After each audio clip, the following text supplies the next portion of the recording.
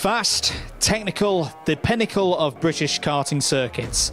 PF International once again takes centre stage, hosting the opening round of the Wera Tools Motorsport UK British Kart Championships for Rotax and Honda. Following a pulsating O-Plate meeting less than a month ago, it's time for these classes to get down to business of finding Hall B British champions for 2024 over the course of 5 rounds for Rotax and 4 for Honda, all of them with live coverage on Saturday and Sunday. With over 200 drivers here this weekend, all eyes will be on those returning to Lincolnshire with championship plaudits from years prior.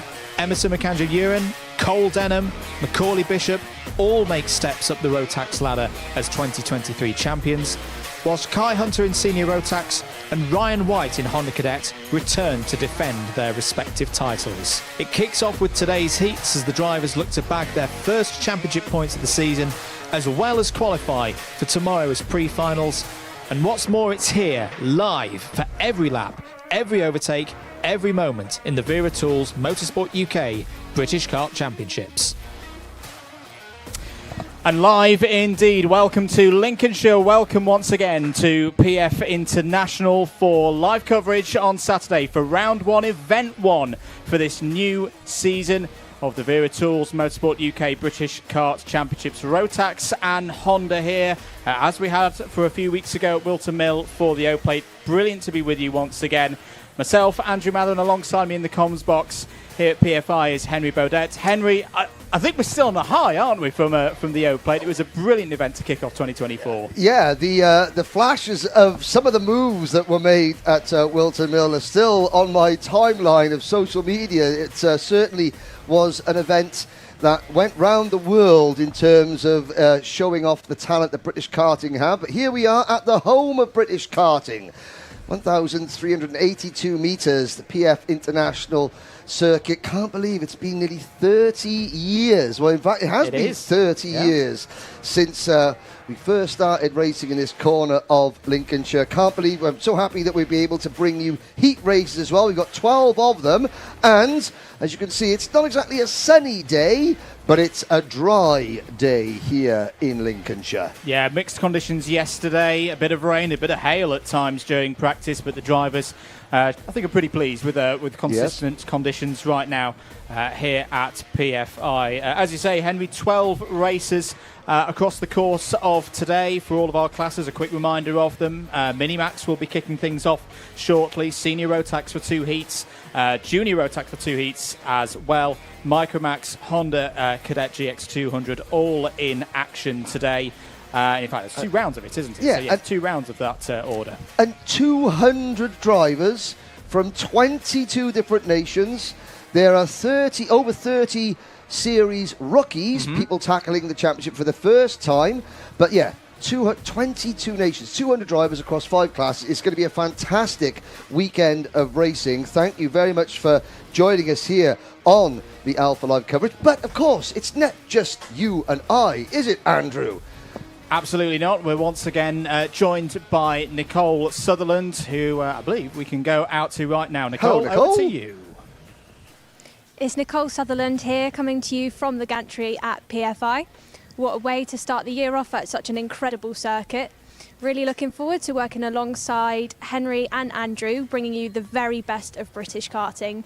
You'll see me down at Parc Fermé, capturing some of the post-race excitement and all around the paddock to bring you the very best stories. This year, you might have noticed that the British Kart Championships have had a slight rebrand, thank you to Wera Tools. We're really excited to bring you a new season, a new style, but of course, the same level of competition. Looking forward to seeing how everybody gets on.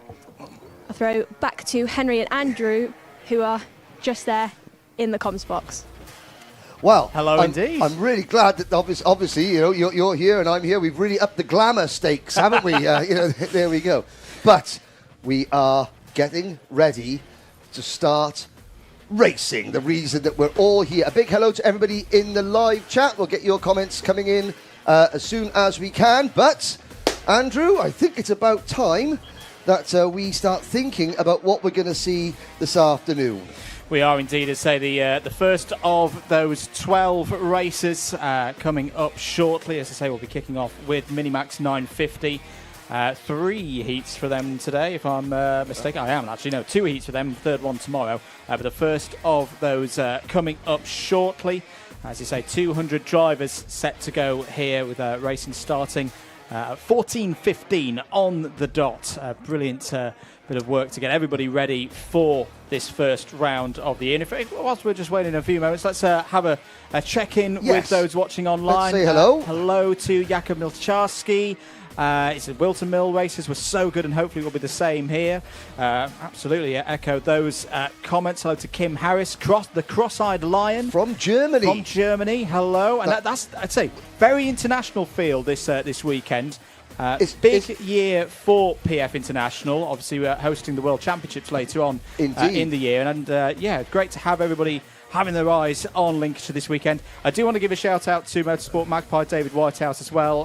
Great to hear that David's been having some tough times the last few years and is on the mend. Good and, for you. It was great to see him out and about earlier on a few weeks ago. So from everyone here at DDMM and Alpha Live, keep going, Dave, because it's really good to see you moving in the right direction. Yes, he is moving in the right direction. He's got soup and a bacon butty ready. Well, that will be absolutely... what more can you ask for?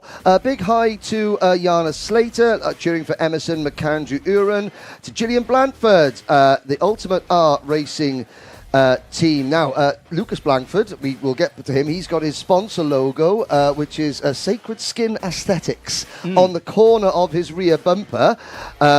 He is owed an Alpha Life beanie for that, by the way. Yes, the senior rotax grid, 61 seniors, 60 juniors. It is absolutely stacked.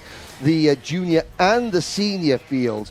We have got drivers here from Lithuania, from Australia, Canada, the Czech Republic, from India, Latvia, Poland, the United Arab Emirates, Azerbaijan, Germany, Hungary, Italy, Kenya, Lebanon, Thailand. Not to mention, obviously, all 4 corners of the UK and Ireland. Indeed, it's great to have them all on board. Keep your comments coming in, and also remember the new home of karting on YouTube as well for in the UK, at Karting UK, or at our Karting UK, apologies. So, subscribe to the new channel. Yes. Plenty of features from the O-Plate meeting, but also this weekend are there for your delectable enjoyment and all of that for the rest of the weekend. So if you haven't already, do go subscribe to the Karting UK YouTube channel if you haven't done so already. Very quickly, Harvey Betts already asking a big shout out to Theo Frederick, to hopefully that Theo can bring home a win today. Theo would be one of our micro drivers, I believe. But anyway, we'll see Theo later on. But the time is upon us. It's time to go racing. It is indeed.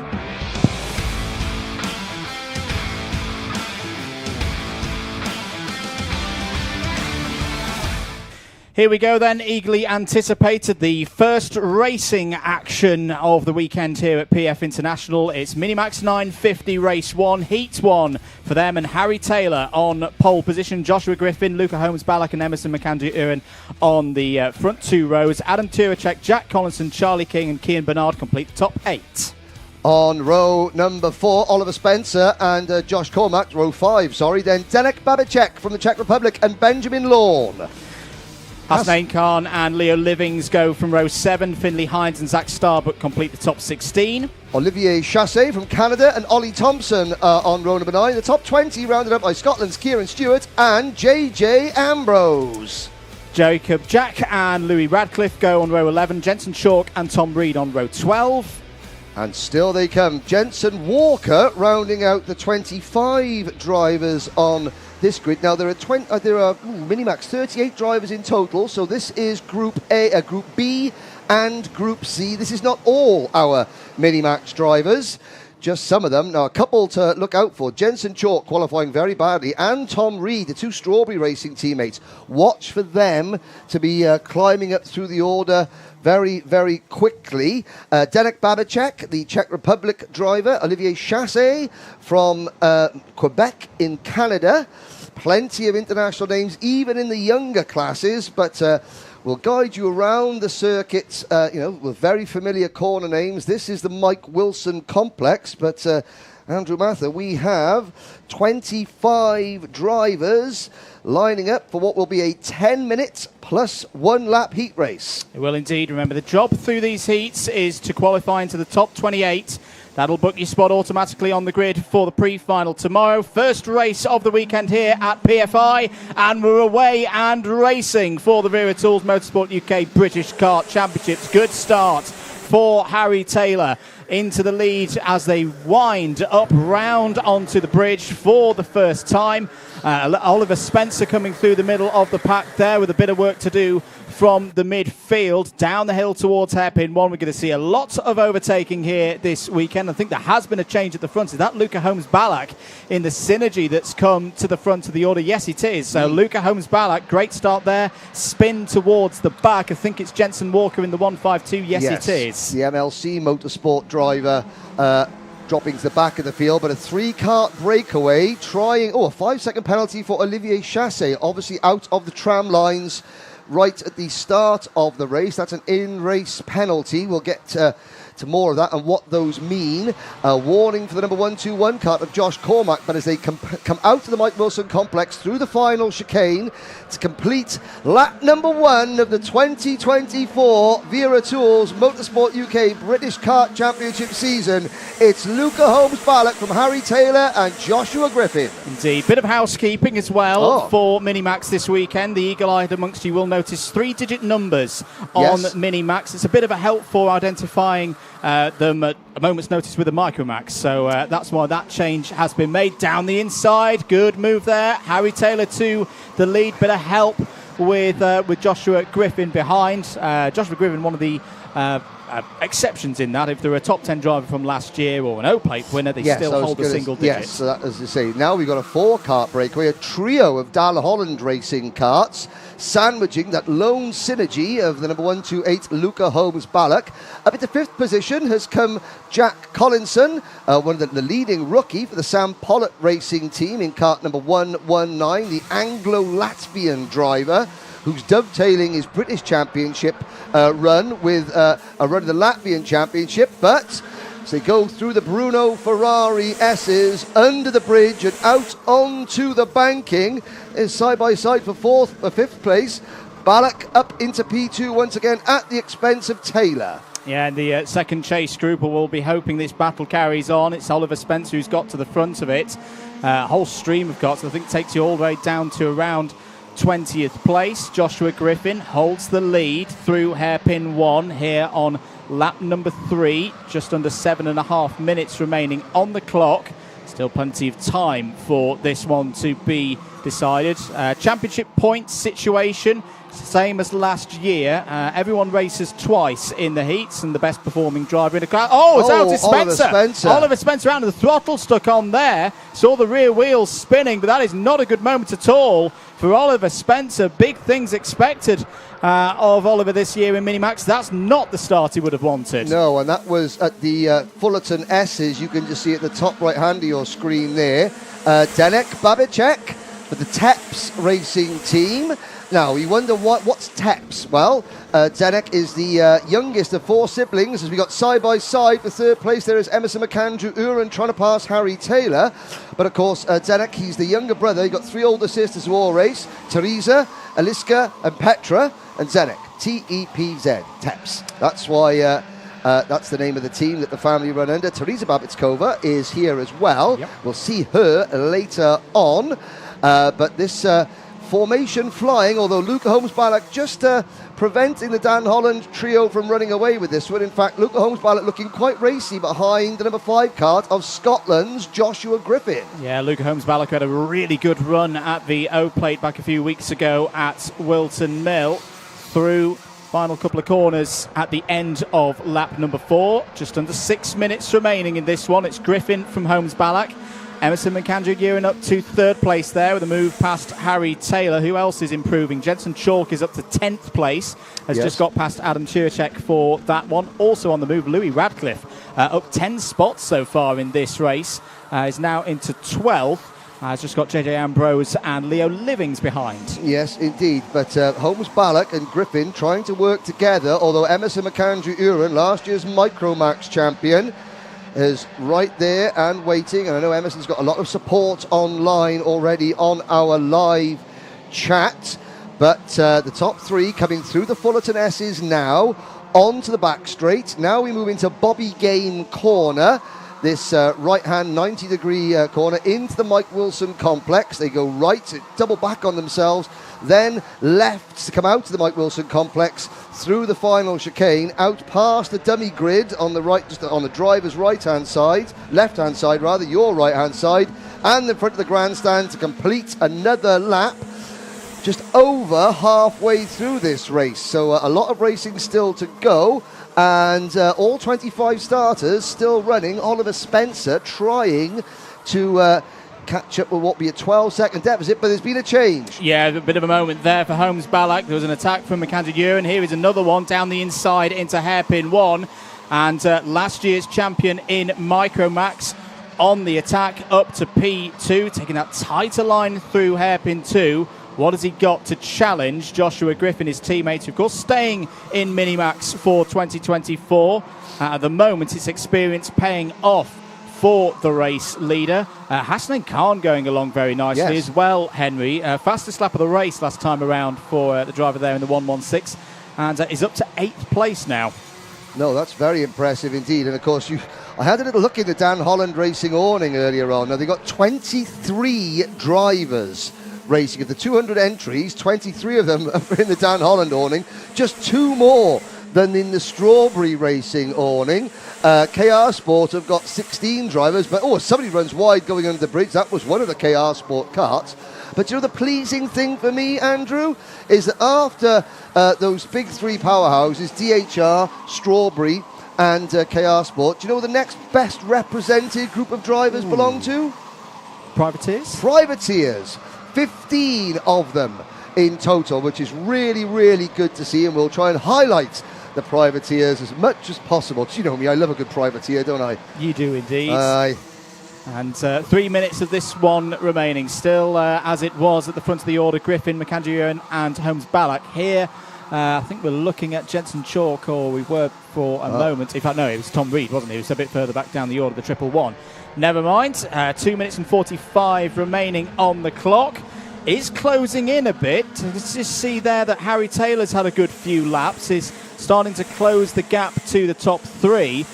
Jack Collinson's having a really good run. Is up to 5th place now. Is leading ahead of Charlie King. And they've got Jensen Chalk in that group as well, who's the new fastest driver on the circuit right now. So a bit to think there. As down the inside, McAndrew Uren wants to go for it and takes the lead. That's, I don't think Joshua Griffin fully had that as part of his plan, but wisely just opened the door enough to, there wasn't any further part of the story in that, but changed for the lead. McAndrew Uren to the front. I just wonder, is that part of the tactics? Because there's that second group behind who are now fighting as they go into Bobby Game corner. They're closing in, and there's potential opportunities for them with 2 minutes to go. Yes. Now, of course, we've had the video of, or the social media clip of Macaulay Bishop around the outside at Wilton Mill to win the O-Play. That's been viewed 3 million times so far. Emerson McAndrew Uren opening his account for try and sort of match that with a great pass. And don't forget, we've got Alpha Live's Race of the Week. Now, this is not the only Alpha Live stream going on today. There's some motor car racing, Andrew. But I have a feeling that Alpha Live's Race of the Week, as Luca Holmes Ballack takes the lead, will come from this event. I am sure of it. Absolutely. Well, the changes at the front as Luca Holmes Ballack did have the lead but doesn't have it anymore. Through there, it's Harry Taylor. We said keep an eye out for him. He's had a very good middle phase of this race, has worked his way to the front of the order. It's a 1-2-3 right now for DHR. Taylor, Griffin, McAndrew Uren in that order. Luca Holmes-Ballock, though, has just got to keep calm right now. 4th place, not a bad result at this stage of the round. There's still a couple of laps of this one to go. Collinson now up to 5th place in that second group as Griffin once again down the inside into the Bruno Ferrari chicane, takes the lead. 2 laps to go, bit of time remaining plus the 1 lap.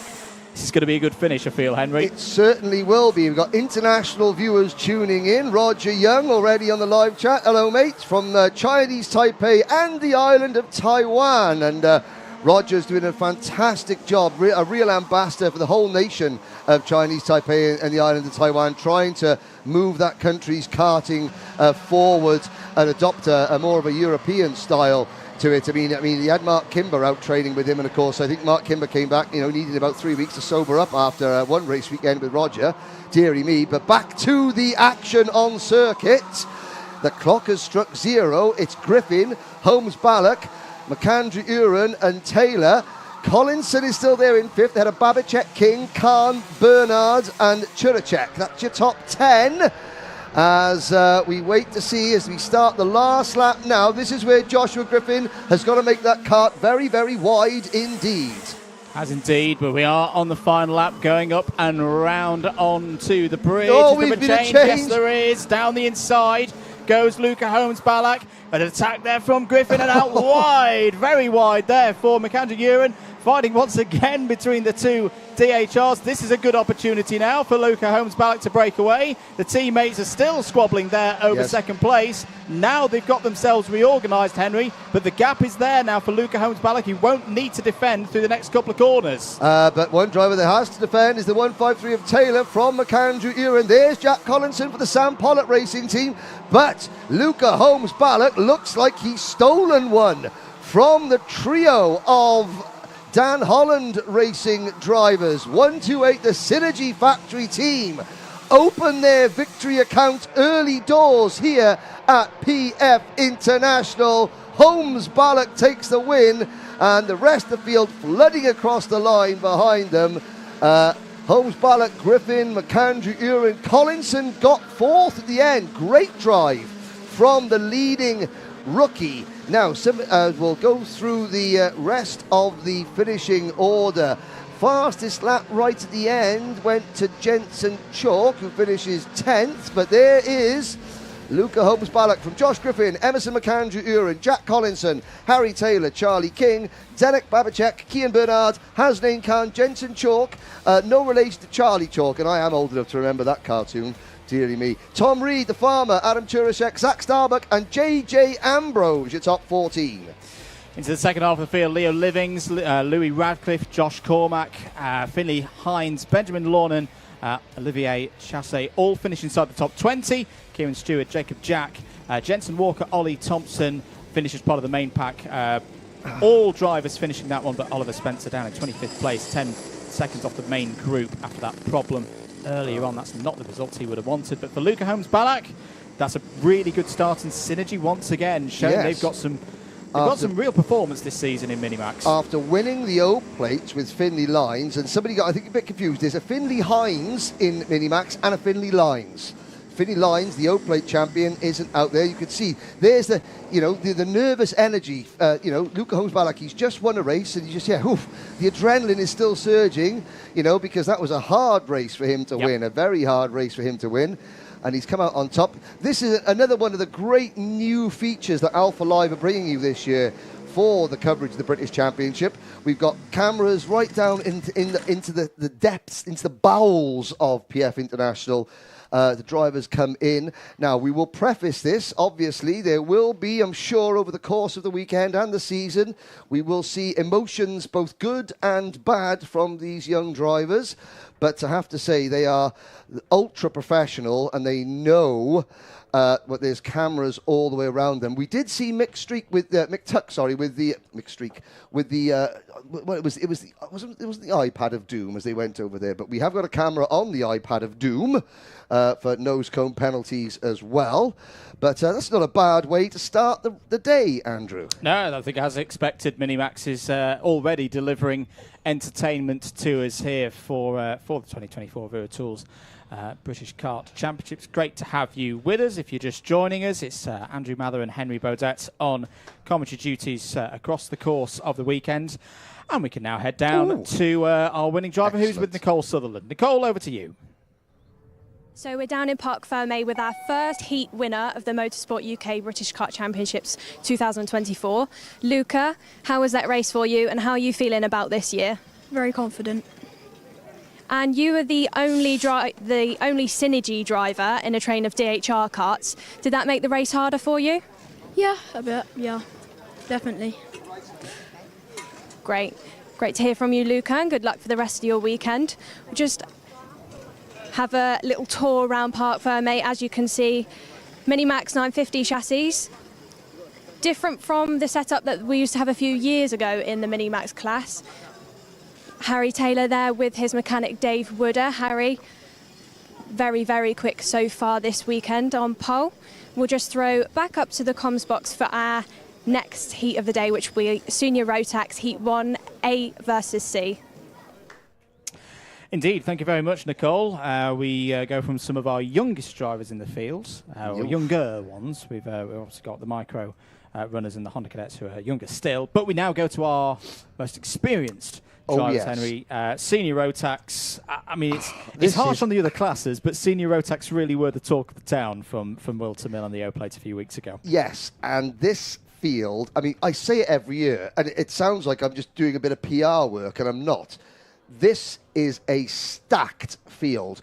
Why is it such a stacked field? Because this is the best championship in the world. Why is the best championship nationalities? Because you've got some great sponsors.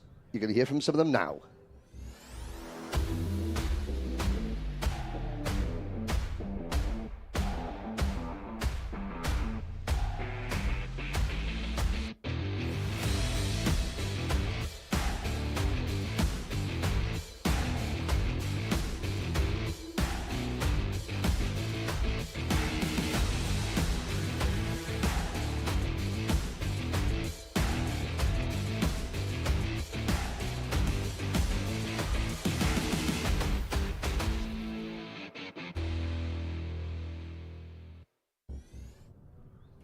Welcome back to live coverage here at PF International. It's event one, round one for Rotax and Honda in this year's Wera Tools Motorsport UK British Kart Championships. Andrew Mather and Henry Baudet on commentary duties for you.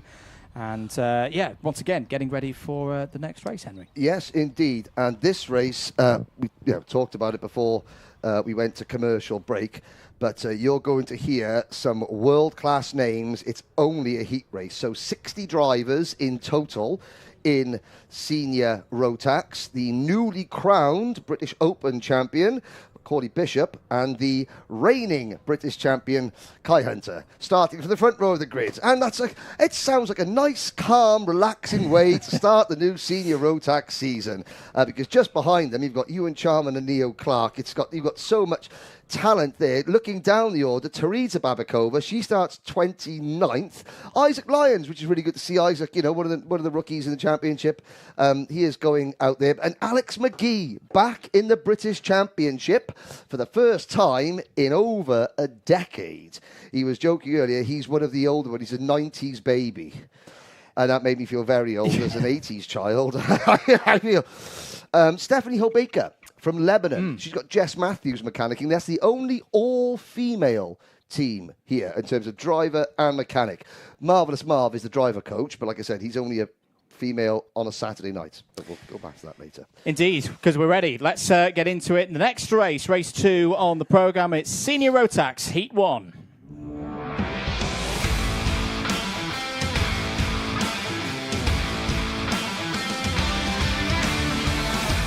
Let's take you through the order then for Heat 1. It's Groups A and C from timed qualifying in Senior Rotax. Macaulay Bishop and Kai Hunter on the front row. Ewan Charman and Neo Clark on row 2. On row 3, it's Archie Walker and Cian Geraghty. Tristan Rennie and Morgan Porter go from row 4. Rounding out the top 10 will be Caden McQueen and Austin Lee. Then Deacon Russell and Guy Cunnington on row 6.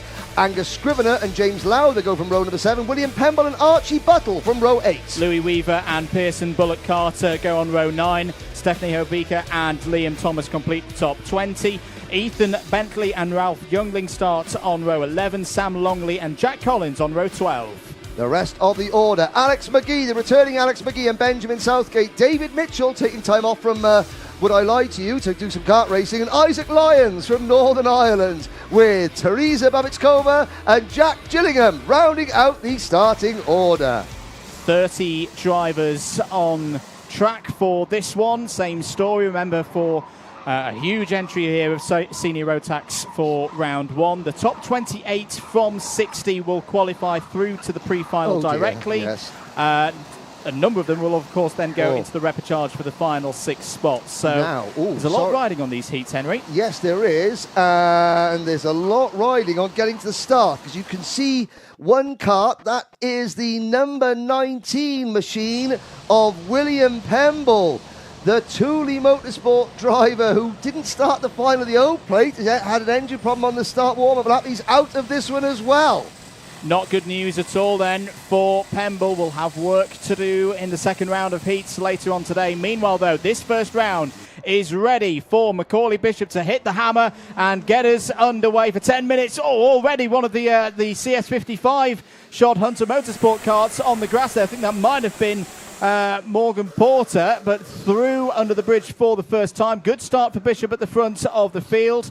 Guy Cunnington there on the inside. What a race he had in the O-Plate a few weeks ago. Down towards hairpin 1 for the first time in this one. Everybody battling for position. A lot of drivers going to the inside to drivers' right to defend their position. Benjamin Southgate going around the outside there of one driver through hairpin 1, but that's a good start from Bishop. Up into the lead, Ewan Charman. Now, Ewan Charman, superb qualifying, the only non-OTK chassis runner in the top 15 in senior rotax qualifying earlier on today, and showing it wasn't just a low number lap pace. He's got good race pace here, up to P2 immediately. Yes, that Racing Perfection entered Birrell ART chassis, going better than I've ever seen it go before in the British Championship for that team, with the Charmander behind the wheel.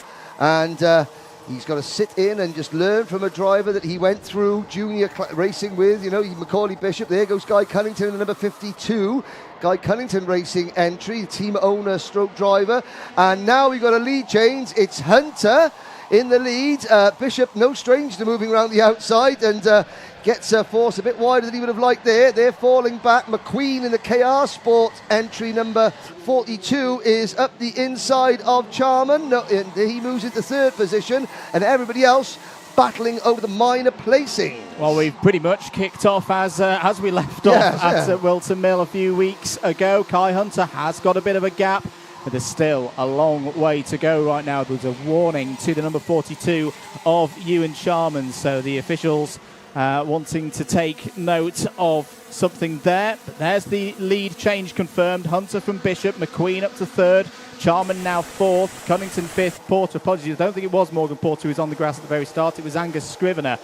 Deacon Russell going along quite nicely, new fastest lap of the race is down the inside. McQueen going for second place and taking second place from Macaulay Bishop. Don't see many overtakes at that part of the circuit, but Caden McQueen robbed in some ways of best overtake of the plate final by the man he's just overtaken.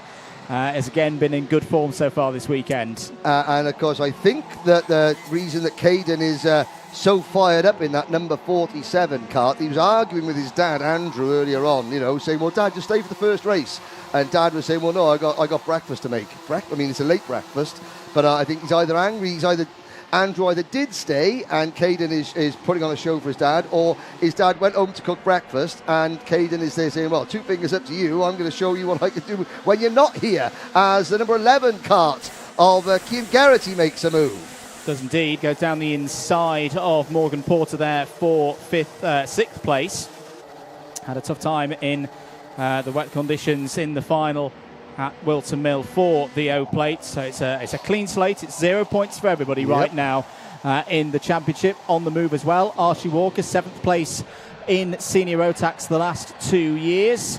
And, well, that's him back up to his familiar position of 7th place with that move on Porter. So a bit of a tough spell this for Morgan Porter, but he's got to keep himself in there. Still a long way to go. Down the inside for 2nd place, Bishop on McQueen through Bobby Game corner. The corner, I would say, Henry, is the technically the most difficult. It's so easy to just turn in too early, turn in too late, get your braking wrong. That was spot on from Bishop. Yeah, and of course, it's a fast entry that you do have to brake, but you know, it's a narrow runoff at the exit, which is the temptation is there to make a move. Oh, and there's another temptation, and that's a problem going out onto the banking. That was 2 into 1 not working, and couple of drivers there, just sort of one driver looking at the inside to make a move, and the door closed, and there was a bit of a chain reaction because there was lots of karts bearing down on them. Couldn't quite get the numbers. I think it was Morgan Porter, Austin Lee, and possibly James Lowther, as we've got 3 wide down the short chute towards the Fullerton S's. Guy Cunnington going through there into 2nd place. This is it's good news at the moment, though, for Kai Hunter. He's not having to push too hard at the moment. There is an element of preservation for the drivers across the course of the weekend in terms of tyres and, of course, their equipment. No point pushing too hard in a heat with bigger races yet to come. Move there, or potential move from McQueen on Tristan Rennie. Was that the other way around, in fact? On Neo Archie Clark, Walker. Involved, but I should also note there's been a 5-second penalty come up on our board for the number 49. That's Angus Scrivener. So Scrivener will drop from 10th place once that 5-second penalty is applied. Bishop down the inside. Charman follows through. Change for 2nd and 3rd. Guy Cunnington with the fastest lap right now, but needing to respond. Yes, now wondering, Scrivener was the driver that went onto the grass at the start. Was that head marshal of Trent Valley Kart Club, Glyn Griffiths, punishing Scrivener because, of course, the marshalling team out here have just mown the grass, and then Scrivener tried to drive his go-kart over it? Possibly. I don't know. I only speak facts, you know that. Let's have a little look back at further down the order. Here we come into turn 1. There's the move from Bishop at the inside, and opportunism awaits, and for Ewan Charman as he moves to the P3. Oh, and there's a spinner going on to the banking. I couldn't quite see. It was a purple and white car. That could have been Archie Walker. In fact, it was. Yeah, well spotted, Andrew. Yeah, the number 7 in trouble there, losing momentum up and round onto the bridge. That will drop him down from, where was he, around 10th place. Yes. He was obviously upset that he wasn't running 7th, so we thought, if I can't finish 7th, I'm going to finish 27th. Oh dear. And that's a driver number 69. That would be the GMS entry. Was that the 69 or the 79? Yep. Yeah, it was the 69 of Louis Weaver. There's also been a mechanical failure flag. The orange disc of doom for Morgan Porter, the number 45. So, yeah, really hasn't gone well at all. For Morgan Porter, starting on the 4th row of the grid. It's going to be losing many positions now. Another new fastest lap of the race for Guy Cunnington. I heard in the semi-rumour mill off the back of Wilton Mill that it was tyre pressures for Guy in the final. They just didn't quite get the setup right, and that's why they lost a bit of pace in the second half of the final a few weeks ago. Well, that's definitely not the case right now, because he's got some good pace, but can he find a way past Charman for 3rd? As team owner, as well as driver, the only person he can blame is himself. As we now, and look at this, so Bishop, Charman, Cunnington and Geraghty have closed in on Kai Hunter. The top 5 come through the Mike Wilson complex, then they flick left and right through the final chicane onto the start-finish straight. They both all run a little bit wide onto that sort of serrated, shark's teeth curbing and the grass blocks at the exit of that corner. Flat out under the Bruno Ferrari S's, out onto the banking as best rookie in the race so far. 12th place, Liam Thomas. For those of you wondering, watching the live timing, they've got some drivers with red numbers and some drivers with blue numbers. The blue numbers signify that, yes, they are a championship rookie. They are indeed. Less than 2 minutes to go. Change. That's there out of the race. That is the number 69 that we mentioned earlier of Louis Weaver. Positions being changed further down the order. The number 66 running out wide there. That's Jack Gillingham for Racing Perfection team. And I just spotted the number 25 Kart, Ralph Youngling, and he has a rear appendage dangling, unfortunately, off his rear end. That's a rear bumper has come loose for Ralph Youngling. Change at the front of the order. Macaulay Bishop has overhauled Kai Hunter, but Kai Hunter's still in this. It's a pack of 5 competing for this first heat of the weekend for senior rotax.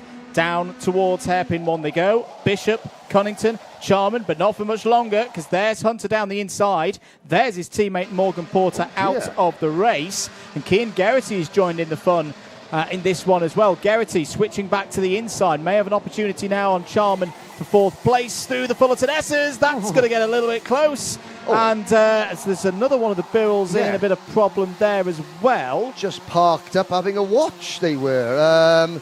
Was that a Pro Train car? Actually, I think it was. It might have been Austin Lee, perhaps. Austin, no, he's with the Craft Motorsport. It could have been Jack Collins or Benjamin Southgate.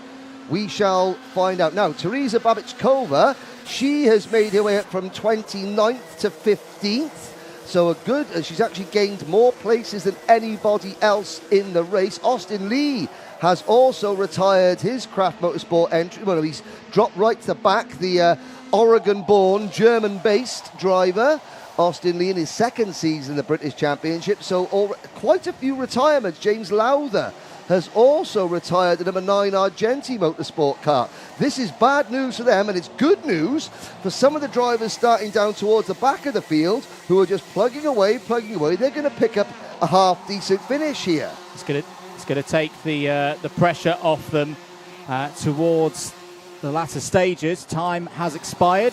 But I think Nicole's got someone down in the paddock for a quick chat mid-race as we head towards the end of this one. What's going on, Nicole? We're just down in Parc Fermé quickly with race. Morgan Porter retired early from the race. Morgan, can you just tell us quickly what's gone on there on track? It was a fairly clean race, and I think for the start of that race, dropped down a couple of positions, and then I was tagged going into the bowl corner. Oh, there we go. Tagged into the bottom corner. Speaking of tagging, there's 2 karts just sticker swapping. Oh, Bishop and Cunnington into the 2nd hairpin. And there goes Ewan Charman. What a bit of opportunism there for the Charmander. Half a lap to go. Brilliant stuff from Ewan Charman. Threaded his way through all of the chaos there. Drivers not quite giving each other enough room to get that number of karts through hairpin number 2. Not really any opportunities to overtake through the last couple of corners. Ewan Charman, the sole Birrell in the top 15 in qualifying, is going to take the race win in Heat 1. A brilliant drive there from Ewan Charman. Cian Geraghty comes across the line P2. Caden McQueen P3. Hunter and Bishop complete the top 5. And do you know something, Andrew? That is the first win for a Birrell ART in the senior rotax class in the modern era of the British Championship. Well, there we go. Well done, Ewan Charman. And he's deserved that, because he had some problems at O-plate, but we knew the pace was there. He's delivered on that promise and taken a race victory. Geraghty, McQueen, Hunter and Bishop in the top 5. Guy Cunnington, Tristan Rennie, Neo Clark, Pearson, Bullock, Carter and Angus Scrivener all score well in that first heat. Remember, Scrivener does have a +5 second penalty to be applied, however. Archie Buttle, Deacon Russell, Teresa Babichkova and Sam Longley all in the top 14. 9 teams in the top 9 positions. Archie Walker finishes 15th, followed by Jack Collins, Stephanie Hobika, Ethan Bentley, Alex McGee and David Mitchell. Then Benjamin Southgate, Jack Gillingham, Austin Lee and James Lowther. The only other finishers, Ralph Youngling, Liam Thomas and Morgan Porter retiring. Several other drivers also failing to make the end of the race. Louis Weaver, William Pemble and Isaac Lyons. There's the Charmander. That was an excellent job done, and I think he was in the right place at the right time. I imagine there'll be quite a lively discussion going on further out in the paddock. You've got the, there you can see in the grey gilet. Is that, are we calling it a gilet, or it's an armless coat, if you ask me. It's just an armless jacket, but he's got the iPad of doom and is walking around the paddock. There goes Caden McQueen. Caden McQueen, he was there, and then he wasn't there, and then he was there again. Yeah, he kept himself as part of the discussion, gets a P3 for his troubles across the course of that 10 minutes plus 1 lap race. Don't go anywhere. We've got another heat for senior rotax coming up, and indeed. I think we should have a little look. Yeah, we should have a little look back at that because it was very entertaining. Now there was a lot of stuff going on the banking, a couple of incidents that we didn't quite catch, but everyone came out okay. Now, Kai Hunter, he did get a break at the start. Now, you were talking about early lap pace from Charman. Charman, he had a bit of a defensive action early on, and he had to sort of wait for his tyres to come back into play, but good teamwork there from the rest of the field to reel Hunter back in. And we saw Morgan Porter there, but he got a little bit of nerfed off at the bottom of the circuit. Bishop, that textbook move going into body game corner on McQueen. You do need the other driver to cooperate a little bit. It's very easy for the other driver to just go, right hand down, and we're both off. Yes, it's a good placement from both of them there. That was Pearson. Bullock Carter going for a move would get another top 10 for one of the top 10 drivers from last year's championship. Bishop overtaking anything that moves, it would seem, at the moment. If it's got 4 wheels on it, I'm going for it. And so now, of course, this is Saturday. So before we get people triggered in the comments, this is our opportunity to tell a few stories, to get behind the stories. Tomorrow, obviously, it's racing only. But we've got another interview to bring you now. And it's with our race winner, Ewan Charman. Take it away, Nicole. Over in Park Ferme, after our first senior rotax race of the day, Ewan Charman, race winner. Ewan, very interesting race there for you. Can you tell us a bit about the action? Well, yeah, it was quite an interesting race. Quite thankfully, I didn't get involved in any of the carnage, really. I just sort of sat back because I knew there would be a hack at the end and it would be such a scrap. So sort of sat there patiently in third. I tried to have a go at the lead early on, but couldn't really get through. So, yeah, just played the long game. And then when it came down to the final lap, all kicked off in front of in. It was just a perfect opportunity laid right there. So. And as well, Ewan, you're the only driver in the top 15 in quali that isn't on an OTK chassis. Can you tell us a bit about your choice of why you drive the Birrell? So Steve from Racing Perfection hit us up and said if I want to do like a taster day, and we thought it was a great opportunity, try something different, and immediately loved it. So, I mean, I think it's the best car on the grid, and that's not just me being a sponsorship deal or anything. That is just my belief. Otherwise, I still wouldn't be with him, and it evidently shows that it's quite good considering that we've just won first British Champs heat in senior rotax. So. Fantastic. Well, very best of luck to you for the rest of this weekend. We'll throw back up to the next race of our day, but before then, we'll hear from one of our partners, Demon Tweaks.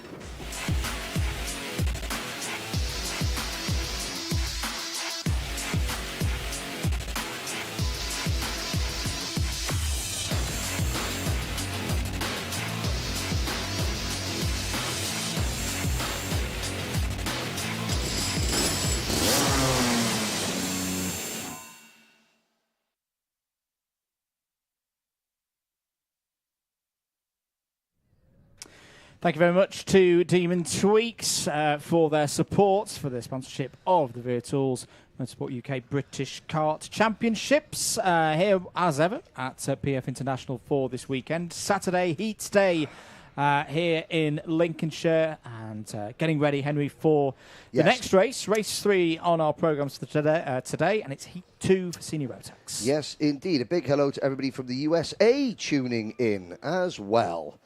There is a glance down at the dummy grid. The drivers sitting alone in their karts. The mechanics have left the building. There's the number 46. That's Amand Hamilton, the Australian-born, Hungarian-based Strawberry Racing Tony Kart driver.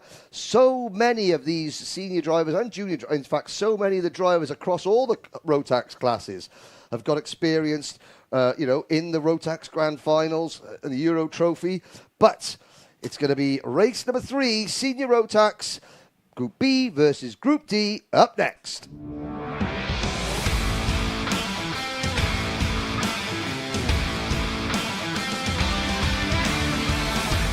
Second heat for senior rotax groups B and D. Let's have a look at the order. Teddy Pritchard Williamson, Callum Bradshaw on row 1, Ethan Jeff Hall and Lewis Gilbert on row 2, Jack Lilly and Gustav Uzakovs on row 3, Brandon Klein Nagelvort and Jamie Perilli on row 4.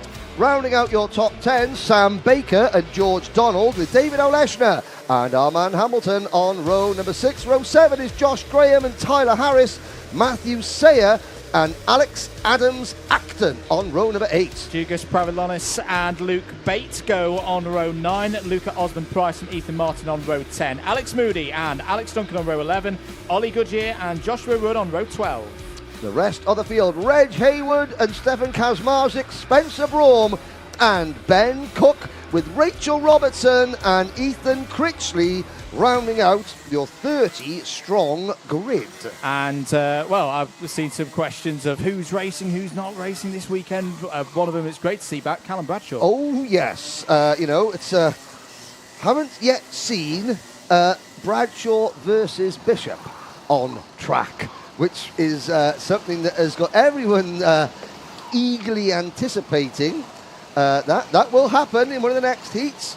But we have a look down. There's Bobby Game Corner into the tram lines. Dan Ashton, red trainers, resplendent in the gloom coming across the circuit. And pretty soon it's an all-strawberry racing front row. Teddy Pritchard Williams, Super Ted alongside 2020 world champion Callum Bradshaw. They're into the tram lines. Lights are out. We are off and racing.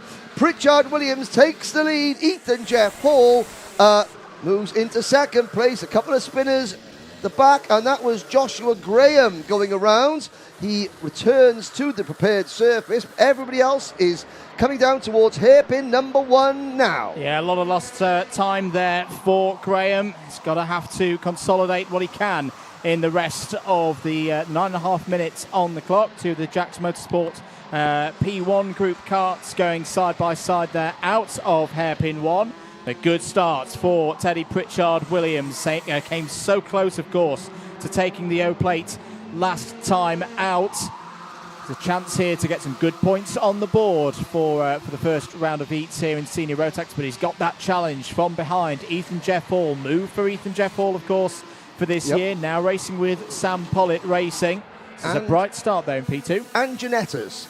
He's doing some single-seater, he's doing some junior Janetta racing as well. I think he started off his car racing career quite well. Did very well in the Rotax Euro Trophy season opener a couple of weekends ago. Was it last weekend? I think it was last weekend or the weekend before. But yeah, a very strong start. But it's Teddy Pritchard Williams leading Callum Bradshaw. Now Jack Lilly up into P3 in the number 33 kart. So two Strawberry Racing drivers lead a pair of Sam Pollitt Racing drivers. Then it is Brandon Nagelvort and the Diamond of Dalry, Lewis Gilbert for Craft Motorsports. Yeah, Lewis Gilbert has had some good form so far this weekend, had strong pace in free practice. I was actually talking to the race leader yesterday about the balance, and at the start of the weekend, again, it seems to be the story of 2024. Lots of rain, very green circuit yesterday. A lot of the drivers and seniors were telling me it was struggling with the balance, but as the circuits got a bit more rubber down on it, it's really gripped up out there, and definitely a change in FP4 for the Strawberry Racing runners. They took a huge step forward yesterday that's now paying off at the start of this first heat. 7 minutes and 40 to go, and for the moment, Pritchard Williams and Bradshaw just happy to stay 1 and 2 at the moment, and for good reason, because look at the train behind of Lilly, Jeff Hall, Klein Nagelvort, Uzakovs, the roll in there all the way down to what you'd say David Algetner down in 9th place. Yes, you saw Callum Bradshaw looking over his shoulder as they came out of the first hairpin, and that was a case of him looking just to see, okay, I've got 1, 2, 3, 4, lots of drivers behind me, so I am not even going to attempt to try and pass my teammate, even if I'm a fraction quicker than Teddy Pritchard Williams. He looked over his shoulder again, so he just thinks, I've got to just stay with in the slipstream of the race leader, try and push him away, because if we slow each other down, it's going to become an absolute bun fight. Well, we've just seen a great performance from someone going against the trend in terms of chassis selection. What happened there? There was a bit of a split in the field going round the hill. I just want to point out Ollie Goodyear on a CRG. Ah, yes. Is flying through the order. He's got up 10 spots so far and he's up to 13th place. Well, of course, we mentioned about how good the CRGs were at the O plate. Spencer Braum is also out there on a CRG, flying the flag for the privateers. So there's 3 privateers in the field. Oh, curse the commentator. The second of those privateers, Spencer Braum, is now out of the race. It just gives the people out on the banking overlooking the Bruno Ferrari S's more of a chance to admire the CRG as it is parked behind the barrier. Yeah, not the results that Spencer would have been looking for. New fastest lap of the race for Gustav Uzakovs on one of those new CS55s. We had a bit of a closer look at them yesterday in the recorded paddock show that you'll be able to enjoy on the Karting UK YouTube channel in due course. Being run out of the Hunter Motorsport awning, of course, in 2024. And there on the move is Uzakovs down the inside of Jack Lilly for 3rd. Now, you mentioned the paddock show. Is there another paddock show today, Andrew? There is indeed. Oh, excellent. I can't wait. Anyway, back to the action on circuit. Half distance, just about. Yes, unfortunately, Andrew, we are singularly responsible for the retirement of Spencer Braum. We were talking so many good things about him, who, of course, he's the runner-up in last year's Rotax Grand Finals E20 class, and he's not going to be runner-up in this race. George Donald coming out with the fast lap of the race in 10th position for the Jax Motorsport team in association. Well, it's the Project One Racing Group in association with Jax Motorsport. And Callum Bradshaw, he's been waiting, he waits no longer, and he takes the race lead. Good stuff there from Bradshaw. He's done that move many a time. 4.5 minutes remaining in this one. In this first heat for the drivers in groups B and D off the back of timed qualifying in senior Rotax earlier on today. Maybe just try at this stage, Henry, like going, well, we've been in this order of Pritchard Williams. Yes. As the 2 Strawberries at the front of the order. Yes. Can we find a bit more pace between the 2 of us if it's the other way round and drop the rest of these drivers? I think we're going to find out over the next lap or so. Down the inside, that's Gilbert on Uzakovs. So Uzakovs, after gaining positions a few laps ago, now loses 5th place to the number 4 seed from last year. Reg Hayward on the move as well for Coles Racing. New fastest lap of the race from Reg. Where is Hayward at the moment? It's in 15th place. Yes, now it does look as though, there's one of the Hunter Motorsport karts running wide coming out of the first hairpin. That was Uzakovs. But it does look as though the 2 Strawberry Racing drivers, they're quicker, with Bradshaw leading and Pritchard Williams following. They've been able to break that lead group down from about 9 karts to 4. You've still got the 2 Sam Pollitt Racing karts hanging on in 3rd and 4th. Well, they're doing more than just hanging on. They're staying with the 2 leaders. Everyone looking over their shoulders. 3 minutes to go. Lilly and Jeff Hall. Now, I've been saying this time and time again. Sam Pollitt Racing. When, and it's not a case of if, when are they going to break through and take a win in one of these senior Rotax events? They've been knocking on the door for about 2 years now, in juniors and in seniors, but that big final win has so far eluded them. I have a feeling, looking at the way that they started the season, it shall elude them not much longer. As I say that, though, they both run each other wide and lose a position. So that's mark that down for 2, curse the commentators. There we go. I'll just shut up. Lewis Gilbert took advantage of that, up to 4th place past Jack Lilly. It's also off the opportunity for Bradshaw and Pritchard Williams to break away. Still some work to do, of course. 2.5 minutes and counting remaining in this one. Another move from Reg Hayward to report, up to 14th place now past Alexander Adams-Acton. And Alzetner's also improving. So David Alzetner for Strawberry Racing up to 7th place past Brandon Klein Nagelvort. As there is a change for 3rd place, is it not? Lewis Gilbert now past Ethan Jeff Hall. Is Jeff Hall going to throw it back down the inside? Of course, Ethan Jeff Hall is going to throw it back down the inside into hairpin 1. Lovely stuff, lovely racing. That's the Sam Pollitt racing driver. Was back up to third place. Now goes back down to fourth, possibly fifth, as David Algetner's getting involved. Lewis Gilbert, knowing that with the time remaining, the opportunities for getting up to the two drivers ahead are probably next to nil right now. Fighting hard for that third place. I was going to say, does Italkart still have a foundation? There are Italkarts, not in the UK, but there are still Italkarts out there. Somebody else asked about tyres. It's not about whether you can afford more tyres. You're only allowed one set for the race weekend. Well, one set for qualifying, heats and the finals. So there we go. That solves that problem. Connor Hughes is quite correct. There is a terrific race unfolding here at Grantham. Tomorrow, if you want to come and watch, you can. And I believe it is free. F-R-E. Free. On a weekend of busy motorsport, what's better than free? Yeah, exactly. 4 is better than 3. But you've only got one set of eyes. You can only watch one broadcast at a time. And this is where it is. Bradshaw and Pritchard Williams with 30 seconds to go. Mike Zellner, cheers. Didn't expect.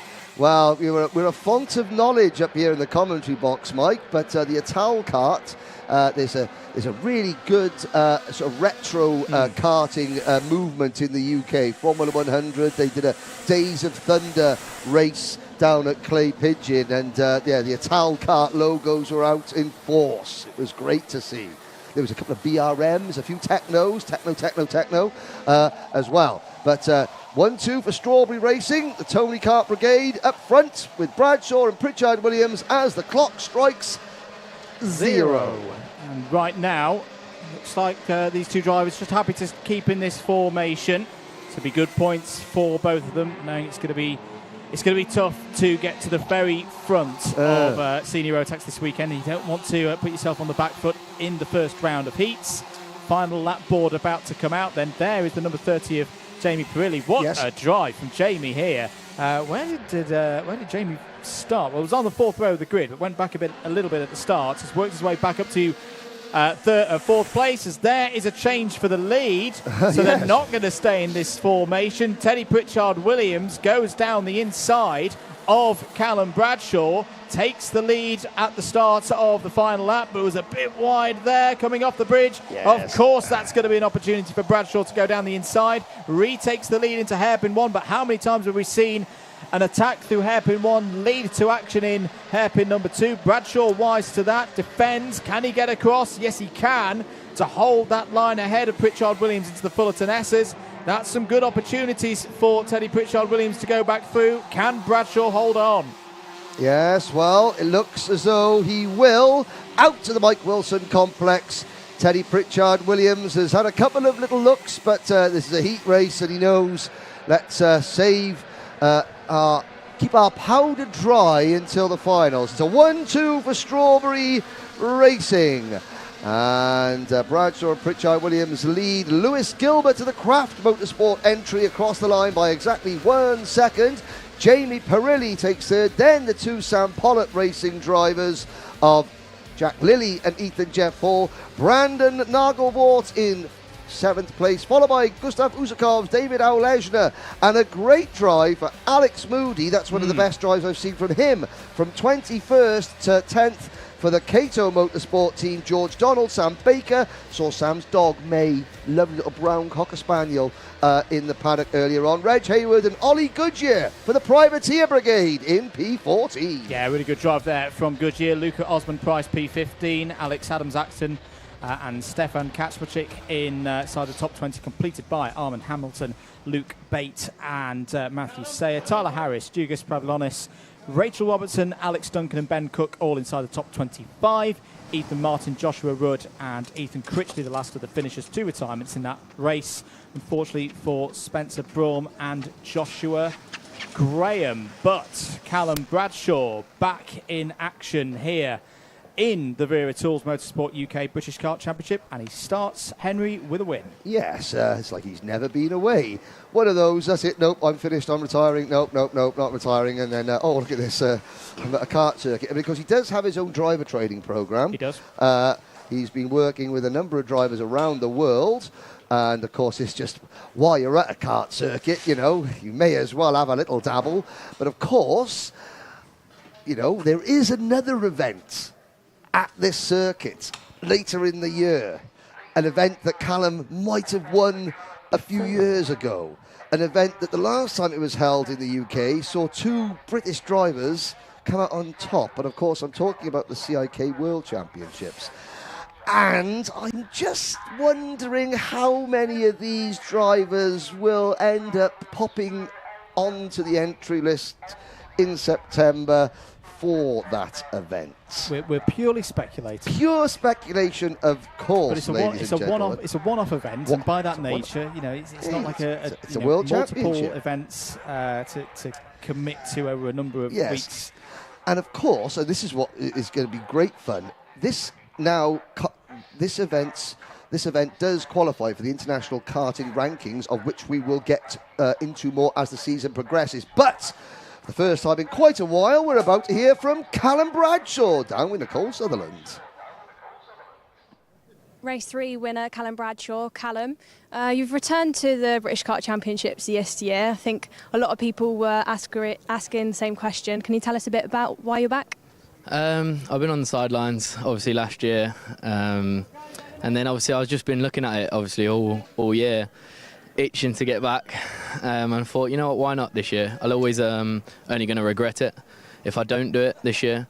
Obviously, I can do coaching, which is what I'm doing now anyway. And it sort of doesn't hinder that. So I thought, why not? Yeah, and a really controlled race there by you. Teammate Teddy, right behind you on your tail. Can you tell us a bit about as well, is there any strategy when teammates are working together like that for you, or is it every man for yourself in your opinion? No, obviously it's really good to have teammates at the front. Obviously you're always with them, you're sharing data with them. So obviously you'd rather have your teammate than nobody else. And I saw we kept having a little gap. And then my front right was getting actually quite warm. I was understeering a lot, so I thought I'd hit the front, I had a bit more pace. And then I think we just broke the pack, and obviously there was nothing major to happen, but yeah, took the win, so it was nice. That's great. Great to hear from you, Callum. Good luck for the rest of your weekend. Before we head to our next race, we'll just hear quickly from Kart Sim, one of our championship sponsors.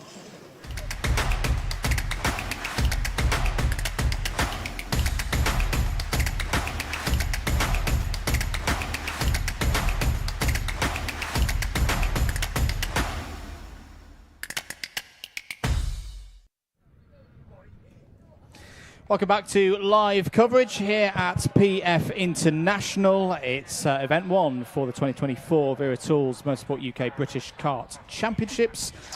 We will see senior rotax later on this afternoon for another 2 heats, but we're going to get ready for junior rotax up next, Henry, and Yes. it's Groups A and C heading It out first. is indeed. Look at that there. What's that famous line from the film Le Mans? Racing is life. Everything that happens before and after is just waiting. Well, there's one of the Cole. That's Charlie Cox. Waiting. Just waiting. But, yes, 61 drivers in junior rotax set to go for their first heat race. They're all settled down on the dummy grid, just underneath you can see where the TVKC board with PFI on the Tag Heuer symbols. You can just see under there where Dan Ashton is walking. But of course, one of the new features that we've got this year for you that you may have seen at the O plate is we have our driving standards advisor, David Manchester. There is the bunch of circuit cameras, not the same as our Alpha Live cameras. Now they have got, they do all the official adjudications in there. You know, it goes from the circuit to the cameras to then the stewards if necessary. Alfie Garford was here at the O plate as a driving standards advisor. I'm not sure if he's here this weekend, but just an idea of how things go. Alfie is with the stewards. Now, there is Jonathan Paler and Mr. Carter down at the front of the grid, Mr. Malotti behind, and that's Jack Dex's better half behind them. Here is a look at, there's Finley Buckstad. I wonder if, here we go. As Finley Buck shaved that horrible growth off his top lip since the O plate, because his mum was quite upset that not quite upset, that she was quite pleased that we called him Bumfluff Buck, because apparently Mum wants Finley to shave said growth of his top lip, and I do wonder. Dad is just great. Is just jealous because he's got hair, and Dad doesn't have it. No. That ship has sailed a long time ago. Okay, here we go. It is race number 4, Junior Rotax, Group A and Group C.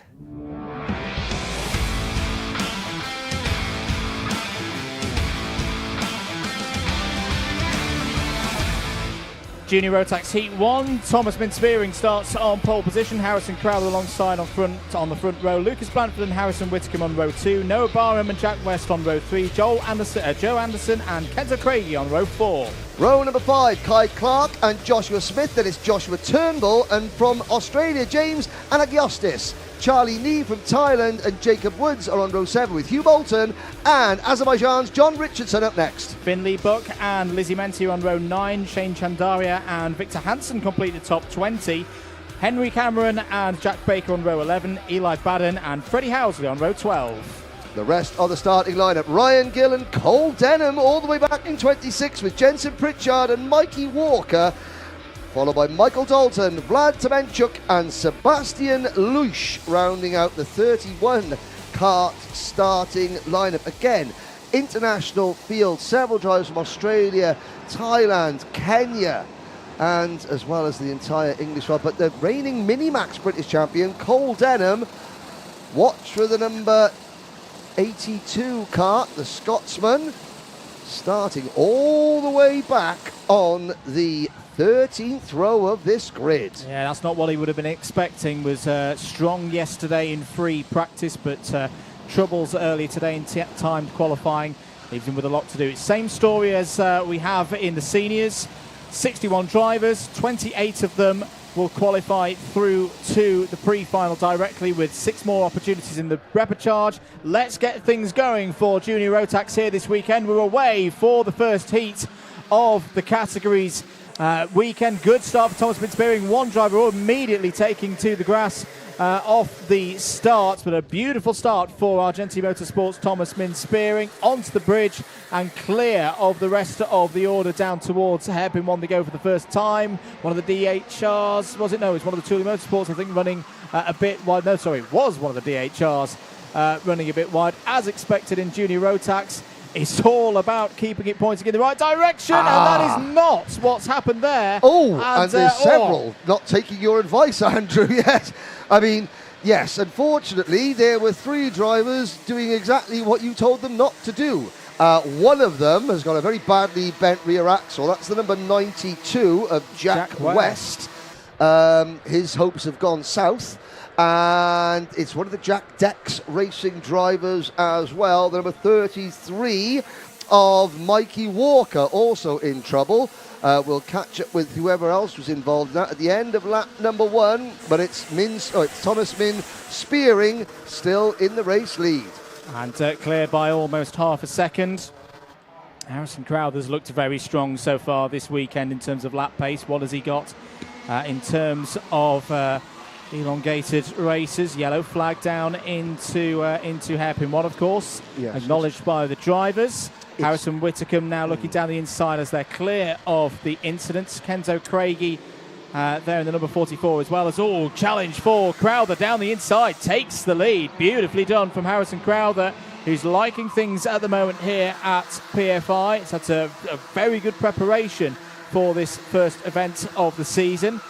The good news for Thomas Min-Spearing right now is he's got some help from behind in the form of his teammate Harrison Whitcomb. Quite a strong Argenti presence in this race. 2nd and 3rd at the moment. Kenzo Craigie now up to 5th, and keep an eye out for James Anagnostiadis racing in the Wera Tools British Kart Championships for the first time. So a lot of racing in Europe. Is another member of the Mercedes AMG development program, same as Kenzo Craigie. They are teammates out in FIA CRK, for example, and now here it's a very interesting story of how those two are going to compare on Kenzo's home patch, as it were. Yeah, and of course, James has got a sister who raced the O-Plate. Yes. Is it Ava? Ava Agnostitis, not racing this weekend. No, but it's great to see her at the O-Plate. I got to say, though, Harrison Crowther, I mean, in 2021, Harrison in Minimax was one of the championship contenders, went to the Rotax Grand Finals, But then when he moved into juniors, he's had a couple of years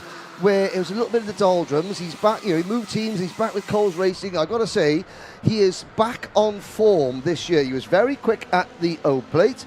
He's obviously very quick here. He's got another driver, Harrison Whitacombe, who I think is probably one of those, he's a championship sleeper. When you're looking at potential champions, you look at the likes of Harry Bartle and you look at the likes of Kenzo Craigie, but then behind them you've got a bunch of drivers that are probably not getting the headlines that some of their rivals are getting, but are just as quick. And Harrison Whitacombe and Harrison Crowther, the two Harrisons, they had a brief moment of they were almost conjoined twins. Same name, almost the same bit of tarmac they were aiming for there. So exciting, nearly fell off my chair at that one. Yes. Lucas Blanford coming through, up to third place with that. So Crowther now down into the clutches of Kenzo Craigie. And look, after a tough timed qualifying, it's a different format, of course, here with the average 3 laps. James Anagnostiidis is now the fastest driver on circuit. He's just put just the single best lap out there with a 58.37. Is now to 7th place. Plus 5 second penalty for Victor Hansen. Sorry, Henry. No. I just through saw there went Kenzo Craigie, I believe. Yes, Craigie moving into P4. Now, this is impressive. 1, 2, 3 Argenti karts in the top 4. Make that the top 3 almost. As, Lucas Blanford. Now, Blanford, if you have a look at the side of Blanford's car on the rear bumper, he's got that. We spoke about this at the O plate. He has got, there's all kicking off there. Blanford has got his Sacred Skin Aesthetics sponsorship on the rear end plates of the bumper. We were going to send down an Alpha Live beanie for him, but basically what we're going to do instead is that we've got some new merchandise here for the Motorsport UK, the Wera tool stuff, and the gilets come with like a little hat. So I'm just going to Tipex A on the top and give him that. It's just this, There we go. Here we are. Well done for Lucas Blanford for getting his sponsor on there. We'll get a nice camera shot of it at some point. But maybe when things calm down. Oh, wait there. They won't calm down. This is Rotax. Through coming there, I think Joshua Turnbull is up to 4th place, is having to deal with Harrison Crowther to the outside. And through there as well, is that Hugh Moulton on the move. And Joshua Smith, we should note as well, in the number 15. So side by side with James Anagnostiidis towards the Fullerton S's. Advantage to the Australian that time around. But look at this, 1, 2, 3 for Argenti at the moment. This is a very good performance indeed. It is indeed. I'm going to say this once, so I'm going to only say it once. So Harrison Whitacombe, Nigel, back in the pits. Tyres. Don't walk out of the pits with them on the cart. Right, there we go. Said that. So there was it was a lapse of. It was a momentary lapse of. I've got 87 things to do and about half an hour which to do them. And the mechanic, the Ope Harrison's mechanic Nigel Hathaway at the O plate sort of just wandered out of Parc Fermé thinking about all those things with the tyres still attached to the cart.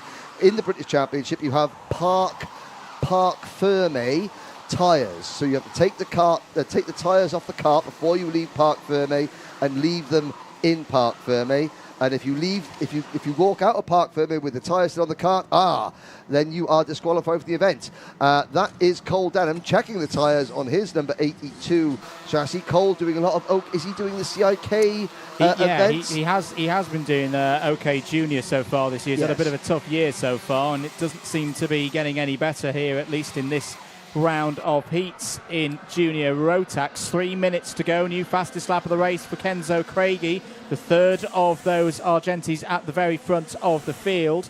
Harrison Crowther now back up to 4th place. Has just got past Joshua Turnbull. Hugh Moulton and Kai Clark are also improving. They've both got past Joe Anderson, and Finley Buck, terrible moustache or no terrible moustache, is also gaining spots. Is up to 12th place now, a gain of 5. I think he's probably shaved it off. It's given him that extra couple of hundredths of a second. Bit of extra streamlined, under the crash helmet. Kenzo Craigie just giving the E plate. Now, what does the E plate stand for? He is the English champion, is Thomas Min. That's the E plates. The O plate is obviously the British Open champion. Single digits up to 1 through 10. That is their seeded positions from last year's British Championship. Cole Denham, who is the reigning Minimax champion, he doesn't take that number 1 plate up with him to juniors. You can't. Oh dear! And that is John Richardson, the MLC Motorsport driver from Azerbaijan at the Fullerton S's, holding his wrist. Now I've got to say that Dan Ashton is already with John Richardson. You can see the Azerbaijan colours on his flag. There are yellow flags waving coming into the Fullerton S's. 90 seconds to go. Harrison Crowther holding off Josh Turnbull, Noah Barham, Hugh Moulton, Lucas Blanford and James Anagnias. Sorry, I'm going to start this one again. James Anagniastatis, something like that. Getting closer. The Aussie. 1 minute James. 20 to go. Yeah. The good news is John Richardson is on his feet and walking to a safe position with Dan Ashton, but not the best result there, unfortunately, for John. Just over a minute to go, so I think we're going to have 3 more laps here. There's going to be about 7. Oh, it's out is Blanford. Lucas Blanford out, having had such a great start early on, and is going to fall out of the top 20, out of the top 25. That is a gutting moment for the Ultimate R driver. Yes, indeed. But the top 3, I will check. I shall confirm whether it's free to enter tomorrow. I believe it is. I will check though and confirm on there. As we got looking at Whitacombe, Craigie, and Spearing. So this is good for Harrison Whitacombe. It's a heat race. It's against a teammate. But you know what? If I can beat my teammate, who's part of the Mercedes Formula 1 Young Driver Program, if I can beat him in a head-to-head scrap in a heat race, doesn't matter, it's a race, then that gives me a little bit of a pep in my step, so to speak. It really does. So the drivers are going to come across the line with about 6 seconds remaining. So we're going to have 2 more laps here for Harrison Whitacombe to hold on to this lead ahead of Craigie and Spearing. Changes further down the order. Good drive from Charlie Neve. Has got up to 12th place ahead of Freddie Housley. Freddie Housley, I think, in fact, still with having been overtaken, is your biggest mover in this race, up 11 to 13th. A bit further back, this is the 4th place battle. Crowther, Turnbull, Barham and Hugh Moulton. 4th down to 7th place. Looking fairly stable at the moment. They're not too far ahead of Joe Anderson, so they've got to think tactically. If they fight too hard, they could fall into the clutches of those in the second half of the top 10. Battle is starting, though, at the front of the order. The 3 Argentis, Whitacombe, Craigie and Spearing. Craigie wanting to find a way through. There is John Richardson out of this race. Now the last lap board will be seen, and Whitacombe defending to driver's right. Doesn't want to offer an opportunity for Craigie to go down the inside into the Bruno Ferrari chicane. This is Whitacombe properly getting his elbows out here. Yes, indeed. They go on to the bridge. Whitacombe still ahead. The Welshman leads Kenzo Craigie and Thomas Min Spearing down towards hairpin number 1. Now Spearing's going to try the over-under, but his path is blocked by his teammate. Whitacombe checking over his shoulder again. Now Craigie has to defend as well as attack. That could give Harrison Whitacombe the crucial gap he needs. So Harrison Whitacombe as Spearing takes second. This could be a bit of a redemption drive for Whitacombe. Well, it was an absolute disaster at the end of the first heat at the O plate for Harrison Whitacombe. What a way to bounce back here in Junior Rotax, taking the checkered flag at the end of Heat 1 in Junior Rotax. Harrison Whitacombe, welcome back to the form table. Takes the win ahead of his 2 teammates in the form of Thomas Min Spearing and Kenzo Craigie. Harrison Crowther 4th, Joshua Turnbull in 5th, and that was not the most spectacular end to the race, Henry, but a really impressive drive, I thought, there from Harrison Whitacombe to not panic, hold onto the position, defend when he needs to. A very accomplished victory. And it's a 1-2-3 for the Argenti Motorsport team, which will please team boss Ron Meadows, no doubt. Harrison Crowther finishing 4th. Then it's 2 Dan Holland Racing teammates, Josh Turnbull and Noah Barham rounding out the top 6 instead of ahead of Hugh Moulton, Joe Anderson, Kai Clark and Finley Buck, with Joshua Smith, Charlie Neve, Freddie Housley and James Oh, I'm going to get it right. Anna Diastart, something like that. Aussie James is next. Ryan Gill, 15th. Victor Hansen, Jensen Pritchard, Jacob Woods, Jack Baker and Sebastian Lusch inside of the top 20. Lizzie Menta 21st, ahead of Vlad Tomanchuk. Henry Cameron, Michael Dalton and Eli Baden, the last of the finishers, taking us down to 25th. Quite a few retirements in that one, including Lucas Blanford, John Richardson, Cole Denham, Mikey Walker, Jack West and Shane Chandaria. All did not see the checkered flag. Yes, and the customary high fives and fist bumps between the three Argenti Motorsport teammates. And we're going to have I wonder if Harrison can do his interview in Welsh. That would be lovely, that would. It would be great for the one person in the audience that is can speak Welsh. A big hello to all 500 of you that are watching at the moment. But I mean, we'll do better than that. We're gonna double that figure by the end of the day. We're gonna triple it tomorrow. The O-Plate live broadcast was viewed by, I think, 26,000 views. We had 1,600 people watching the final as it was going out live. Yes, so we're going to aim for the big 2K tomorrow. Morning, Babs. Oh, afternoon, Babs. Barbara Lapper. That's Albie Lapper's nan, that is. I know Babs. Albie's got fans in Bromley, Spain, the USA, and Australia. That's about as big a breadth as we've got in the cosmopolitan as you can get. Hello to Teen Farias. Hello, Cross-Eyed Lion. Yes, and Danny, it's a dangerous thing to come to PFI with a full wallet because the various food and beverage vendors that are scattered liberally around the paddock can find a way to relieve you of said cash. But Nicole Sutherland is down in the pits speaking to a victorious Welshman. Mr. Whitcomb, take it away. So, Junior Rotax Heat 2 winner, Harrison Whitcomb. Harrison, how was the race for you? Yeah, really good race. Managed to get to the lead quite early and just kept the gap and managed to just stay in the lead. Have a nice little win. And it was an Argenti 1-2-3 there for you. Yeah. In a heat, when you're in that situation with your teammates, do you change the way you drive at all? I mean, you go a bit less defensive when you have all your drivers around you, so when you have your teammates around you. So it's really nice just to push away with all three of us. So it's just a nice, easy heat win for us, 1-2-3. And can you tell us a little bit about what your goals are for this year? My goal for this year is to be British champion. Great, very best of luck to you for the rest of this weekend and your season, Harrison. We'll go back up to the comms box, but first just a quick word from Wera Tools, championship partner.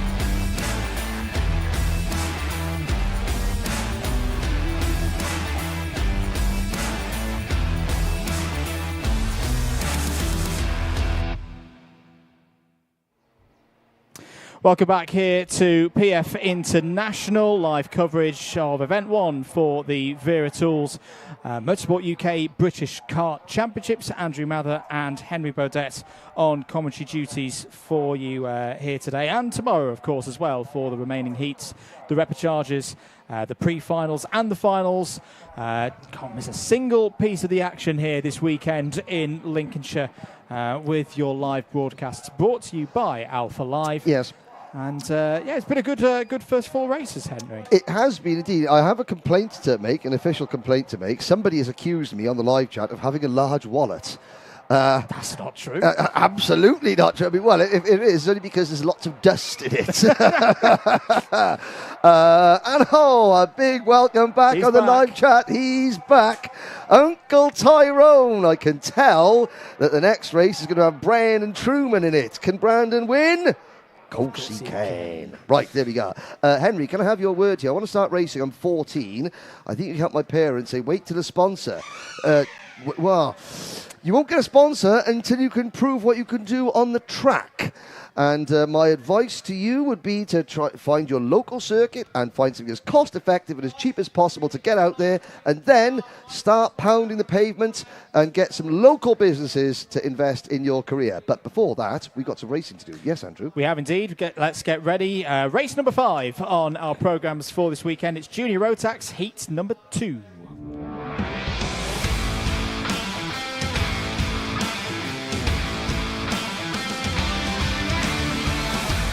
Let's take you through the grid for Groups B and D, racing for the first time this weekend. Matteo Palazzo and Jacob Ashcroft on row 1, William Antrobus and Owen Neve on row 2, Brandon Truman and Ryan Gandor on row 3, Thomas Behrman and Kai Veitch on row 4. Rounding out the top 10, Ben Horner and Ivan Bansal, then Lewis Goff and Adam Wooden, with Harry Bartle, the O-Plate champion, and Cameron Nelson on row number 7, Luca Mongi and Daniel Kilpatrick from Northern Ireland.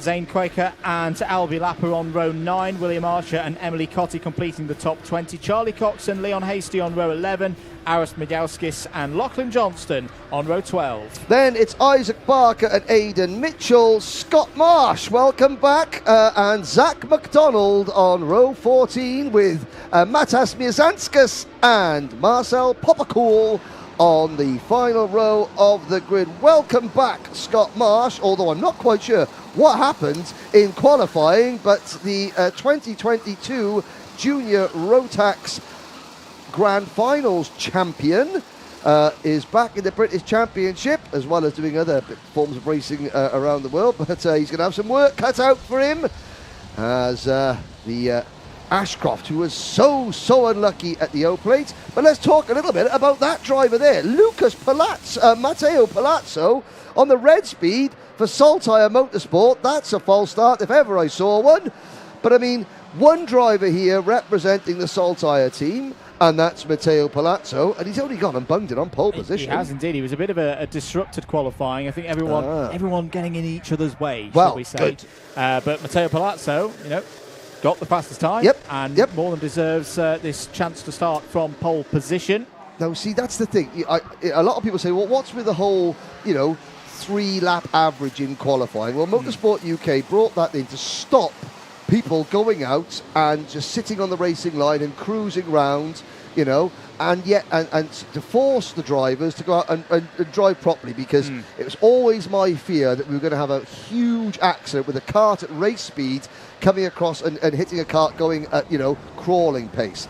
And yet, despite that, still, occasionally, the drivers managed to find a way to ruin it for themselves. Well, not for Matteo Palazzo. Can he hold on now at the front? That is the question. I'll definitely hope so. Once again, it'll be 10 minutes plus 1 lap. And the job for these drivers, same as we've said already, but if you're just joining us, 61 drivers in Junior Rotax this weekend. Top 28 from the 2 rounds of heats in the standings and the intermediate classification go straight through to the pre-final. The rest of them will hope to bag one of the 6 remaining spots in the finals through the repechage. That's all for tomorrow. This is today, Saturday, at PFI. Race number 5, Junior Rotax Heat number 2 is ready to go. Eyes on those lights. The red, the green, we're racing. Good start for Palazzo. The rest of them trying to break through immediately into the Bruno Ferrari chicane for the first time. Good start for the pole sitter. Good start as well. In the barriers! For William Antrobus, and it's a mess towards the back of the field. Numerous drivers. Emily Cotty, one of them. 1, 2, 3 drivers still waiting to get going under the bridge. Big moment there. They're all up and out of their carts and walking away. That's the key. They're all, one driver is left at the start. I'm trying to think, that could be Zach McDonald, one of the Strawberry Racing drivers. The others involved in that, the one kart that made contact with the barriers very, very hard indeed. I think that could have been, we'll have a little look there.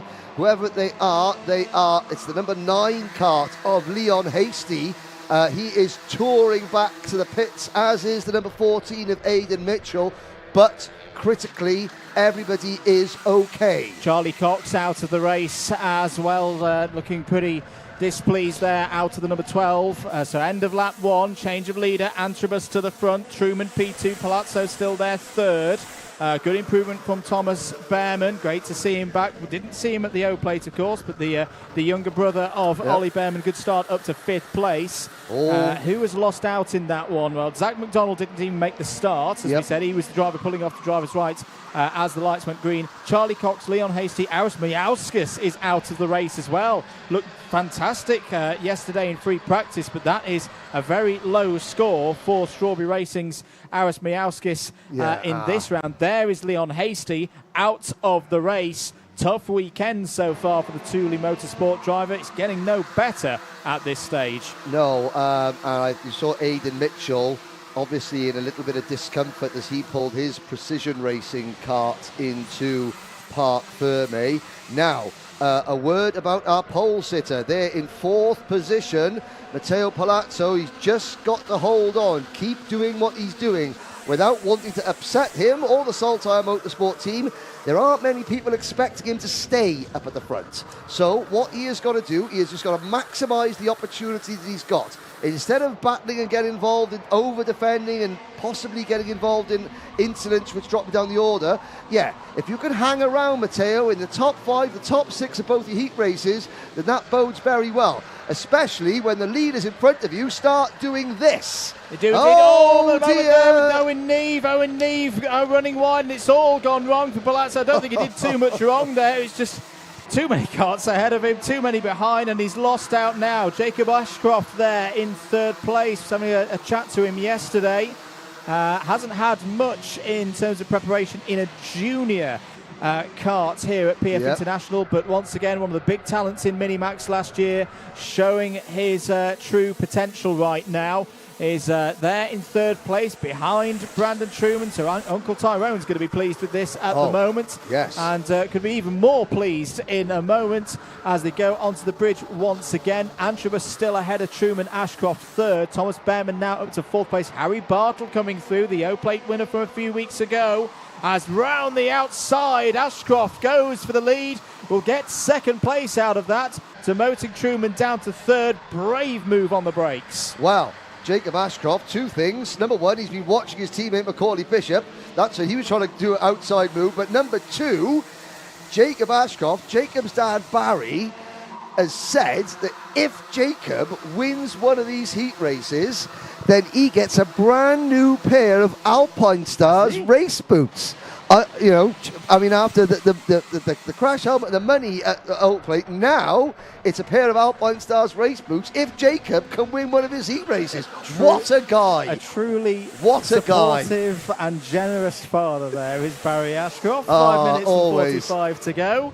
And, down the inside there, that's Harry Bartle on the scene. And goes through past Ashcroft for 2nd place. Further down the order, I think Adam Wooden's trying to take part in this as well. As down the inside, Lewis Goff. Oh no! Lewis Goff and Jacob Ashcroft, well, they keep going, but at a much slower pace, and will probably lose about 15 positions out of that one. Yes, and Harry sadly, the boots might have to wait for Jacob Ashcroft, but here is the battle up at the front. William Antrobus. Saw William Antrobus earlier on. He's got a heck of a mullet. If you put a bit of moustache on him, he looks like an Australian rugby player.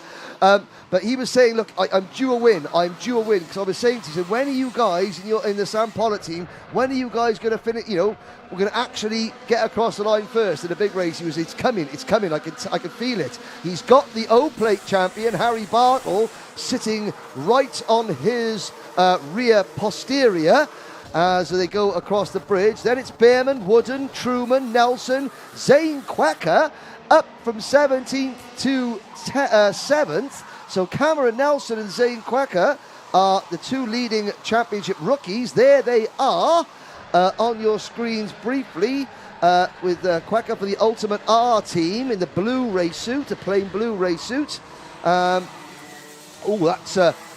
Now, as you know, Andrew, I am a man of the people. Yes. And I know exactly what's going on. I keep my fingers to the pulse. So I know what's going on down on the streets, as it were. That is what the kids are calling a ruddy great rumpus. It is indeed, as drivers moving up and down the order every second. 4 minutes to go then. Bartle still controls this one at the front. Antrobus, Behrman. Let's go through all those changes of position, and it's going to change again before we read out this order. Nelson, Neve, Veach, Truman, Gando and Palazzo all in the top 10. So Matteo Palazzo is holding in there. Yes, he's he still is. in the top 10 after that unfortunate moment. Obviously back on lap number 3. Bit of race control information. Plus 5-second penalty. In-race penalty to number 74 of Lewis Goff. I'd imagine that was for the moment we saw earlier with Jacob Ashcroft. Well, it was probably as he thinks to himself, oh, 5-second penalty, that's worth it, because Barry Ashcroft gave me 20 quid because he don't want to buy his son a new pair of Alpine Stars boots. Only joking. Don't want to create any sort of controversy. It's just a bit of fun. Don't want to get triggered. Here we go then, into the Bobby Game corner. That's the Jack Dex Racing entry of Owen Neve. Doing very, very well at the moment, chasing Cameron Nelson. And Cameron Nelson, now one driver we haven't picked up on is Scott Marsh. And he's gone from 27th to 11th with 3 minutes to go. It's exactly what we'd expect from Scott Marsh. I said at the start of the weekend, I asked him, are you around for the full season? It's like, well, maybe let's see how this weekend goes. He's showing here in heat number 2, and he's definitely got this. I do hope that Scott does the full season. I have to say, it's always great to have Scott and his family in the paddock. I know his brother Sam is mechanicking and works for Dan Holland Racing, but Scott is a great ambassador for the sport in general. You know, he's very, very polite, very, very professional in terms of dealing with the media and the press, and of course, he's very, very talented. Now, 2 minutes to go. Bartle leads Antrobus by half a second. You're looking at the battle for 5th between the Jack Dex Racing entry of Owen Neve, number 18, being followed by Cameron Nelson, Kai Veach and Brandon Truman, with Palazzo and Marsh next in line. Well, there we go. Saltire Motorsports, Matteo Palazzo meet former Rotax Grand Finals champion and international OK and OK Junior driver Scott Marsh. Yeah, it's going to be a big challenge for Matteo Palazzo. He's been putting up some good lap times in this race. Will be backing himself to keep ahead of the number 30 there. 90 seconds remaining on the clock.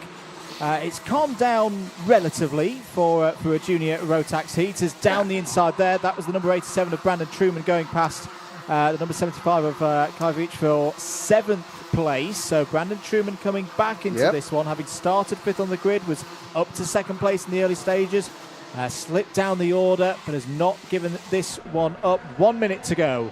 Bartle still leading Henry, and lap time's looking stable right now. Antrobus needing to get, I'd imagine, into the low 58.4s to challenge for the lead. Yeah, Bartle is sort of at that distance where he, coming out of the corners, he's just out of slipstream range. Down the hill towards hairpin number 1 we go. And everyone in the top 5 or 6 is now pretty well spaced out. In fact, the first battle is for 5th position between Owen Neve in the number 18 Kart and Cameron Nelson in the number 41. There they are, coming through the Fullerton S's now. Behind them, Brandon Truman. Yeah, he went past Kai Veach there, and of course, you say, why'd you pass him? It was at a funny angle. And Kai Veach is now behind him. So there we go. And closing on the pair of them is Scott Marsh. Scott Marsh charging up the order like he needs a toilet or something at the end of the race. He wants to get it over and done with as quick as possible. New fastest lap for Marsh. But that has just been taken by Ayman Banzal. 57.81 from the Indian driver. Well, I know he's getting coached from Callum Bradshaw. That was a Callum Bradshaw style lap, if ever there was one. Well done, Ayman. That's a very good race pace at this stage. Time is up, but there will be this lap to be completed, plus one more. That's down the inside again. Scott Marsh going for another move, this time on coverage for 8th place. Bartle still holding at half a second clear of Antrobus. Thomas Behrman, a quiet race, I think, so far for Thomas Behrman. 3rd place, that'll do at the start of the weekend. Has moved forward from 7th place on the grid. Owen Neve still there in 6th. Final lap board is out then. Bartle continuing the form that we saw at Wilton Mill a few weeks ago in the O-Plate. Leads. He's not the fastest driver out on circuit, though, because Albie Lapper is now the fastest of them all, 57.74. Where is Albi Lapper? Down in 15th place, but a gain of 3 in this one. That's a solid result. That's the kind of result that would move Albi Lapper into discussion of moving through to the final. But this has been a very accomplished drive yet again, Henry, from Harry Bartle. It's looking in strong form. Yeah, even though he didn't qualify very well, he started on the 7th row of the grid. You know, that's irresistible form, you know. And, okay, there was an incident, but there's not been any incidents, really. He's just passed people left, right and centre. I'm not quite sure what happened with Strawberry Racing's qualifying, but there's an awful lot of Strawberry drivers down the order, but their race pace, as proven there by Harry Bartle and by Scott Marsh, who crosses the line in 8th position, is very, very strong indeed. And a good victory for Harry Bartle and Strawberry Racing. Know this circuit very well, of course, and they take it after 12 laps ahead of William Antrobus. Another good result for Sam Pollitt Racing in 2nd, Thomas Behrman in 3rd, Adam Wooden makes it 2 KR Sports in the top 5. That's completed by the top rookie, Cameron Nelson for DHR. Owen Neve, good points there for Jack Dex Racing in 6th. Brandon Truman, Scott Marsh, Kajvic and Matteo Palazzo completed top 10. Good drive there from Palazzo, taking advantage of that good qualifying. Gets good points on the board. Lewis Goff, 11th, but has a penalty ahead of Zane Quaker. Luca Magni, Albi Lapper completing the top 14. The 15th place driver was Ryan Gandour. Yeah, the Canadian driver. There's Mick Streak with the taking the weight. So that's the weigh scale. They will have their nose cones checked, or the top drivers that go into this part of the track, they'll have their nose cones checked there. Everybody else gets their nose cones checked back in the paddock by the iPad of Doom. There's William Antrobus. You know, his business up front, his haircut, business up front, party at the rear. There was a driver back in the 2020 called Archie Brown, and we called me and Anthony christened him the Flying Mullet. Well, Archie has now gone on to race stock cars, short oval racing, and has got a great merchandise, and is now officially known as the Flying Mullet. Yeah. On there's Gary Shield from Jag Rotax. Jag, the 5-time Rotax Distributor of the Year. As you know, with 180 drivers, you know, here with 187 drivers across the 4 Rotax classes here this weekend. That is good. When are the Hondas out? Says Karting Boy on the live chat. Well, Karting Boy, I will only tell you if you are the 75th person to like this broadcast. As Motorsport Magpie points out, we have over 500 viewers, but only 74 likes. So, Karting Boy, please come back to me when you have liked, subscribed, and shared this broadcast, and I will tell you. But not until. I like what you've done there. Very, very good indeed.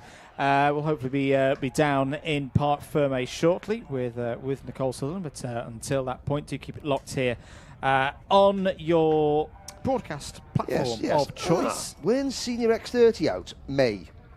When we're back here for the first round of the IARMY British Championship Smithy Racing. May the 11th and 12th, I believe, when Senior X30's out. So you've got a bit of a wait. Bit of a wait, but do stick with us. Plenty more racing. 7 more races to go here today. I know Motorsport Magpie as a admin was posting it in the chat as well, but if you've got a second screen, do get the live timing up. But I do think we are now ready. Let's head down to Parc Ferme and Nicole Sutherland. We're with Junior Rotax Heat 2 winner Harry Bartle. Harry, you've had a really good run throughout the winter. No doubt you'll be feeling confident about this year. Can you just tell us a little bit about what advice Strawberry Racing have been giving you ahead of this season? Obviously, it's a long season, so try and get as many points on the table and not have any disasters. And it's gone well so far. So yeah. And in your opinion, if you're comfortable answering, who do you think your biggest competition is for championship? I'm not really sure. Really, everyone's more or less the same pace, so it's going to be a hard year. Great. Well, best of luck to you, Harry. We'll go back up to the comms box ahead of our next race. Thank you, Nicole. And that next race will be the first heat for Micromax UK. Yeah, looking forward to this one. All drivers will be involved in this one across the category here today. This will be the first of 2 heats. The second one will be tomorrow morning, which you will be able to view here on your broadcast platform of choice. Yes, speaking of now, we've joined on the live chat by Roger Young and by Anthony Hogg. Hi, Tony, watching from the UAE out at Dubai. We will I'll talk about a little bit late in a moment, but before that, it's going to be race 6, Micromax, coming up now.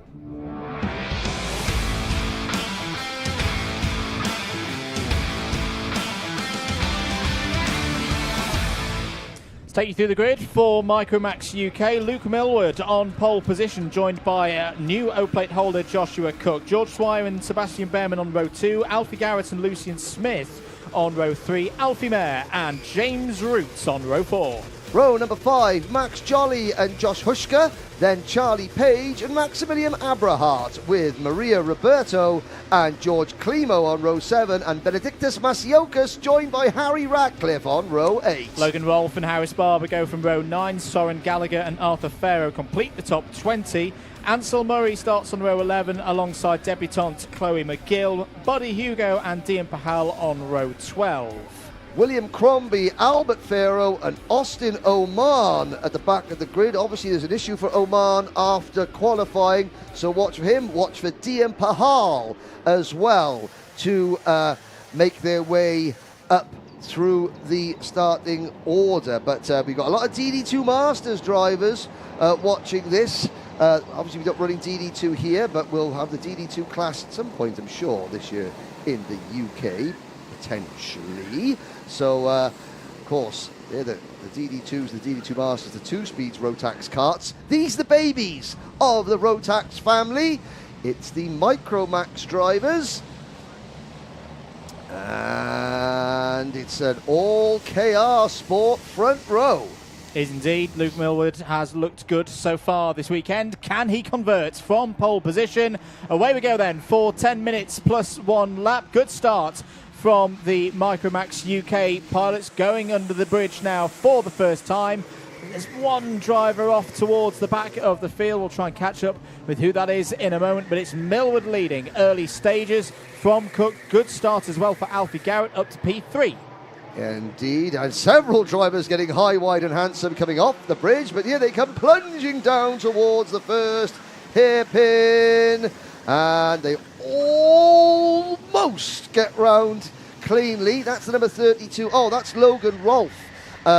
Already, Logan Rolfe has been in the wars a little bit, had a bit of an incident in qualifying and had sort of hurt his back a little bit, and somebody's just climbed over his radiator, which probably will signify an early bath for Logan. And also right down at the back, Dian Pahal as well, the Richardson Chassis Engineering Group driver as well, who was so impressive at the O-plate. But up at the front, it's the number 38 of Luke Millward.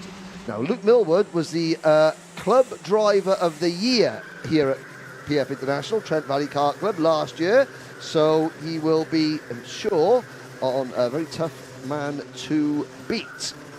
Indeed, a bit of news. Harris Barber plus 3 second penalty. Also, could you see out the our commentary box window, slippery surface flag through has now been removed through the Fullerton Esser, so I wonder if that was a bit of fluid down on the circuit that's been sorted out now, which is good news because the drivers are about to enter that very corner. Still with the number 38 of Luke Millward at the front. As a bit of a moment there for Alfie Garrett in the 47. He's going to lose a spot to Joshua Cook there, who's had a bright start. Maximilian Abrahart, who had some great pace in free practice yesterday. Tough qualifying, very good start. Up 6 spots. Started 12th, and he's halved that number up to 6th place now. I believe that the slippery surface flag was for the water out of the radiator of Logan Rolfe's go-kart, and I believe that Alfie Garrett found some of that residual water, which will dissipate as the race goes on. Yellow flags up out on the banking. Not quite sure who it's for. They're in. No, the yellow flag is. Nope, the yellow flags have gone in now. Can't quite see who that might have been. Dian Pahal at the back of the pack has lost a nose cone.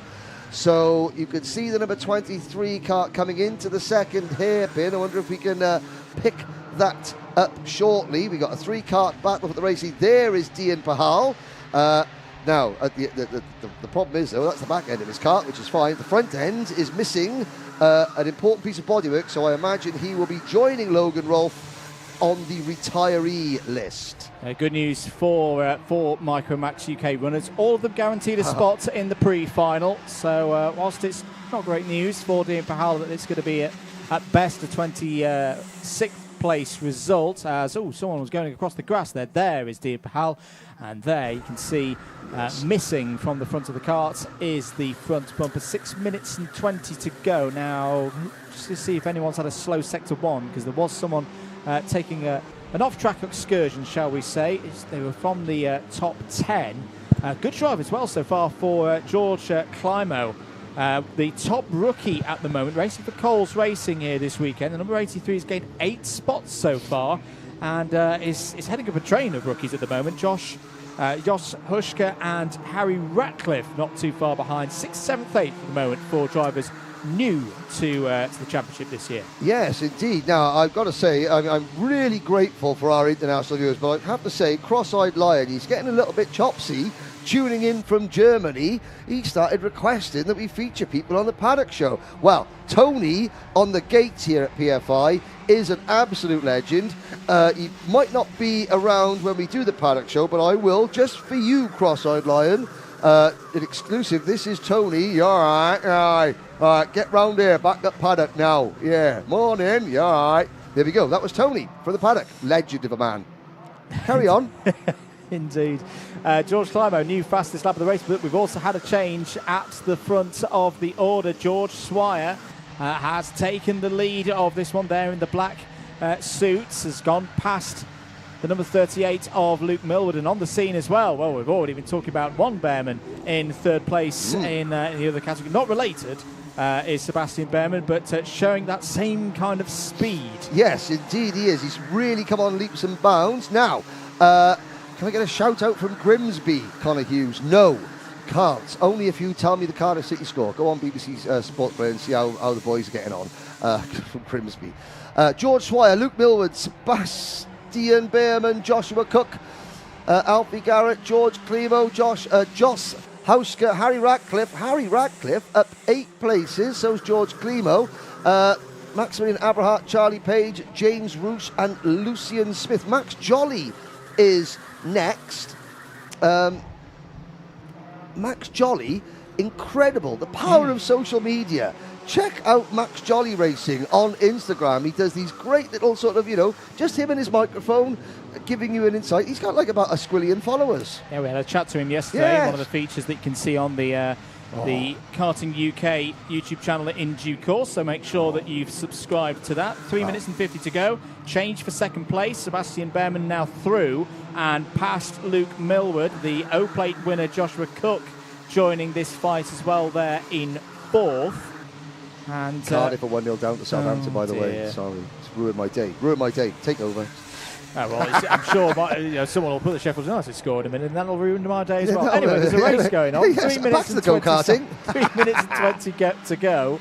George Swire still at the front of the field, but for how much longer? Because Sebastian Behrman is looking down the inside as they run up towards the bridge. That beautiful left-hander that Sebastian Behrman has taken advantage of there and taken the lead of the race. Yes, indeed. The Jax Motorsport Project 1 Racing Group. He led, but only for a few moments, as the number 82 of George Swire back to top spot. Now, we've had a 3-kart breakaway with Dan Holland Racing in, Minimax. We've had 3 karts up at the front from Argenti Motorsport in Junior Max. Here we've got 3 karts up at the front from KR Sport in Micromax. And you know what? The Dan Holland Racing 1-2-3 became a 2-3-4 because Luca Holmes-Ballock stole the win. And do you know what? The KR Sport 1-2-3 could become a 2-3-4 because Sebastian Behrman is now in the lead. Still 2 minutes to go, however. And the RCE number 47 of Alfie Garrett is next. Yeah, and all this squabbling is going to bring others into play, I feel, because George Clymer, yes, thank you, David, that is day indeed ruined, but never mind, there's some great action going on here at PF International to improve it. George Clymer there in 6th place, Josh Hushka as well. They're going to hope these overtakes continue on, as there's another one down the inside. Luke Millward takes the lead of the race. Immediately responding down the inside is Behrman, who again takes the lead back. It's a shame we only go by a lap chart and not corner by corner chart, because it would be up and down and everywhere in this race. Indeed, and this is the warm-up. Oh, no, there's the Coles Racing number 83 of George Klimo, just getting a little bit his line wrong through the Fullerton S's. But all this battling is bringing the second group of Klimo, Hushka, and even Charlie, well, not so much Charlie Page. Well, maybe yes, Charlie Page. You've got 1, 2, 3, 4, 5, 6, 7 at the front, with a minute plus change to go. And there'll be 3 more laps in this one. As is there going to be another change for the lead as they run round onto the bridge? Yes, there is. And for the first time in this race, we say hello, Joshua Cook, who snatched the victory in the O-Plate at Wilton Mill a few weeks ago. And he's showing exactly why. But again, down the inside, here comes Luke Millward, retakes the lead of the race from his teammate. So it's Millward now ahead of Cook. There is the point from Joshua Cook to say, no, let's not fight. Let's try and push off the front of this group and book ourselves some good points in these heats. Cook defends, holds onto second place ahead of Behrman. Good chance now for Luke Millward to break away. But again, it's the nature of Micromax racing. We saw this across the course of 2023. It's happening again in 2024 with this new generation of drivers. It's very difficult to break away when you're in Luke Millward's position at the front of one of these packs. Indeed it is, but now we've got a chance for the 2 KR Sport teammates, Millward and Cook, to try potentially pull away for maybe half a lap. The clock has struck 0, so this is the penultimate lap of the race, but it's working wonders. Up into 3rd position goes the number 83, leading series rookie George Klimo. This will be a turn up for the books if he can get onto the virtual podium. There's no podium for a heat race, but you know what I mean. Although George Swire is now back into 3rd position through hairpin number 2 up the short chute. Look for Alfie Garrett and Josh Hushka to try and make a move. Charlie Page, what's happened to Charlie Page? He's dropped down to 10th. Yeah, I think he's just lost a position as well to Lucian Smith. Another change is there. Behrman back through past Clymer for 4th place. Last lap board about to come out then for the 2 race leaders, Millward and Cook. And it is now a KR Sport 1-2-3 with George Swire back up into 3rd place. Alfie Garrett has got through past Josh Hushka for 6th there.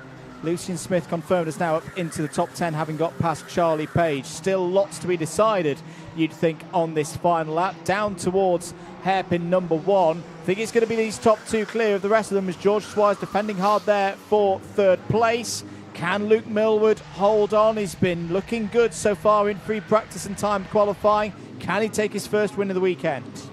Well, we've only a few corners to find that out. Millward out the Fullerton S's, on to the back straight. Will his teammate risk a move in the last couple of corners of what is only a heat race? Now with Micromax, everybody will qualify for the final, 27 drivers in total. So we haven't got to worry about repêchages, and it's a drag race to the line, but Millward hangs on by 3,000ths of a second, and it's a KR Sports 1-2-3 for Ash Orchard's team. And I have to say, all the major players in the paddock are looking strong after one round of heat races for the rotax classes. There's Millward, Cook, and Swire, Sebastian Behrman, Alfie Garrett, George Klimo and Jos Hushka are in the top 7 with Alfie Mayer 8th for Zip. James, the Roots are on fire, is 9th, followed by Charlie Page, Lucian Smith, Max Jolly, Max Abrahart, and for the back of the field, Austin Oman climbs to 14th. Yeah, it was the biggest mover in that field. Harris Barber P15, Benedictas Masiokas in 16th, Buddy Hugo in 17th ahead of Arthur Farrow in 18th place. Maria Roberto and Harry Radcliffe completes the top 20. Soren Gallagher 21st, Chloe McGill home in P22 ahead of Ansel Murray, Albert Farrow in 24th, William Crombie the last of the 25 finishers in that one. 2 retirements, Dean Pahal and Logan Rolfe. Well, good stuff there from the Micromax UK drivers, and a good victory as well for Luke Millward. Doesn't matter how much you win a race by, as long as you do. 0.03, the closest finish that we've seen so far this weekend. I do feel that's been coming for Luke Millward. Has taken a real step up this weekend, and that's going to build the confidence, you'd feel, for the youngster there in the number 38, driver from Nottingham. He's got his first win on the board this season in the Wera Tools Motorsport UK British Kart Championships. There's George Climo, top rookie in that race. Mega drive up to 6th place from 14th on the grid. Very keen to see how George gets on this season. Got a good racer there in the Coles Racing paddock. Keep your comments coming in. Preferably keep them about the karting and good football teams, if we've got to mention any football teams right now in the chats. And more racing to come. We had questions about when Honda Cadet are going to be out. Well, they're going to be out next. They're single heats for today. They've got 1 heat today, 1 tomorrow. Same as the Micromax class that we've just witnessed. So they'll be up next. More racing after that, of course. The second appearance of Minimax 950. Then followed up by the second round of heats for seniors first. Another 2 heats across the field there. And then the juniors to take us through to the end of today. If you haven't already, do give a press of the subscribe button to, the platform of your choice. If you're watching on the Alpha Live channel, if you're watching on Karting UK, do give that button a press if you haven't done so already. The like button as well, let's get the likes up as well. Thank you for your continued support. Let's head down though to the paddock right now as Nicole Sutherland has our race winner. We're here with race winner Luke. Luke, this is your second year in Micros. Really good start to your season this year. Can you tell us a little bit about the race then? So as you can see, we tried to push away 1, 2 and 3, but we had to defend going down into the first hairpin, and then onwards it kind of got into a scrap with Behrman, but either way we came out on top. Great. And for the rest of the weekend, have you got any game plan? What are you planning to do? Just push away and then land the last lap on the final. So that's great. Best of luck to you, Luke. Good to speak to you. And we'll go back up to the box for the next race of the day. Thank you very much, Nicole. And indeed, that next race will be Honda Cadet GX200, the first of their 2 heats this weekend. And these heats will, of course, decide the grid for the pre-final and the final, which you can watch tomorrow. So let's get ready for it. Race 7, Honda Cadet, after a few words from our sponsors.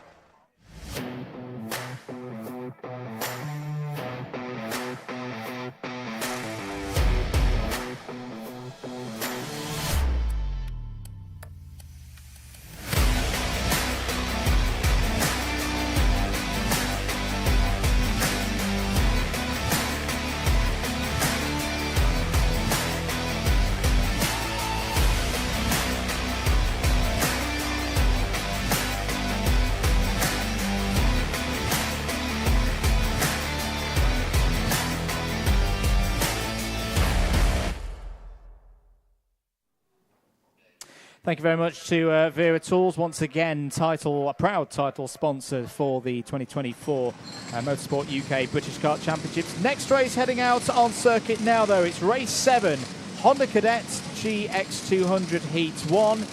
And They're just starting the engines, getting a bit of heat there into the machinery. There we have a quick sight of Archie Loveridge, very close this weekend so far between the two Zip karts, the Zip factory team runners. There on the far side, you see the number 50 of Kevin Ivanov.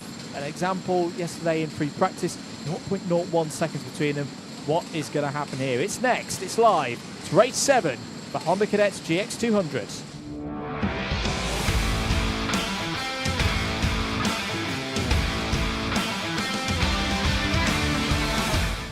All set to go then. First heat of the weekend for Honda Cadet GX200, our youngest drivers in the field. On pole position for Heat 1, virtue of timed qualifying earlier on, it's Kevin Ivanov. Archie Loveridge alongside on the front row, Margiris Kovekis and Ralphie Branscombe, the winner of the O-Plate last time out on row 2. Ryan White, last year's champion, starts on row 3 alongside Ed Spain.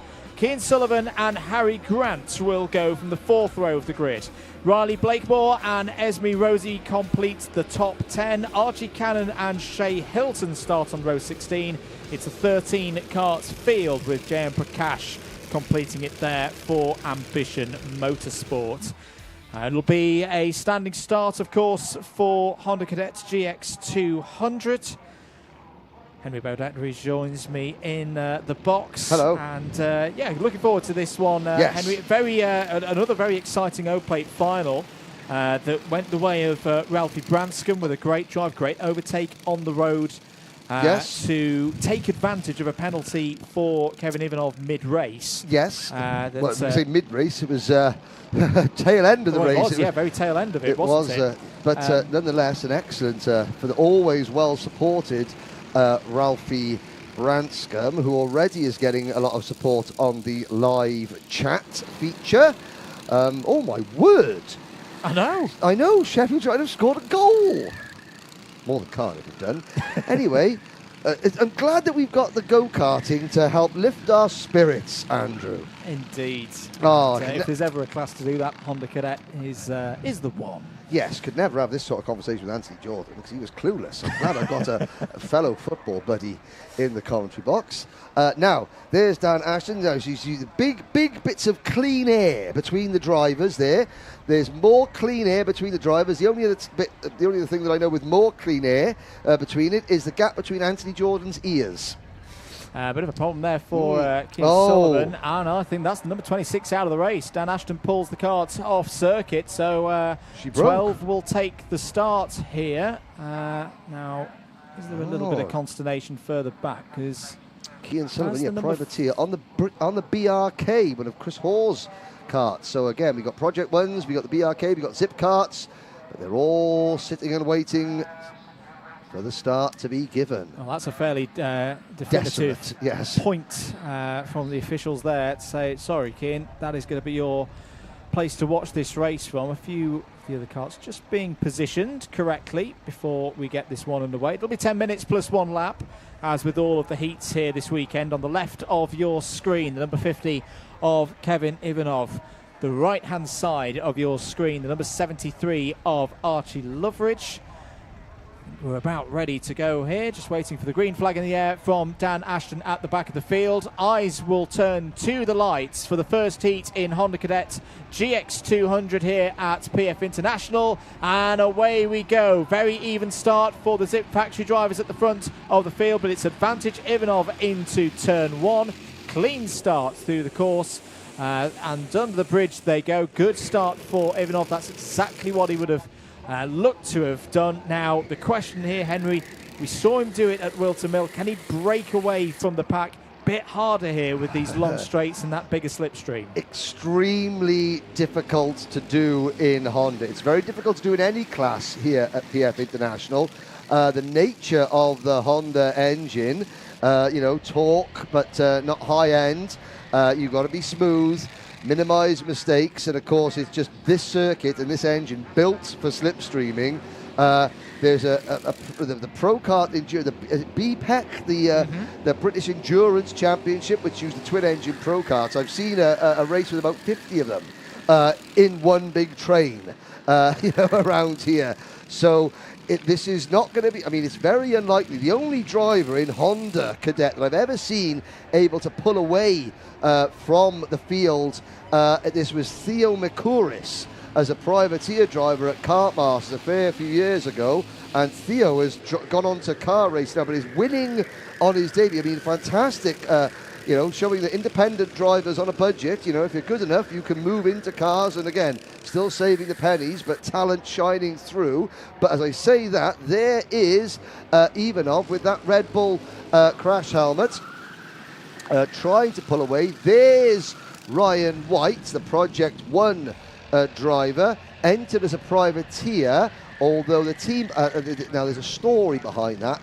The team who run Ryan, whose name escaped me, but we spoke to them in the paddock show at Wilton Mill. Somebody on the team sort of forgot to fill out the entrance license part of the before the deadline. So he's down as a privateer. But there we are. There we go. No. Let's have a look. Yes, Maz Kavekis cheering on Magiris. Sadly, Stephanie Jade, she was cheering on her brother Cian Sullivan. Well, Cian, you'll have fresher tyres for the next race, Stephanie. Let's just try and find a silver lining to the cloud that has befallen Cian at the start of this race. But the Hondas, the 12 drivers that started this race, minus Jayan Prakash from Ambition Motorsport, who sort of faded a little bit off the tail end of the field. Everybody else still in pretty much one big clump. Indeed, 7 minutes remaining on the clock. There's the O-plate of Ralphie Branscombe with the bright pink helmet there, running in 4th place right now. Ed Spain just behind us, talking with Ambition Motorsport before the weekend really got going, and a lot of hopes for Ed Spain in that awning for this year.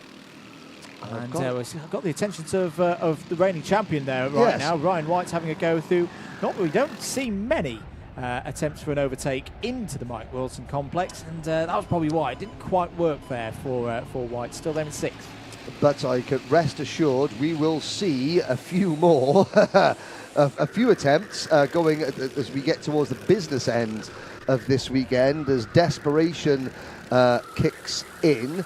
Now, Ralphie Branscombe, there he is, 4th place. I have to say, I mean, his dad has done a shocking job of cleaning up that car. You would have thought that with an O plate, that Big J, Papa Branscombe, would have invested in a sticker kit or invested in, a bit of elbow grease. I'm only joking. The O is resplendently clear. That's all that matters on the side of Ralphie Branscombe's car. He's got a fair few sponsors, has Ralphie. But he's now going to try and put those sponsors back onto the top step of the podium. I'm going to give a shout out, of course, to Harry Grant, who's had a good start. He's up to 7th place. Very talkative young man. I spoke to him in the paddock on Friday with some, again, another one of the features looking out for Karting UK. Very much in the mind of like, we'll talk to a driver at the start of the season. We'll talk to them at the end of the season. Yes. See what they've learned. Yes. So keep an eye out for Harry Grant across the course of the season. Changes in the top 5 as through there. That was Ed Spain going for a move on Ralphie Branscombe. Yes, it was. So Branscombe down to 6th place, overtaken by both White and Spain. There is Harry Grant, another one of our privateers.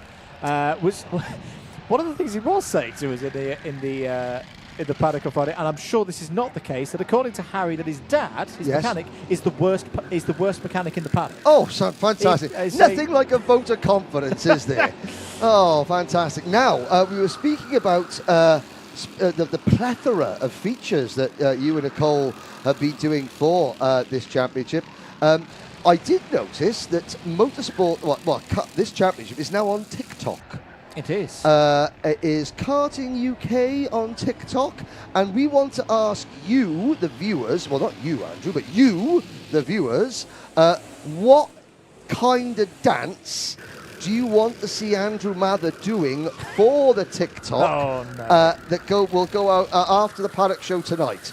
Team Social, they're waiting, but Nate suggested what kind of dance that Andrew Mather's going to do for TikTok. at the end of the day today. I'm going to get the racing Derrick commentator excuses in now. My younger sister stole all the dancing talent out of the gene pool. Oh, in our even family. better. So, Well, then it's good for a laugh. If When nothing it's else. terrible, that's why. 3 minutes and 40 seconds to go. There is Ryan White, who's had a few difficulties at the start of this race, but is now, I feel, gone into his stride. He's up to 3rd place now. Branscombe and Spain following through. Kavakis into 6th place. Margaris Kavakis in his first year in owner racing was racing Arrive and Drive Club 100 cadets last year. Has stepped into Honda Cadet and is learning a lot quickly to go around a big circuit like this in PF in Lincolnshire. Excellent points you make. The karting pathway. If you hear us talking about the karting pathway and you're watching this and you've got and you've got a son or a daughter who might like to get into karting, but you're not sure how to. The Club 100, they do this. They do an Arrive and Drive sort of rental kart package, and as a way of seeing whether you like karting or not, and you can move from there into owner-driver karting. So the first step on the karting pathway, the Motorsport UK karting pathway, is indoor karting, Arrive and Drive karting, and rental kart racing, where you don't have to. Well, you've got to buy a race suit. Sometimes you have to buy a race suit. You can hire from the circuit. Don't even have to buy a crash helmet. That's the easiest way to get into karting. Hop along to your local indoor track, try it, and don't go out and buy equipment and spend pennies until you have decided that karting is for you. And if you're interested as well, coverage on Alpha Live this week. Don't go and watch it now. This No, is one of the only now. times I Not will now. say this. Don't go and watch Club 100 right now. No, at, not right now. Doors. Later, after the paddock show. After we're done here. After the paddock show. After the paddock show. Yeah, then you can watch it. In fact, you could probably, because what's going on? Is it 750 Motor Club as well across? So for those who wanted to, you could watch this. Then go back and watch the live broadcast from Glenagorse at Club 100. That'll take you to about midnight. Yep. And then watch the 750 Motor Club broadcast from Alpha Live and Croft. That'll take you till about the start of the Chinese Grand Prix. Yep. Then you can have a little nap while the Grand Prix is on, because Verstappen will probably win again. And then you can wake up again for tomorrow's live broadcast of the finals. Yeah, 10 a.m. I saw it. Do you know what? Yes. Thank you, Cross-Eyed Lion. That's official. Thriller choreography. So you're doing Thriller for TikTok, Andrew Mather. Thank you very much. And I tell you what, if you don't see it on TikTok, then the punishment for Andrew, if it doesn't appear on TikTok this weekend, you can write into the comments tomorrow morning. Back to the racing, less than a minute to go. Ryan White just set the fastest lap of the race. 50 seconds of it to go, but at the moment, Ryan White there in 4th place now, so Ralphie Branscombe's come back into this really, really well. And shown again, you can play the long game in these 10-minute plus 1 lap heats. But it's all about these two drivers here who have been a cut above the rest, I feel, so far this weekend. Ivanov and Loveridge, we saw this yesterday in free practice. We saw it in time qualifying. What's interesting for me right now, though, Henry, is Kevin Ivanov had a bit of a gap in qualifying on the lap times. That's not converted right now into him disappearing off the front.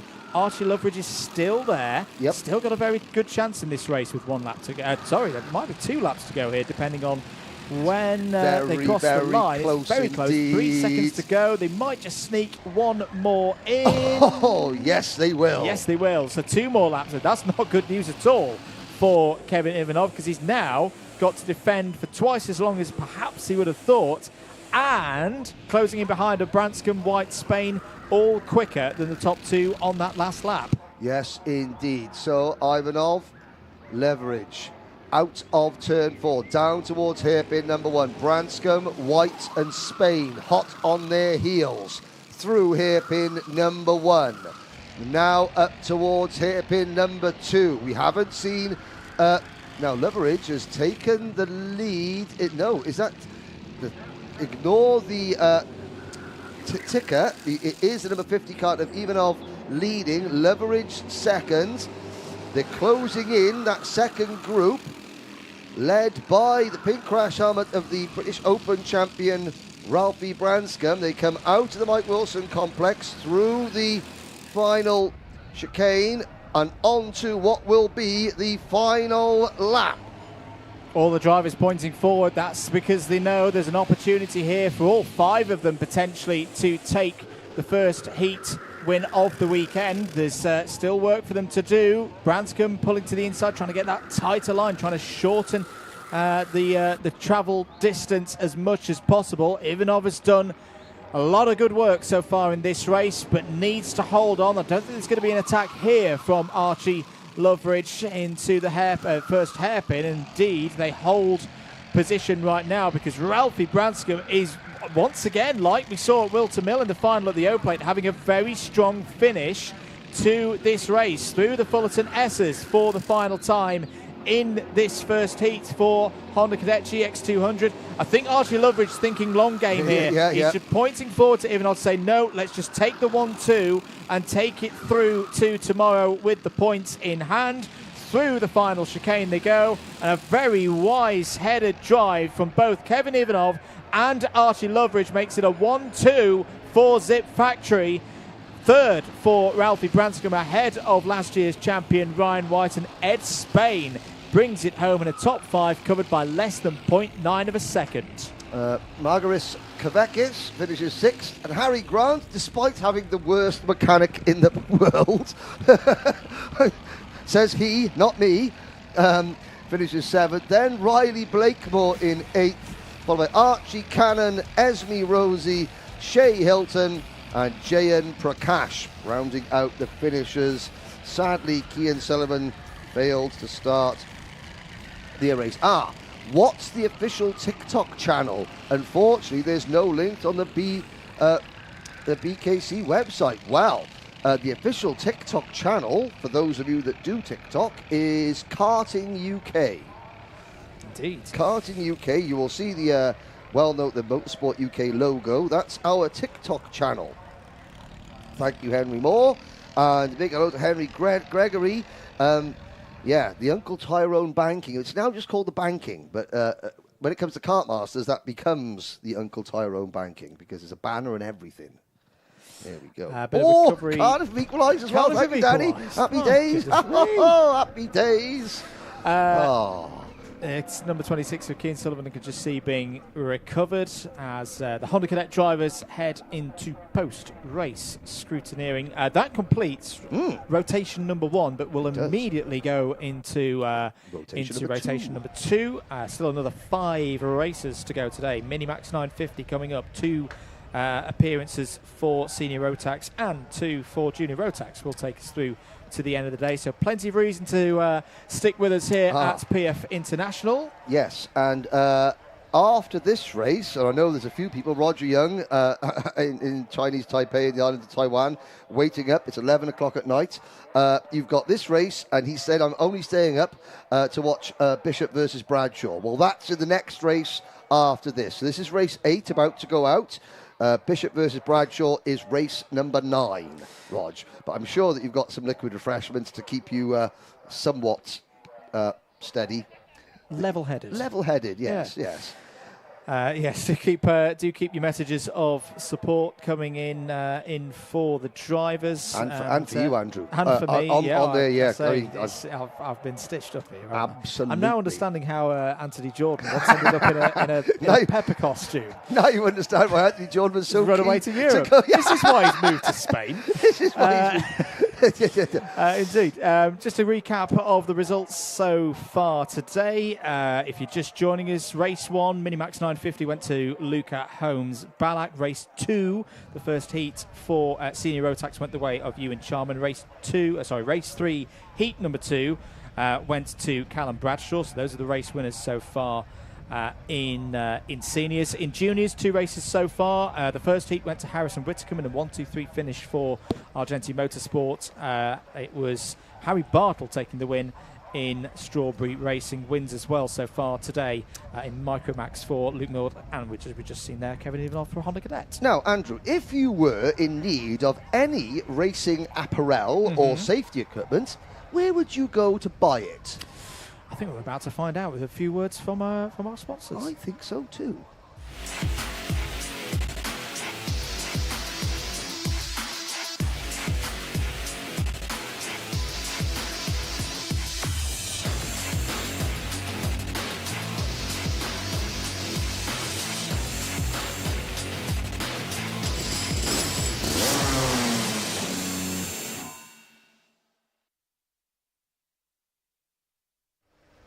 Thank you very much to Demon Tweaks.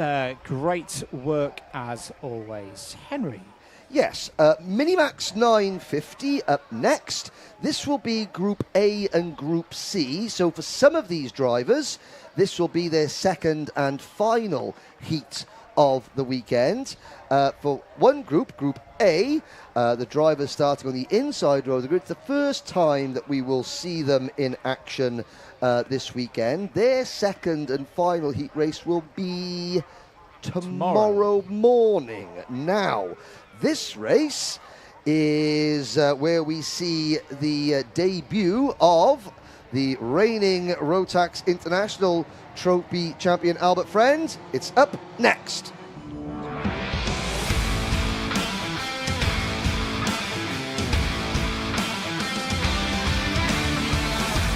Second heat for Minimax 950 then, and let's take you through the grid for it. Groups A and C. Albie Friend starts on pole position. Joshua Griffin alongside on the front row. Blair Smith and Emerson McAndrew-Ewan on row 2. Finley Lyons and Jack Collinson on row 3. Edward Haynes and Cian Bernard on row 4. Row number 5, Max Gilman and Josh Cormack. Then Devin Taylor from South Africa and Benjamin Lawn.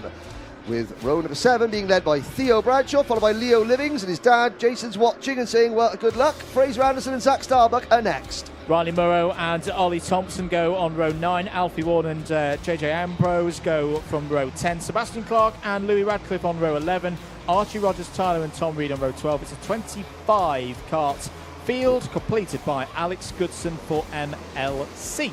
Do you know what, Kim Harris? I would love to have a wallet big enough to buy Ralphie Branscombe a new sticker kit. Unfortunately, the 50p that Motorsport UK pay me every weekend is exclusively for Iron Brew. Do apologise. And you're back in well supplied of it this weekend as well. There's a flagon of it in the fridge, chilling nicely. Ready to go then.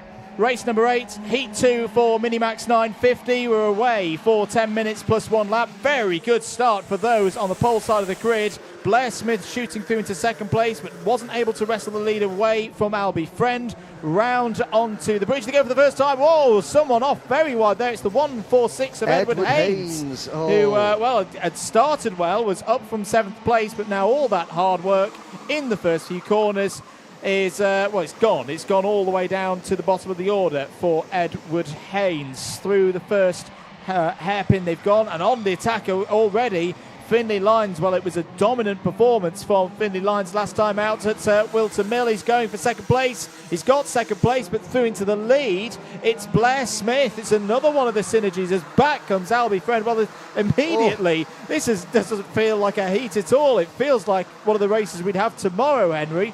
What a start for Blair Smith. For Finley Lyons has just got to keep himself together. He was going for the lead. He now finds himself in 5th. And I've got to say, this year's Minimax class is going to be a fantastic battle, not between just the drivers and the teams, but also between the chassis manufacturers. Yes. Because you've got the Birrell ART, which is the homologated name for the Synergy, which is now built by Ronnie Sala and the team at Birrell. And then you've got the OTK products used by Dan Holland Racing and Strawberry Racing. And there is a problem. That is game over for the number 8 of Blair Smith and the number 133 of Emerson McAndrew-Uran. Sadly, you've got the two chassis manufacturers. They're trying to out-develop one another. The pace of development and the work is going on behind the scenes is absolutely fantastic. Friend has the advantage at the moment over Lyons. And sadly, they managed to get back in? Well, there's Emerson McAndrew-Uran. They're back in the race. Whether they will continue after the end of this lap, we shall see. Yeah, we've got to remember that they're trying to... Oh, very close there. Through the first couple of corners. Oh. And, that was, I think it was that Devin Taylor taking to the grass. I think it was one of the Synergies. Apologies if we're mistaken on that one. But cutting across the grass, and at least the space through that portion of the circuit means they're able to rejoin down the inside. This is the 169 of Max Gilman, who's looked another driver who's looked strong so far this weekend. Had a good free practice. Is needing to work up from on the 5th row of the grid. That was a move that takes Gilman up to 5th place. But here comes Riley Murrow in the 138. has also had a very good start. Started 17th, has gained 11 places now there in 6th spot. And they've got to keep an eye out for Theo Bradshaw. Knows this circuit well. Very quick round PFI is Theo Bradshaw, right there in the 144 in 7th place. Further down, so Blair Smith is still racing. His Nassau panel is very much skeweth. Finlay Line sets the new fastest lap of the race. Now, we didn't see a huge amount of battling in this class at the Oak Plate because Finlay Line simply cleared off and, well, destroyed everyone.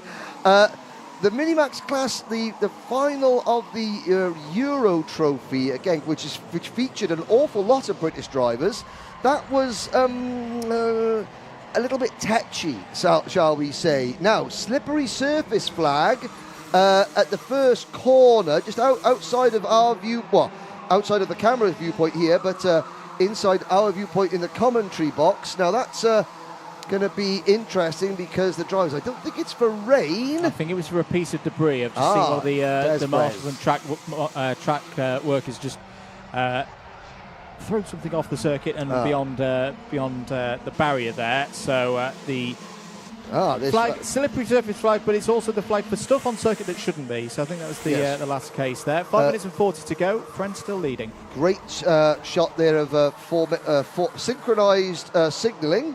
Formation hand gestures from the mechanics at the exit of the final corner on the grandstand.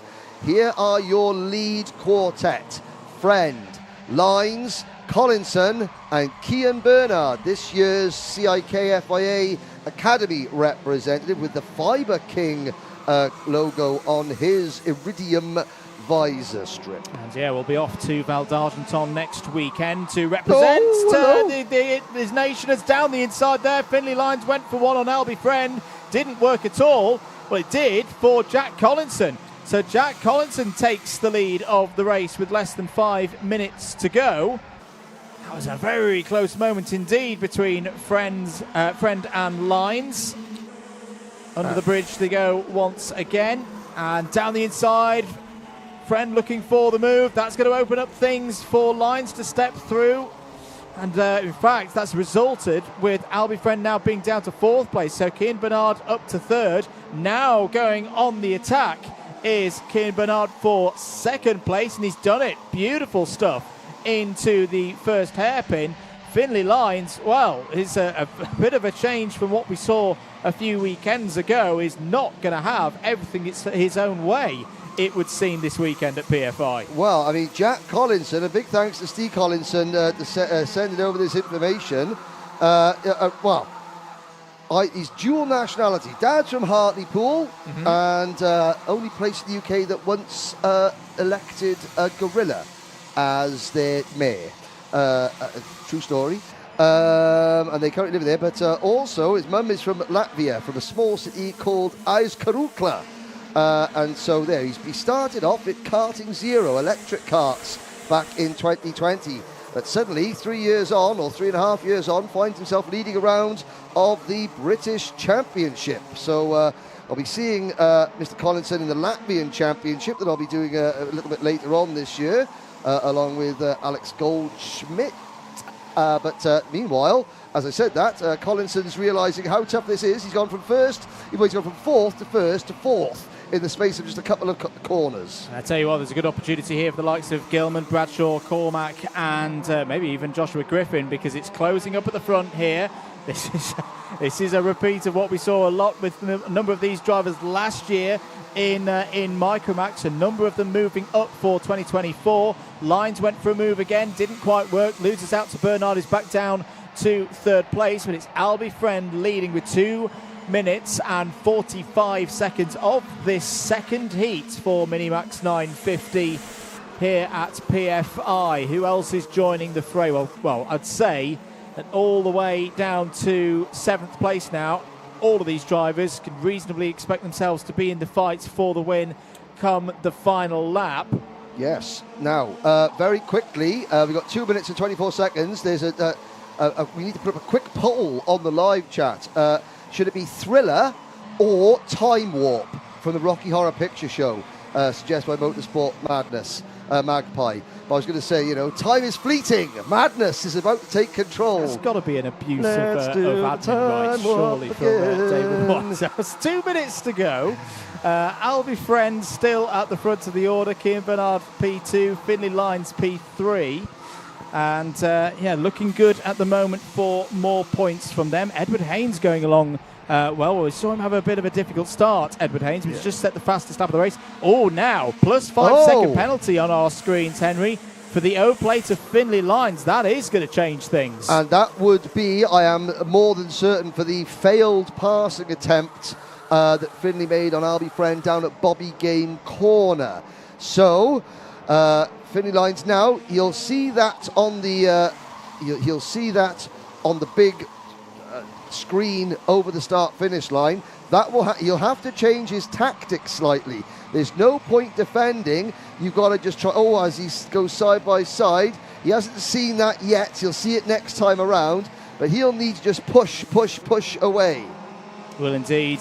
Good chance now for Albie Friend for the first time in quite a few laps. He's got space between himself and the rest of the field. Round there is the 1-2-1. Josh Cormack. Well, it was up in the top 7, so that I did think that once we had that big group that not all of them would make it through to the final lap, and sure enough that has been the case. Less than a minute to go now on the clock.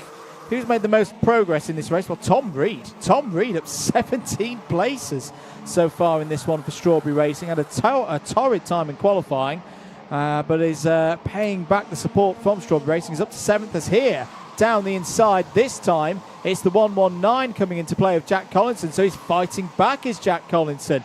Up now into 3rd. Yeah, and he was bringing the number 144 with him.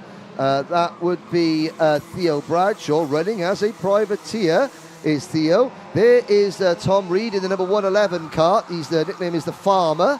I imagine him because his family are farmers, I would just assume.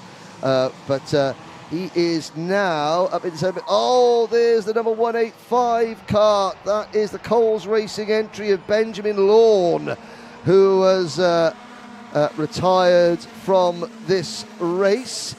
All 25 starters are still running, even though Blair Smith and Emerson McAndrew-Uren are well behind the rest after their earlier collision. So there is, from Hartlepool via Riga to PF International, Jack Collinson for Sam Pollitt Racing P3, holding off leading privateer Theo Bradshaw.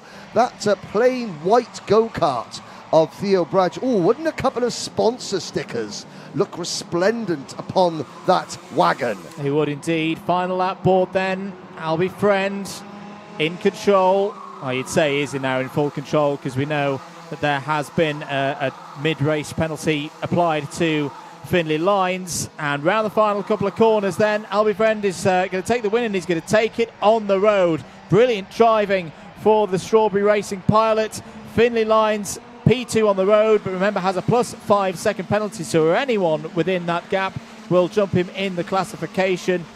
Jack Collinson, great drive, top rookie in that race, P3 on the road. He'll be one of the beneficiaries of that plus 5 second penalty for the Synergy driver, but it's Albie Friend taking it from Finley Lyons. Collinson, Bradshaw, Bernard in the top 5.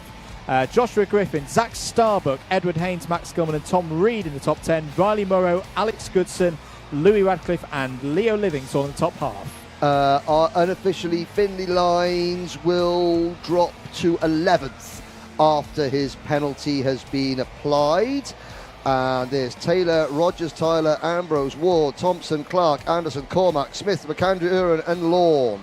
Now, ladies and gentlemen, for those of you watching back home as we watch Albie Friend make his way onto the weigh scales, those of you watching and waiting and staying up late in the far-flung corners of the galaxy where this is being broadcast, it's the next race will be Macaulay Bishop versus Callum Bradshaw I'm almost gutted I've got to commentate on this one. I'd rather get some popcorn, a cold beverage, sit down and watch and cheer.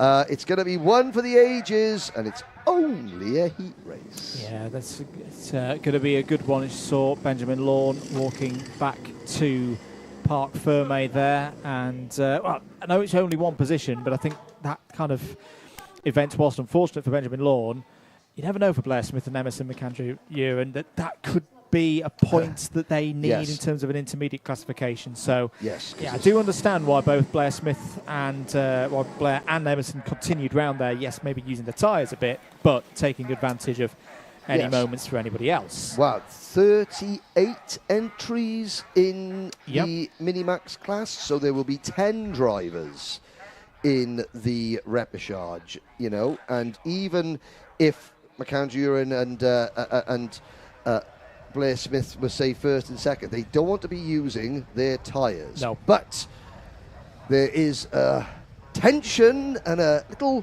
frisson of excitement in the cloudy air surrounding this patch of Lincolnshire, because the man of the moment, Macaulay Bishop, is about to go head-to-head for, I believe, the very first time with former world champion Callum Bradshaw. Oh. This doesn't get your juices flowing, then I don't know what will. Indeed, keep your comments of support coming in. We're back tomorrow as well, at 10 o'clock. But right now we're going to head down once again to Parc Fermé and over to Nicole Sutherland. Winner Albert Friend. Albie, how was that race for you? You started on pole, lost the lead and then got it back. Can you tell us a little bit about that, please? Yeah, it was a good race. I mean, I didn't have the pace as some others, so I just had to think smart and always try to be in the lead. And I kept getting the lead and getting into gaps, so then I just had enough space to win the race in the end. Yeah, and this is quite a long championship this year. There's 6 rounds. So do you treat the earlier rounds different to some of the later on ones? Not really. I just always want to win or do the best I can. That's great. Great to hear from you, Albion. Good luck for the rest of the weekend. We'll see you later. We'll just take a walk through Parc Fermé, see who we can see. Looking to try and chat with Edward Haynes if we can catch him. He's just wheeling his cart over. Edward, can we get a quick chat with you? Can you tell us? Yeah, of course. Don't want to interrupt driver too much.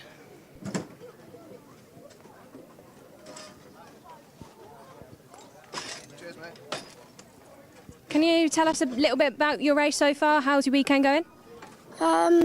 It's not off to the greatest starts. I still think I can recover it, but just got smashed off on the first lap in that one and didn't have the best of qualies, but came up a couple of positions, kart felt quick, so yeah, feeling good.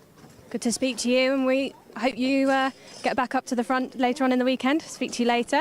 So before the next race of the day, we'll head up and hear a quick word from Wera Tools championship partner.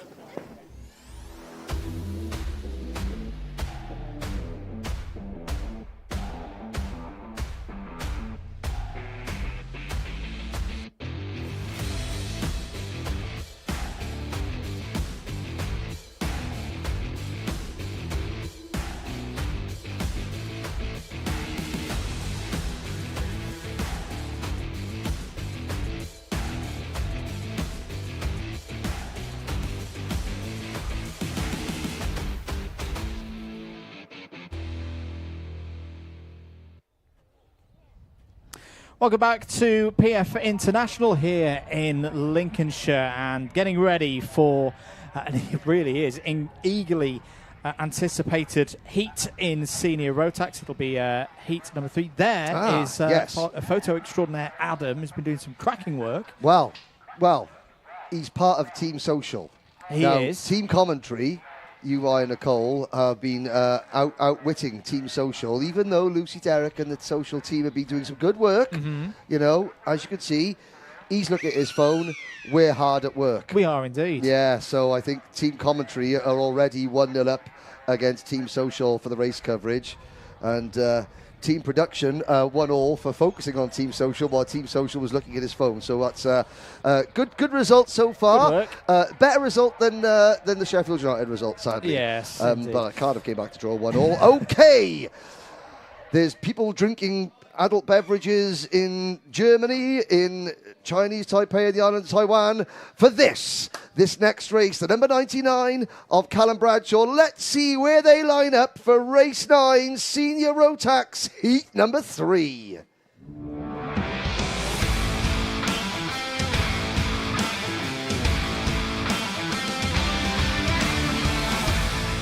Let's take you through the grid. This should be a good one. Macaulay Bishop on pole position. Callum Bradshaw alongside on the front row. Ewan Charman and Lewis Gilbert can't be ruled out there from row number 2. Archie Walker and Gustav Uzakovs go from row 3. Tristan Rennie and Jamie Perilli on row 4. Row number 5, Caden McQueen and George Donald, then Deacon Russell and Armand Hamilton, followed by Angus Scrivener and Tyler Richard Harris, then William Pemble, hopefully get his kart going this time, and Alex Adams Acton. Louis Weaver and Luke Bate go from row number 9.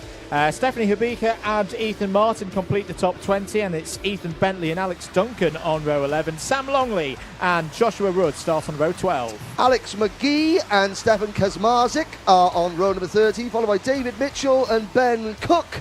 With the final row of the grid, Teresa Babitskova and Ethan Critchley. Now, I noticed there, Ethan Bentley. Bentley's going to sort you out. Bentley rhythm ace. Bentley into his rhythm. Okay, no. Oh dear. 10 minutes then for these guys. And I know we've been talking about Bishop and Bradshaw a lot, but we've got I know there are other drivers in the race. Charman with a win already so far today. Lewis Gilbert has been on great form so far this year. Archie Walker will look to strike back after a difficult heat 1. Caden McQueen on the 5th row of the grid. Alice Powell, welcome to the broadcast. Enjoyed listening to your dulcet tones at the Goodwood members meeting, which is just cute for that's for real anoraks. And oh yes, there was a Rover 3500 Vitesse and Sanyo livery. Anyway, back to the karting. 10 minutes plus 1 lap. Here we go. Heat 3 for Senior Rotax is green and go. Good start for Bishop. Good start for Charman as well. Through to second place immediately. Past Callum Bradshaw, round onto the bridge for the first time. Started Ewan Charman going for the lead, going up onto the hill. It didn't quite work, but brave stuff from the Birrell Art driver. Now he's going to have to defend from Bradshaw. Is there going to be a lane open for Bradshaw down the inside? No. So it's Bishop, Charman and Bradshaw. 1, 2, 3 as they head to hairpin 2 for the first time. Do believe everybody has got through. No, that is incorrect information because Joshua Rudd has had a problem. So the 82 has not gone through sector 1 here on lap 1. Notice there at the start, Bishop was not overly aggressive, but he made sure that he came across. He didn't allow Bradshaw the chance to come across the centre of the track to pinch Bishop going into the first corner. Macaulay made sure that he had the optimum racing line, and that sort of allowed Ewan Charman to take advantage. Bradshaw knows he has to make quick work of Charman, which he does, and now set off after Bishop. And again, this is 2 drivers who I am sure will come across one another, plenty of times in the future, but it's the first time in a major race that they find themselves. So it's an outlier. They both know it's only a heat race, but they don't want to play down the significance of this. This is, they'll know, Bradshaw will know this is a bit of psychological advantage, and this is Bishop replying, saying, look, I'm the new kid of the block, no fear, I don't care about anyone's reputation, I'm here to win. And also, then you have, Bradshaw saying, well, you might care about my reputation because I am one of the most successful to ever do this. Yeah, and in terms of the intermediate classification, we shouldn't forget that also right now. They are live points, these. Pritchard Williams on 2, Bradshaw 2, Garrity on 2. Charman would be on 3, Bishop on 4. I do wonder right now, do Bishop and Bradshaw, it's the common enemies kind of trace here of do they want to work together right now to try and drop the rest? I think they are trying to, but it's not working. Ewan Charman's got good pace. Here comes Bradshaw down the inside of Bishop. Charman's going to follow through. Bishop, understandably at this stage of the race, doesn't fight that too hard, but a statement in the mid-stage for Callum Bradshaw. He was clearly aware, as a world champion, former world champion would be, we're not breaking away here from the rest of the order. I want to take control of this race. That's why he's gone for the lead. Yeah, Caden McQueen in 4th position saying, well, you know, Henry, shut up. There's more than 2 drivers in this race. I'm going to show why I'm also one of the best in the business. McQueen there in 4th place, followed by Archie Walker. Then it's Usakovs, Gilbert, Donald, Rennie and Perilli round out the top 10. Apart from down to 29th place, David Mitchell. Now they've shuffled Charman to the back of this lead quartet. So it again, Strawberry, DHR, KR Sports, you know, the 3 traditional rotax powerhouses. But there's obviously a lot more now, a lot more teams in that mix. But they've had to all 3 of them have had to up their game to keep themselves in a position to which they have grown accustomed to. Warning flag for the number 94. That's Luke Bates. He's having a difficult race. He's down in P24 right now. 6 minutes and 20 seconds to go. Callum Bradshaw doing fantastically right now. Has got a gap, but again, how much of his tyres is he using here right now? That's some interesting thoughts from some of the drivers on the Mojo tyres and what they're learning from them this weekend. Do give the Friday Paddock Show a watch when it's up on YouTube to find out more about that. Lewis Gilbert is now your fastest driver out on circuit on the 56.62. Oh, is that the problem? Is that the Gilbert. number 4 of Lewis Gilbert? Well, he's not going to be going any quicker like that off the road and out of the race. And in a round where there's 60 drivers in senior rotax, that is not what you want if you're looking to win one of these rounds. That could be repechage for Lewis Gilbert. How often do we see that happening with someone setting the fastest lap of the race, and they're setting the fastest lap because something is about to become uncoiled, and then it does become uncoiled. Now, Bradshaw pulling away, McQueen and Bishop giving chase. There is the Diamond of Dalry trudging back towards the paddock, watching his rivals. Archie Walker chasing Ewan Charman for 4th position. A quick look at the front runners. The only non-OTK product in the top 14 is Ewan Charman on that red and white Birrell ART. The next non-OTK product is the number 69 of Louis Weaver in 15th position. So Charman there in the number 42 doing a good job. And if you have a little look now, I think McQueen and Bishop are reeling Bradshaw in. They are bit by bit. A new personal best, a new best of anyone through sector number 2 that time around for Caden McQueen. Took 0.08 of a second out of Bradshaw's lead. Doesn't sound like a lot, but when we're talking 2 or 3 tenths between them, that is quite the chunk. A new fastest lap of the race has gone in from Ewan Charman. It's a 56.51. A second covers the top 5 now. 4 minutes remaining. Can Bradshaw hold on? He'll not be panicking right now. He's been in this situation many times before. Caden McQueen, amazing performance last time out in the O-Plate. That 3 wide round the outside overtake that he did on his way to a top 5. He'll be loving this right now. Moving from Croc Promotions last year into the KR Sport awning and showing that he's got the performance. He's continuing to close in here, Henry, as that is the number 32. Was that Alex McGee? No, it wasn't Alex McGee. Ben Cook, another one of the GMS karting brigade, looks to be out of this one. But Caden McQueen, well, we've both watched him through being a cadet, Henry. He will be loving this right now, chasing the former world champion down. Well, yeah, I mean, I'm so old, I can remember Caden McQueen turning up at Silverstone as the last driver to be officially signed by Martin Hines before he passed, the last to be brought into the Zip Kart frame. And Caden McQueen has taken the lead. And Bradshaw now second, Bishop in third. 2 minutes 50 seconds to go. McQueen standing on the anchors. White line fever. There is Ben Cook sadly retiring as we go double box. for the first time today. Another new feature brought to you this year by Alpha Live. So McQueen leads Bradshaw, Charman and Bishop, with Usakovs and Walker, the top 6, separated by 0.7 of a second. This is one of those races where each of these drivers know now they could finish first in this race. They could finish outside of the top 10.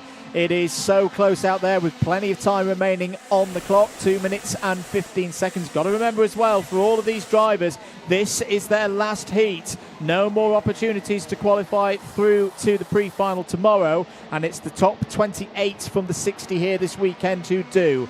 2 minutes to go. Move to the inside there. That's Archie Walker in the number 7, defending from Gustav Uzakovs. Meanwhile, back at the front of the order, McQueen defensive again into hairpin 2. Ewan Charman's going to run a little bit wide. Is that an opportunity for Bishop to go through? Yes, it is. So Bishop back up to 3rd place, and still in there as well. Uzakovs, Rennie, Perilli, Donald, Hamilton's in there as well. The top 12 covered by less than 2 seconds right now. And in a heat race, of course they are. Of course they are.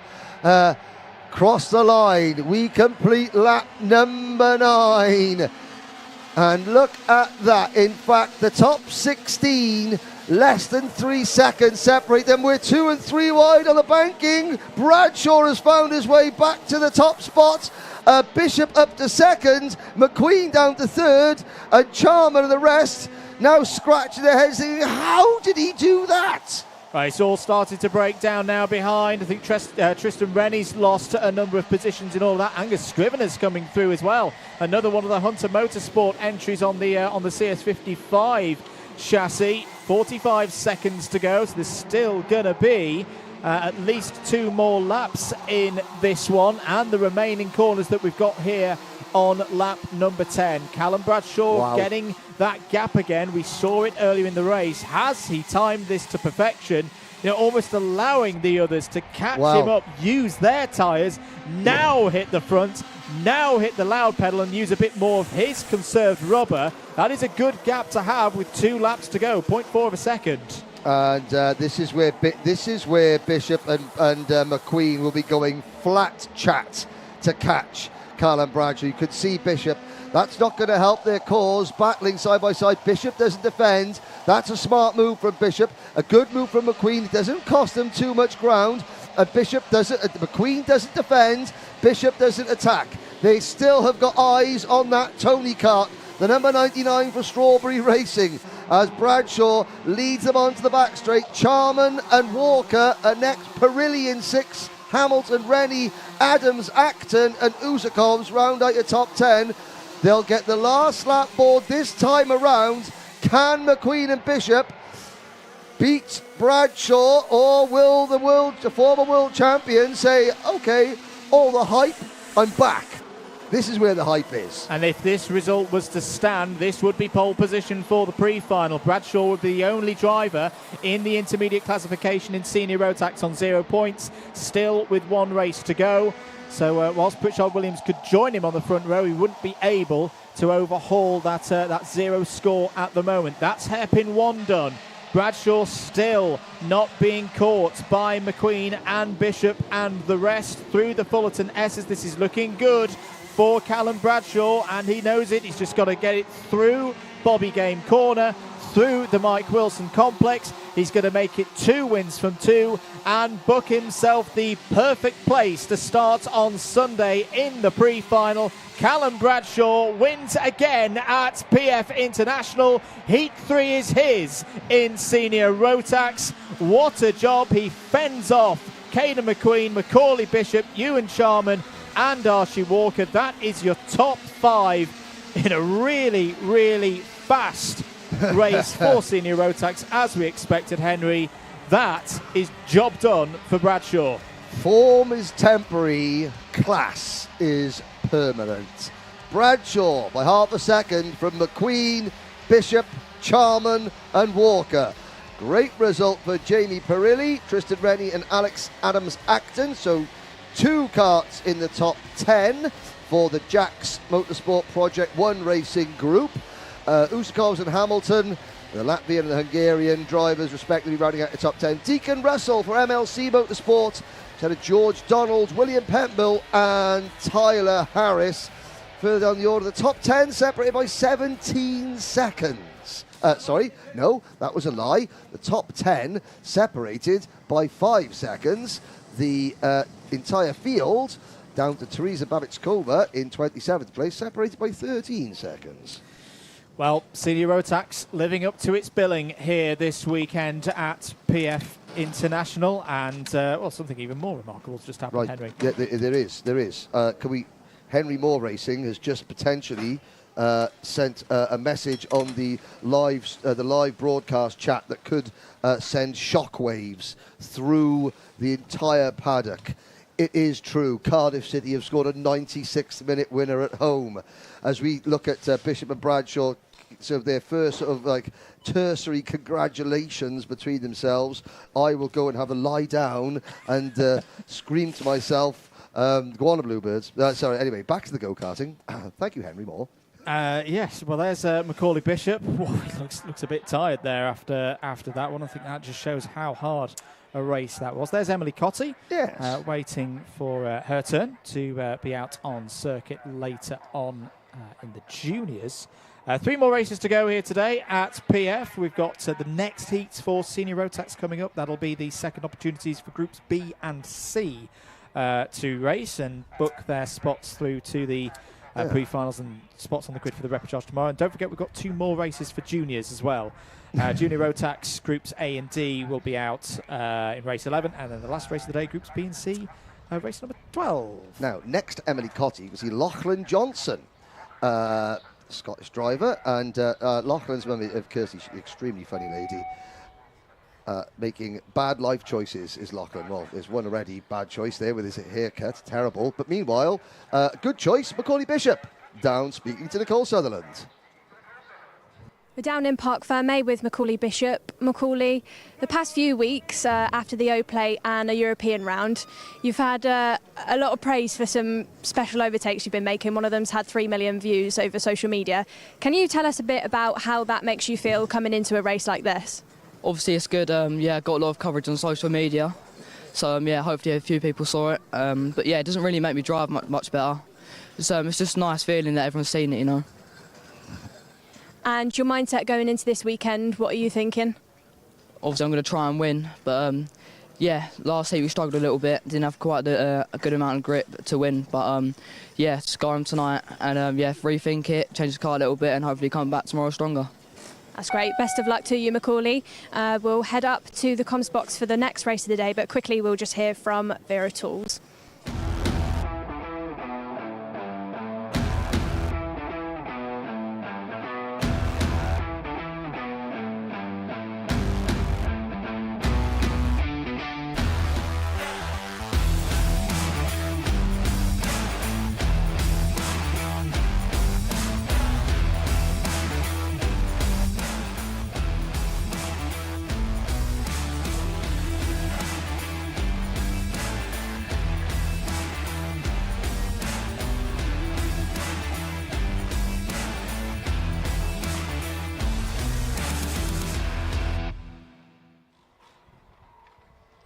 Welcome back here to PF International, getting ready for the next race here on Heat Day, Saturday, first event of the year for the 2024 Wera Tools Motorsport UK British Kart Championships. Andrew Mather and Henry Baudet on commentary duties for you this afternoon.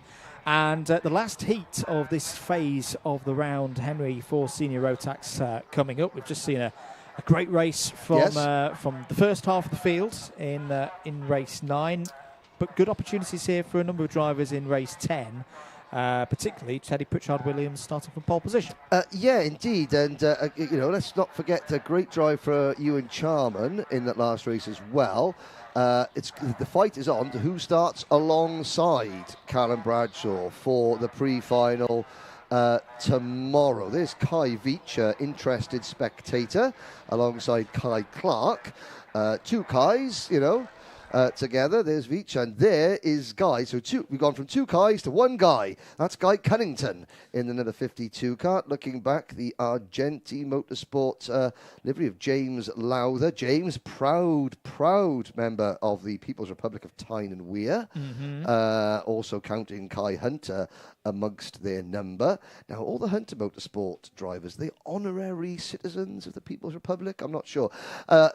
Austin Lee focused, and again, that's visualization. You see, he's got his eyes closed. Why has he got his eyes closed? He's visualizing the track. A lot of these drivers, they do have not just strength and conditioning coaches, but they do have mind coaches and psychologists. And he was doing some visualization there, a bit like the Jamaican bobsled team in the bathtub at Cool Runnings.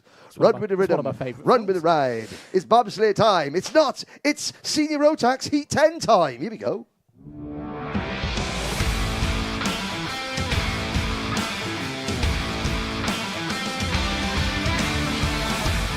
Last heat of the day for senior rotax, their 4th out of 4. Let's have a look through the grid. Teddy Pritchard-Williams on pole position alongside on the front row is reigning champion Kai Hunter. Ethan Jeff Hall and Neo Clark on row 2. Jack Lilly and Kin Geraghty will go from row number 3. Brandon Klein-Nagelvort and Morgan Porter on row 4. Behind Porter, you've got Sam Baker and Austin Lee rounding out your top 10. David O'Leishner and Guy Cunnington on row number 6. Row number 7, Josh Graham and James Lowther, with Matthew Sayer and Archie Buttle on row 8. Dugas Pavlonis and Pearson Bullock Carter on row 9. Luca Osmond Price and Liam Thomas on row number 10. Alex Moody and Ralph Youngling on row 11. Ollie Goodyear and Jack Collins on row 12. The rest of the starting lineup: Reg Hayward, Benjamin Southgate, Spencer Braum and Isaac Lyons, the Northern Irishman, ahead of Rachel Robertson and Jack Gillingham.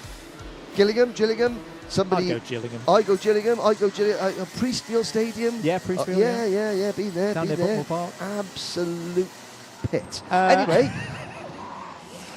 stadium, not the place. Place you see. The 2 drivers on the front row of this grid. Your top 2 from the Rotax round here last year. Yes. Kai Hunter won it. Yes. But for Teddy Pritchard-Williams, it was one of his highlights of the season, finishing I P2 wouldn't know that. back I in was sacked. October. No, I wasn't here. No.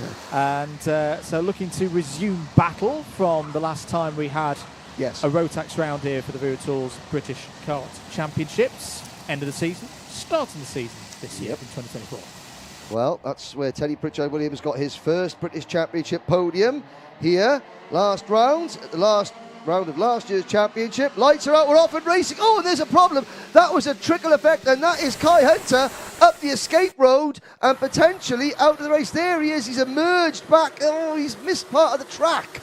But then of course he can't go backwards. Oh dear, that's going to be one that gets sorted out later. Kai Hunter sort of dropping back into where he roughly was in the number 1 plate kart. But I mean, not sure we'll be able to see a replay of that at some point. But everybody just suddenly shuffled over to the racing line, and Kai Hunter, with nowhere to go, was forced up the escape road. It was indeed, and we'll keep on top of that situation and let you know any news as we find it. Let's actually have a look at a replay of this one. So good start for those on the pole side of the grid, and I think the 97 was involved there, Ethan Jeff Hall. Yeah, it was a case of Pritchard-Williams came over, but Ethan Jeff Hall, with somebody tucked on his rear bumper, also came over. And I think the trajectory of Ethan Jeff Hall being pushed by somebody else, slipstream by somebody else, just made a little bit of contact with the C word again, but it was a chain reaction, and poor Kai Hunter on the outside, nowhere to go. He has emerged back in 8th position. Sadly, Isaac Lyons didn't take the start. He didn't take the start of the first race. Now, I saw Isaac after qualifying sort of sitting in the Dan Holland awning. I wonder if he wants to go it. He wants to race, but his ribs are somewhat less inclined. Possibly so. I hope Isaac is okay. Coming round to complete lap number 2 then. Well, Teddy Pritchard-Williams was up front earlier on in his previous race when he was going toe-to-toe with Callum Bradshaw. No teammate help this time though, because that's Jack Lilly down the inside, taking the lead of the race at the start of lap number 3, and it's a swarm of senior Rotax drivers heading over the bridge now. There is the number 72 of Austin Lee coming through the order as well. But back comes Pritchard Williams, immediately responding. As we say, Henry, the best time to overtake is when you've just been overtaken. That was spot on from the Welshman, back into the lead of the race. And Brandon Klein-Nagelvoort, an excellent job up into P2 as well. Again, a drive with a lot of promise. Oh, and that's the number 31 of Sam Baker. So the Jack Dex Racing team well represented up at the front. Baker now dropping back a couple of places, he's getting swamped into the Mike Wilson complex. But again, Baker, a good start, a gutsy move, and now he's got to sort of regird his loins, as it were, and sort of get back into a rhythm.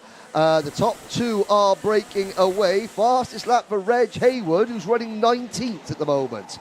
But Pritchard Williams and Nagelvoort, both drivers have promised a lot and not necessarily always had the results that their pace has warranted. This is an opportunity for them to at least get a good hatful of heat points.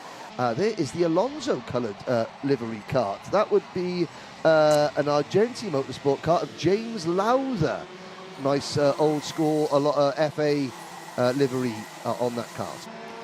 Indeed, 6 minutes and 20 seconds to go. Well, it's not exactly the same situation for Teddy Pritchard Williams, but a familiar one. It's broken off the front of the order with another driver in a pair. This time it's Brandon Klein-Nagelvoort, and surely these two will work together now through the next few laps, because Kai Hunter right there in third place.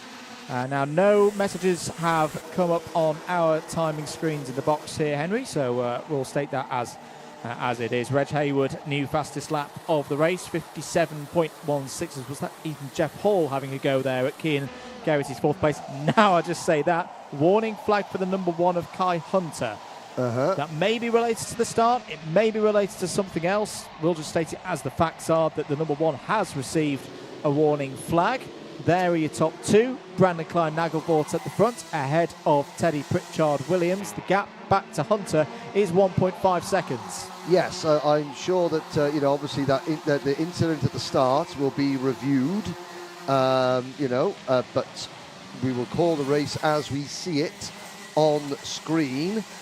Garrity, Jeff Hall, Morgan Porter. Now Morgan Porter, he needs a good race as change for the lead. Pritchard Williams makes the move going into the Bruno Ferrari S's. Kai Hunter, 56.92. He is charging back towards the front of the field. And yes, it's under investigation. Briefly explain, obviously, when you go off the track, you're not allowed to cut part of the circuit. However, you're not allowed to turn the kart round and go back into oncoming traffic either, because there's a safety thing, but there's a penalty if you miss part of the circuit. Kai Hunter's argument will be, hang on, I could have gone across the grass and into the barriers, or back across the grass and back on track in front of a whole field of karts going under the bridge, which would have been, in his opinion, or dangerous. He could have gone up the hill, then turned round and come back down the hill, but that's facing oncoming traffic. So he was stuck between a rock and a hard place. What the result will be, I don't know, but that's generally why he's under investigation. What we do know right now, the intermediate classification looks a little bit like this. Callum Bradshaw has P1. We know that is done and signed, sealed and delivered. 0 points, nobody can beat that. Teddy Pritchard Williams currently holding P2. Wow, round the outside there. That was a good attempt. It's a moment off the corner there.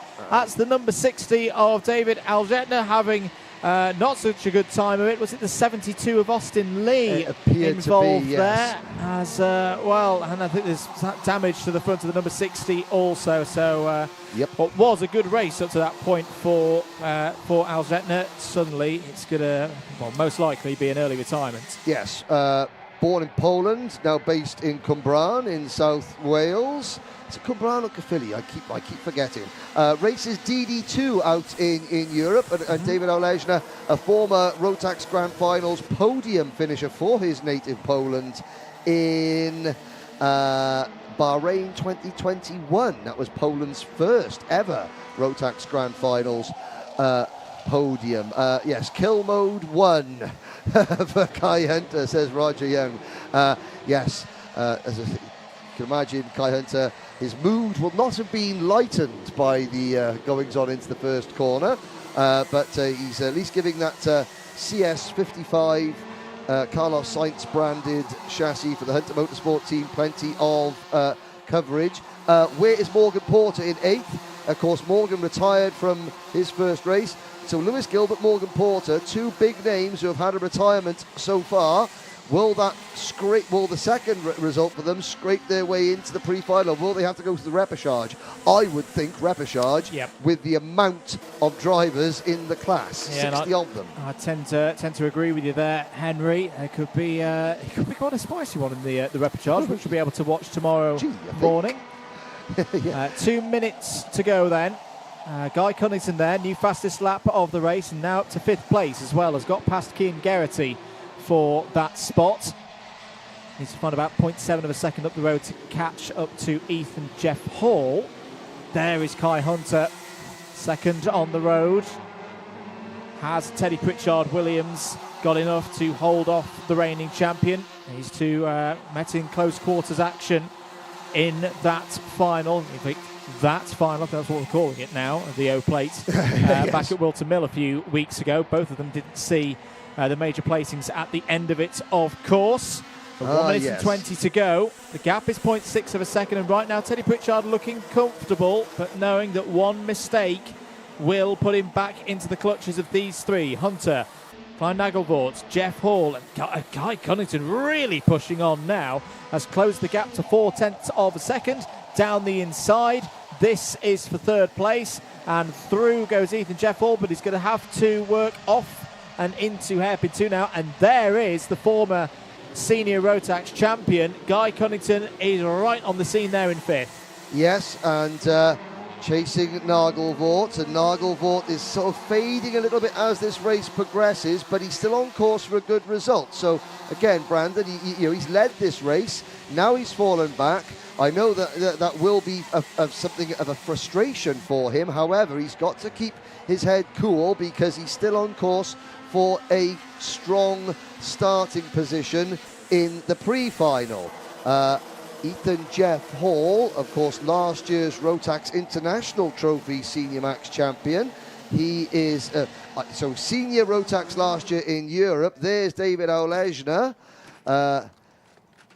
Again, you can see the tyres have to come off the kart. There's so Olejna out of the race. The clock has struck 0, and Pritchard-Williams, he's not absolutely out of the woods yet. Hunter is not there, but if one missed apex from Pritchard-Williams, and Hunter will at least have a little nibble, I'm sure.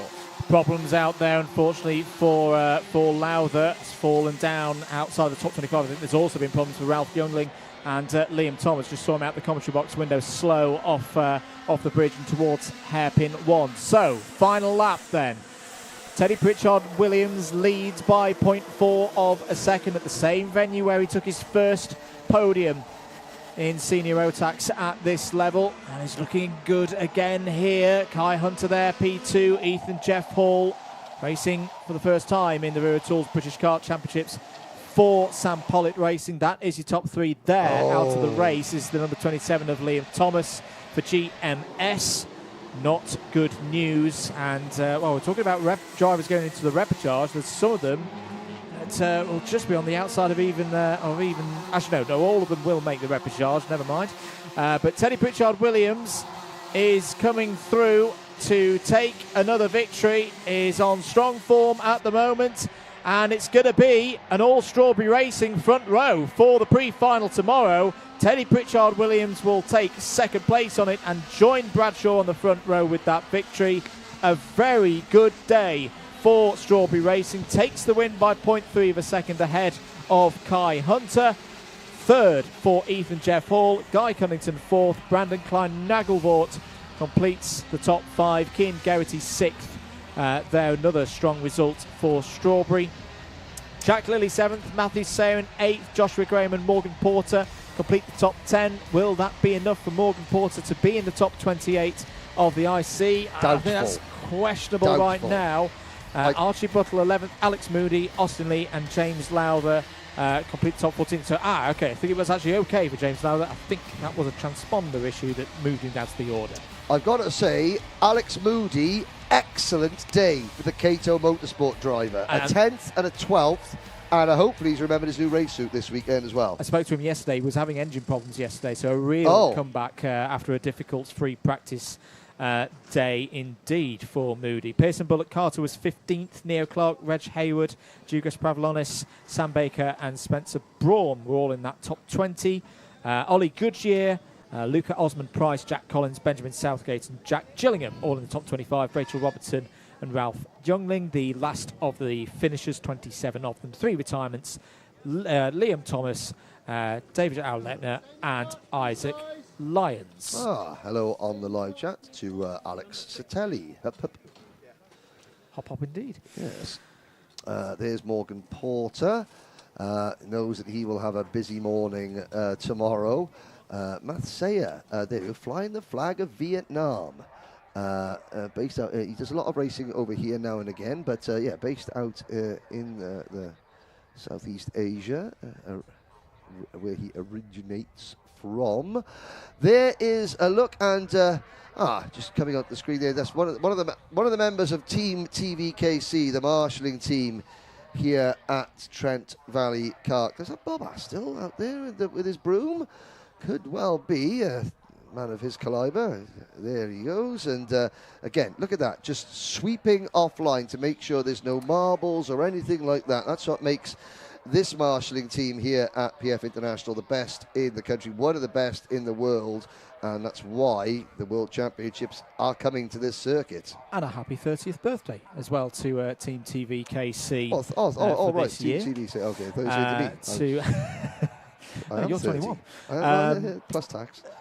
Yes, but I would say we got here on Thursday for preparing for this weekend, and the curbs being painted, the PFI logo on the main straight has been freshly painted for this weekend. Some proper love and attention given to the circuit. Now racing. It all becomes clear. The PFI logo on the start-finish line has been freshly painted. Yes, that's why Dan Thursday. Ashton was in such a hurry to get Cian Sullivan, who broke down, off because he drove onto the new paint.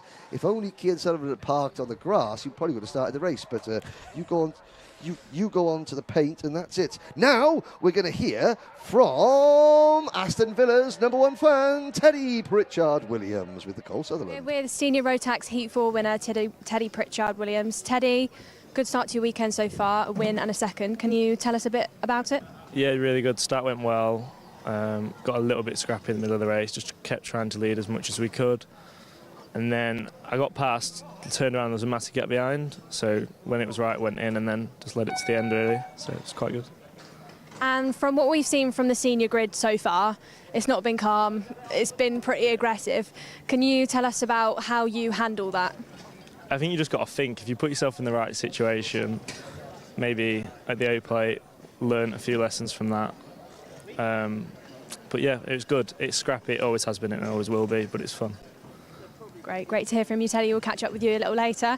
We're also going to go and see who else we can find.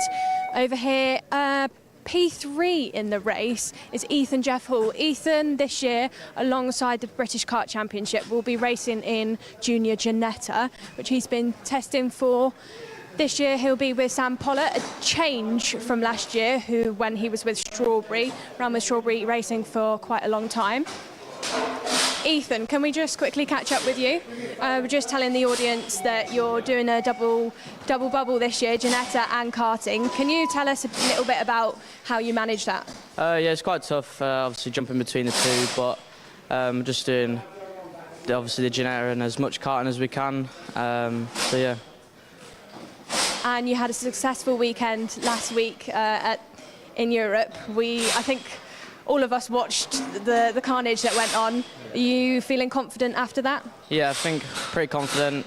I struggled a little bit in the heats, just trying to get things sorted, but we had a good comeback in the final. I think we dropped down to 17th at one point, but drove back up to 6th on track and 3rd after penalty, so it was good. Thanks. Well, best of luck to you, Ethan. Speak to you a little later. And we'll just throw up to a quick word from Wera Tools.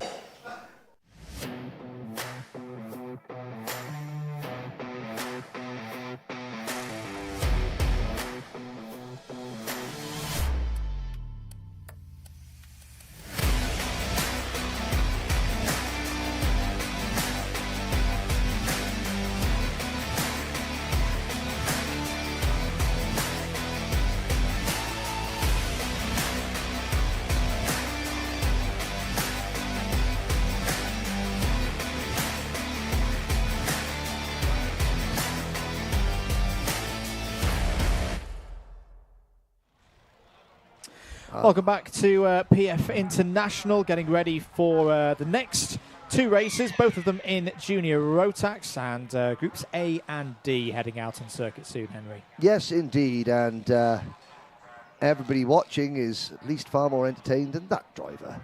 No, he is. He's entertained. He's waiting, and he's waiting for the starting lineup of Junior Rotax Heat number 3, and that's coming up now.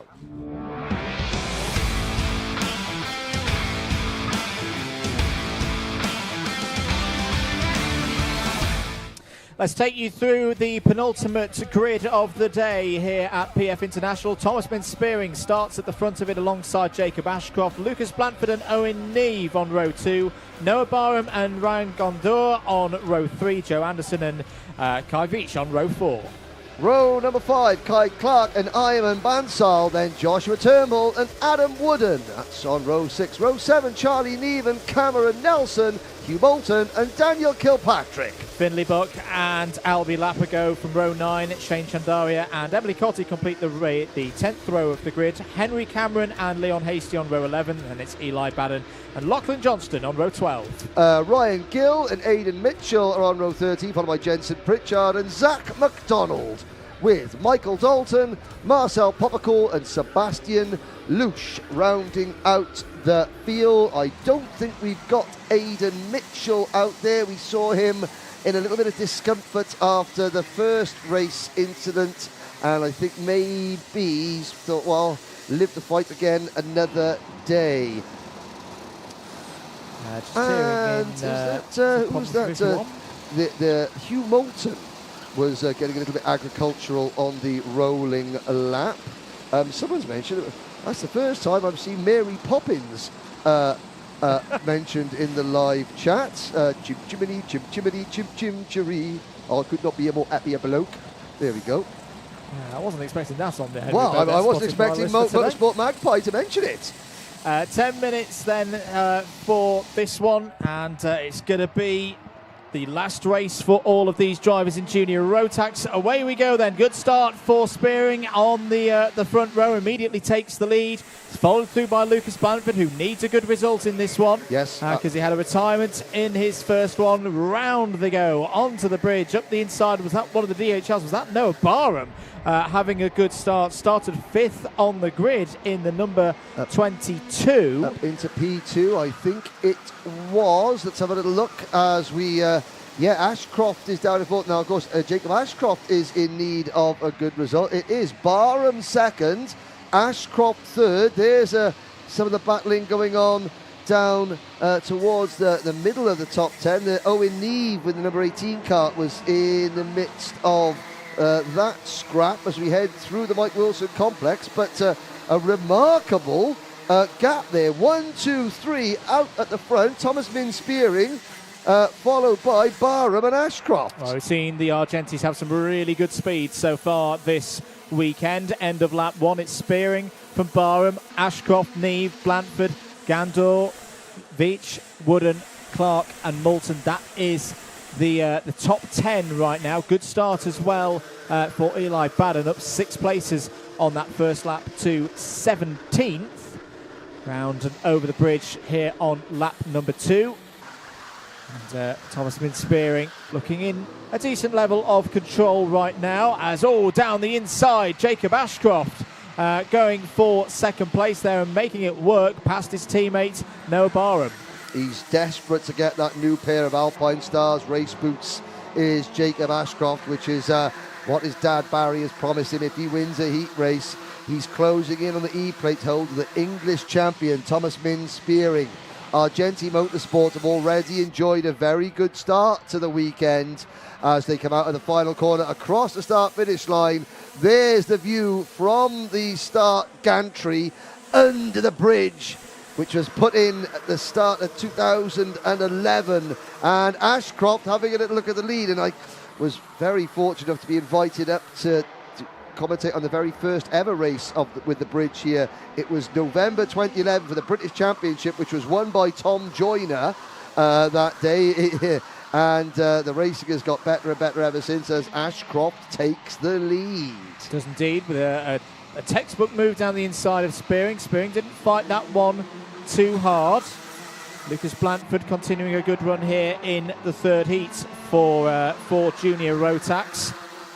They're in fourth, a couple of changes further behind. Looks like Kyrich has got through into fifth place, and following through as well, Ryan Gandour. So Owen Neve down to seventh place. Not such a pleasant sight for the number 26 of Michael Dalton, who's going to see the meatball. The mechanical flag is out for Michael Dalton. Had gained 8 places up to that point, but we'll go no further.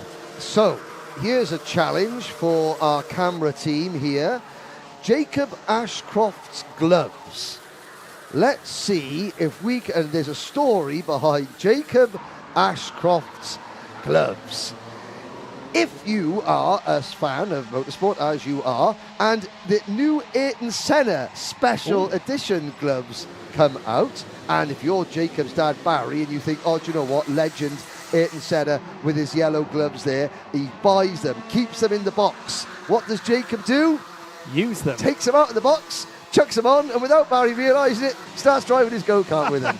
So there they are. There's the special edition Ayrton Senna race gloves that Barry Ashcroft was hoping to keep in a box and sell on for many, many, many more pounds years in advance, years down the line. That was his retirement fund, which is now being used by his son Jacob. To good effect, however, might I add. Well, you never know. If he keeps winning races in them, they may get even more valuable. Now there's the number 29. Oh, Albie Lapper out of the race.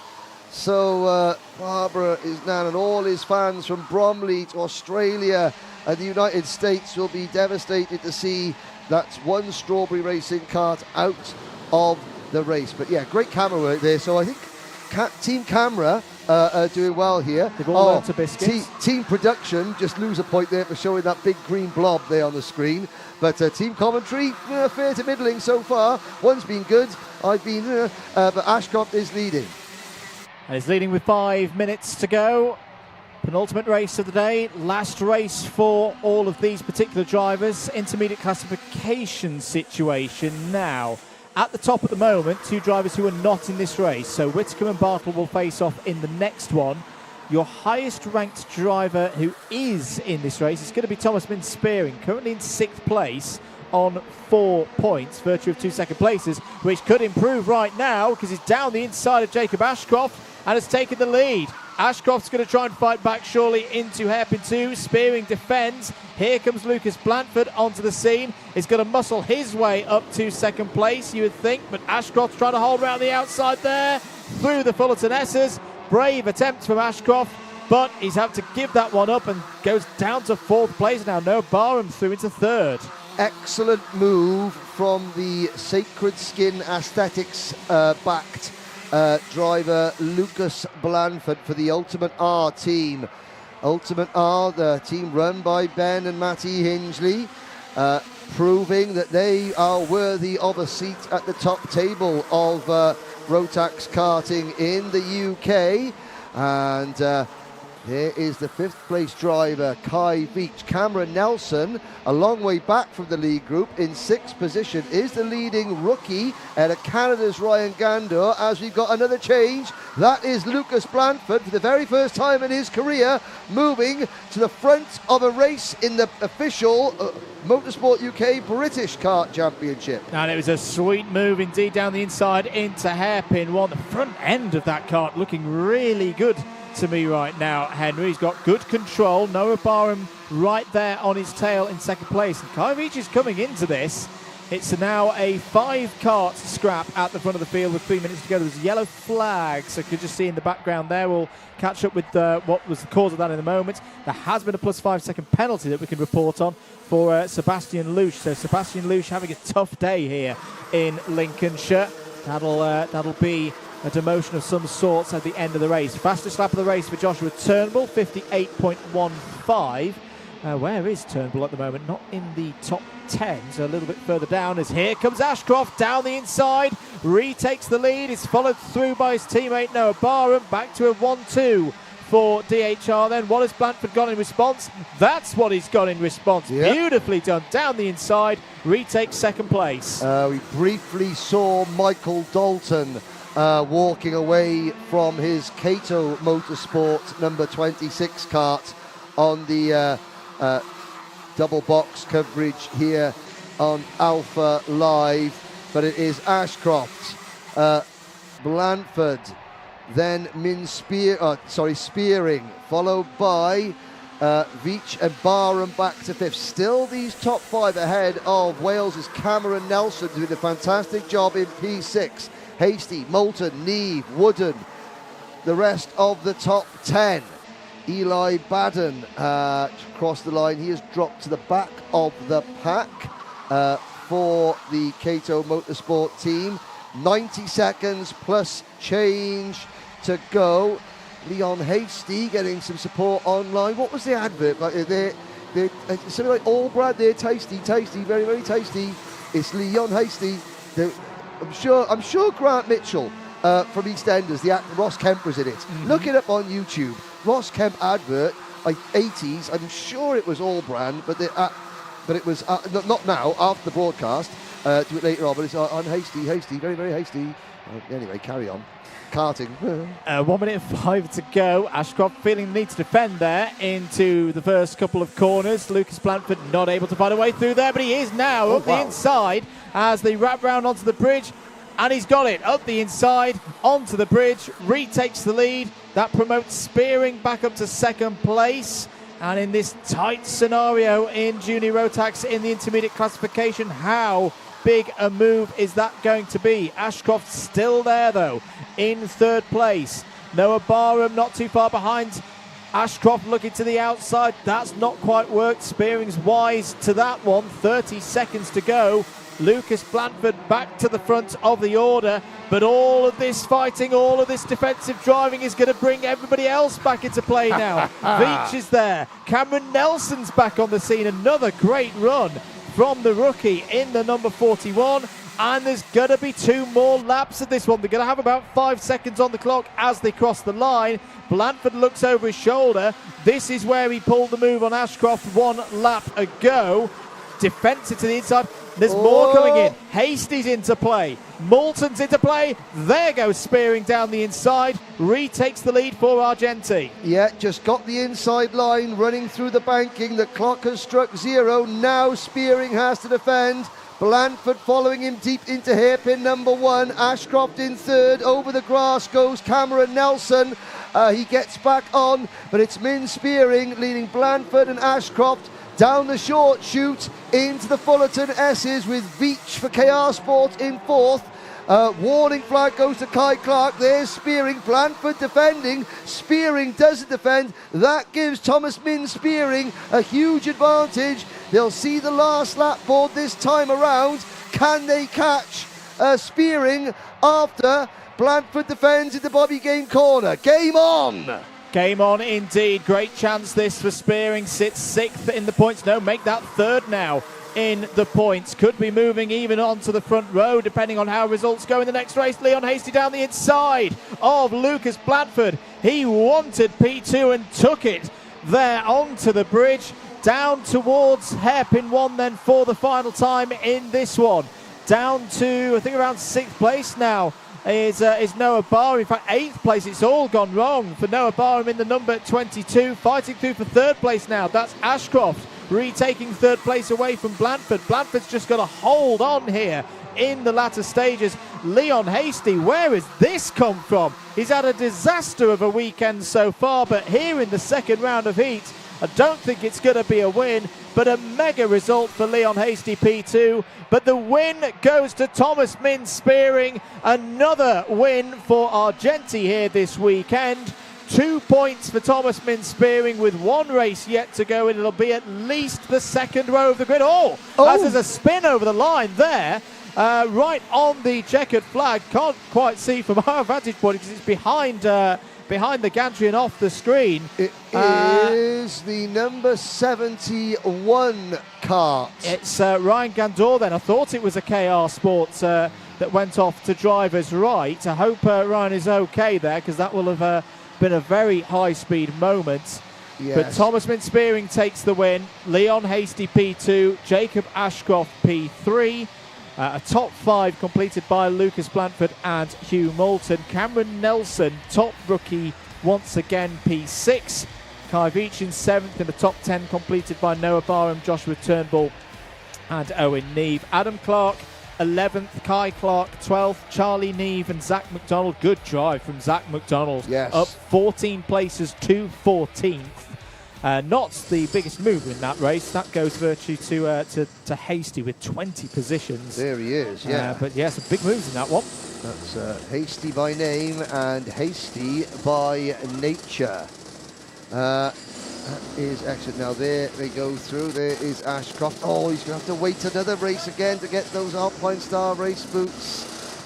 You know, as there is Ryan Gandua, and you can see Dan Ashton, he's not waving to us, he's waving to the medic, who is just based up, going halfway up the hill, to come down and have a little look. I'd imagine, of course, the way the kart sort of went into barriers and jackknifes around, that's what can, you know, hurt a driver's ribs or a wrist if they are not, if they're still holding on to the steering wheel. But the good news is, for Canada's Ryan Gandua, is that he's walking up to the medic, and the medic can check him out. Now, of course, any driver that goes to see the medics must be cleared by said medics and then the race director before they can carry on racing. The good news for Ryan Gandua is that he is now finished for the day, and he's got all night before the racing starts tomorrow.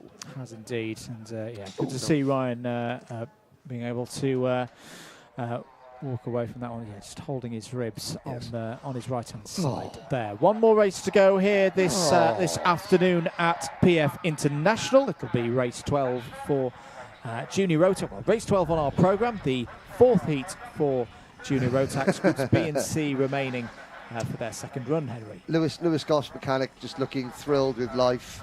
Oh, what a wonderful, what an atmospheric shot, you know, just thinking, what's going on behind his eyes? So, oh, my glove's tight so enough. we had some fun yesterday, oh, which hopefully you'll see on the Karting UK YouTube channel in due course. With Lewis Goff and Jack Collinson. Ah, right, in a team's challenge. Oh, okay. I won't give spoilers. No, please, no spoilers, no spoilers. That expression was quite similar to what Jack Collinson had in terms of Lewis Goff's performance. I'll say no more. Oh, okay. It's in the edit suite, I'm sure. No, you can see. It's very entertaining. Now, if Leon Hasty is going to be speaking to Nicole Sutherland very shortly, but then we'll go back to the paint gate on the start-finish straight there. Dan Ashton showing that Ryan Gandua decided to scuff the paintwork on the grid. Terrible. Let's head down to Parc Ferme. Nicole Sutherland is with Leon Hasty. Over in Parc Ferme with Junior Rotax second place finisher Leon 22nd to second, bit of a drive. Can you tell us about what happened on earlier today to motivate you for that? Well, going into the first heat, had a really bad qualifying, and I got collected in a collision on the first corner, and I wasn't able to continue the race. So going off 22nd again, just kept my head, drove as hard as I could, and made up to second. Yeah, pretty impressive drive there from you, Leon. Best of luck for the rest of the race weekend. We'll head back up to the comms box for our next Junior Rotax heat, but first we'll just have a quick word from Kart Sim.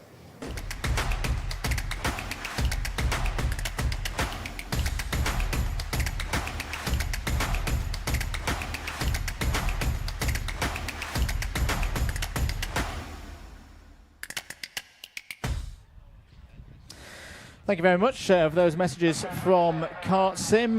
One more race to go here this afternoon, well, actually early evening now at PF International. Do hope that you've enjoyed following the coverage here today. If you have missed any of it, don't worry, you will be able to watch it back here on the broadcast platform of your choice. And if you've not done so already, do make sure that you've clicked that subscribe button for Alpha Live, for Our Karting UK as well, at Our Karting UK, the home of content for the British Kart Championships here on YouTube and for Motorsport UK, of course. You've got the network of broadcast channels, the Alpha Live YouTube channel, the Motorsport UK YouTube channel, and the home of British karting on YouTube, Karting UK. Indeed. Lots of places. Like, subscribe, click the bell, apparently, that sends you notifications for every time there is an upload. And the thing is that people always, well, why do I need to subscribe to all of them? It's because like, you do. Because you do. Andrew, don't explain to people. Don't explain to people. Just tell them. You know, championship commentator of the British Championship. Yes. Just tell them. Tell the people. Because you do. That's it. But there's extra special content on all different three. Let's go to a grid. It's Junior Rotax.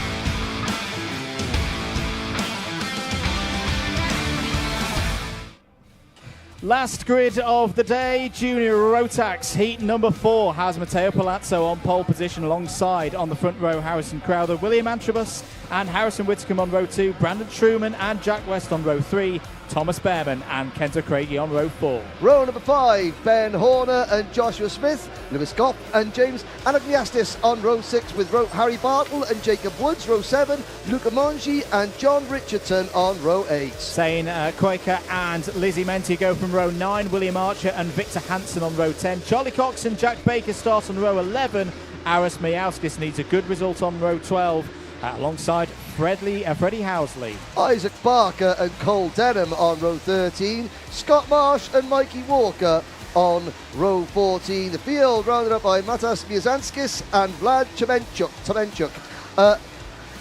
Uncle Tyrone obviously wishing Brandon Truman good luck, but Roger Young is trying to blame me. Roger Young has gone and purchased a pair of Jacob Ashcroft edition Special Ayrton Senna Special Edition race clubs. He's blaming me for the plug. I'm going to blame the cold beverages that Roger has been drinking and staying up late to watch the karting, because in Chinese Taipei, the island of Taiwan, it's now well gone midnight. And never ever click, eBay or shopping sites online after a beverage or 7 in Roger's case.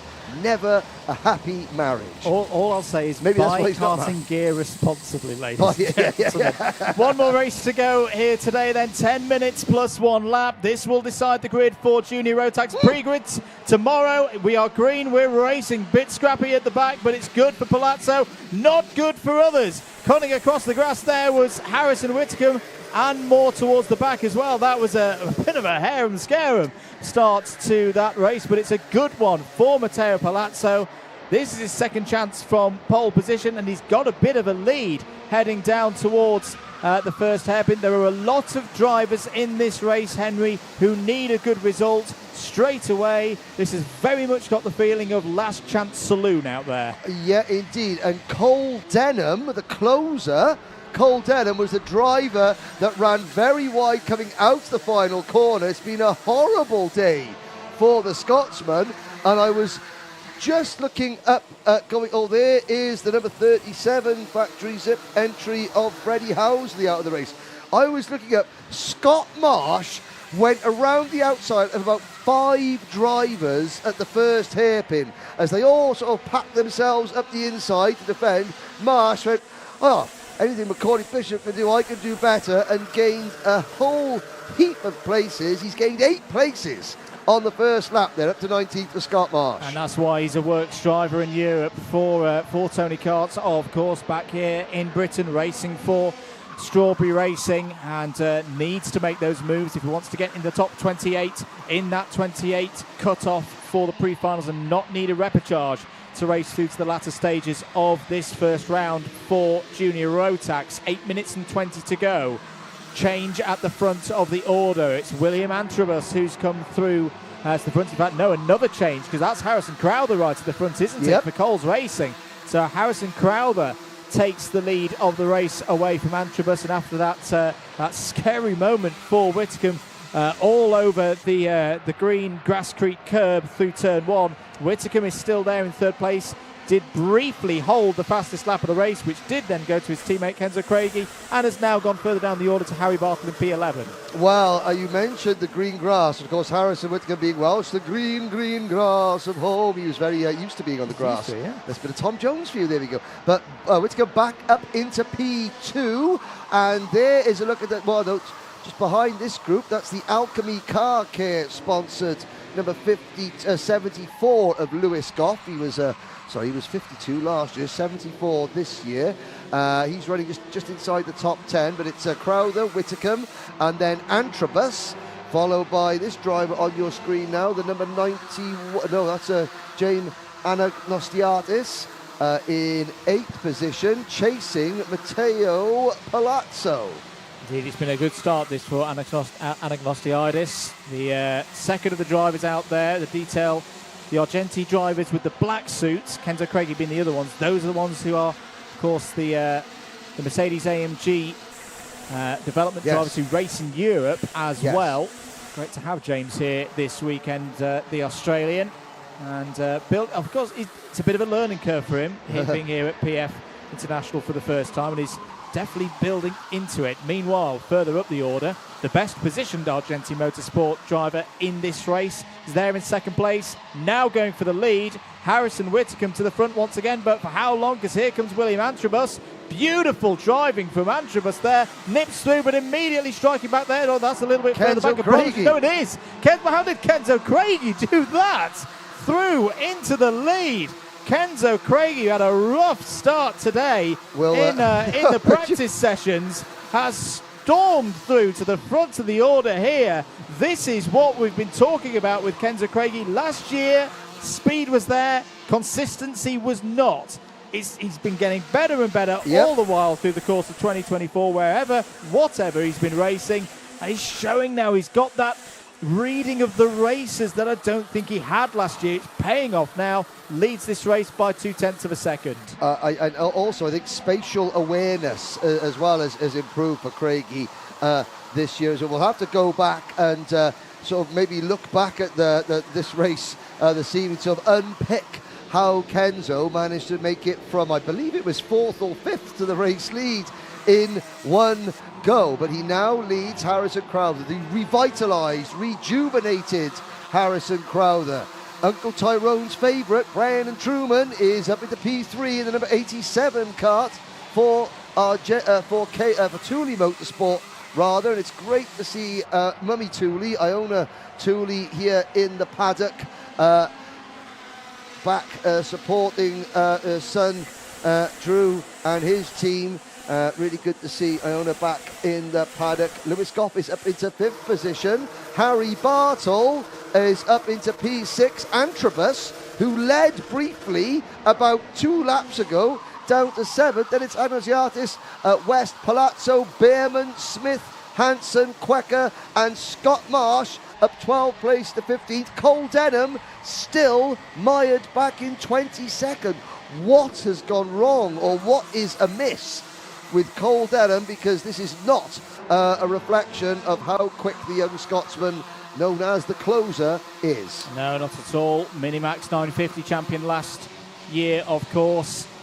A tough time so far this weekend. There was a change there for 3rd place. Harrison Whitcomb through past Brandon Truman. Also, not good news again for the number 68 of John Richardson.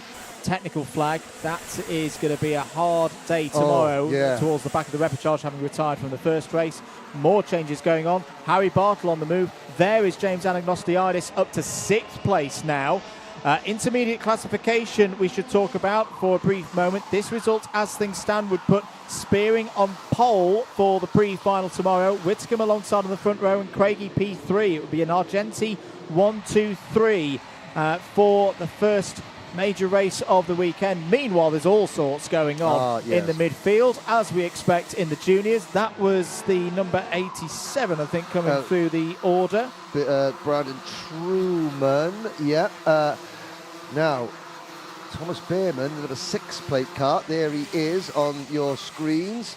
He is entrenched in about 9th or 10th places. Now, with 3 minutes to go, Crowther pushing Kenzo Craigie away from the chasing pack as we go out onto the banking. Whitcomb in 3rd, Harry Bartle, wow, from 13th to 1st, and we've been talking about we've been waxing lyrical about so many drivers. Well, Harry Bartle perhaps deserves praise more than anybody.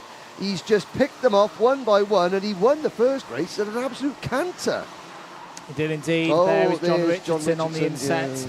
Out of the race. Really tough day for the driver representing Azerbaijan. Through there, number 6, Thomas Behrman, younger brother of Ollie Behrman, of course, making a move up to, gaining positions inside that top 10. And at the moment looking comfortable to be qualifying through to remember the top 28. Never mind that right now, because here comes Crowther for the lead of the race, and he's done it, taking it with good speed over the pit straight there. Harrison Whitcomb having a little go there at his teammate. Kenzo Craigie makes it work. Bartle down the inside, and all of a sudden Kenzo Craigie, who was looking comfortable, has gone from 1st to 4th in the matter of 4 corners. Yes, of course you've got the Kart Republic chassis used by the Argenti Motorsport team, the Red Speed OTK kart for Coles Racing, and of course the Tony kart for Harry Bartle. The top 4 through the Fullerton S's. I've got to say that this is really good for Harrison Crowther and Harrison Whitcomb. The two Harrisons, you've got Harry Bartle, last year's CIK Academy representative. He's won lots and lots of international events as Harry Bartle. And then you've got Kenzo Craigie. You've mentioned him many times, part of the young driver program. So Harrison Crowther and Harrison Whitcomb showing, every Formula One team could fill their young academies with British talent if they had the money and the wherewithal. You could indeed. 45 seconds to go. Crowther defends to the inside there. Whitcomb follows down that inside line. It's no change in that top 4. You've got to keep an eye out, though, for Lewis Goff, James Anagnostiadis, Jack West, William Antrobus. That's the second group that's not too far behind. Down the inside. Oh, Whitcomb through the Fullerton S's. How about that one?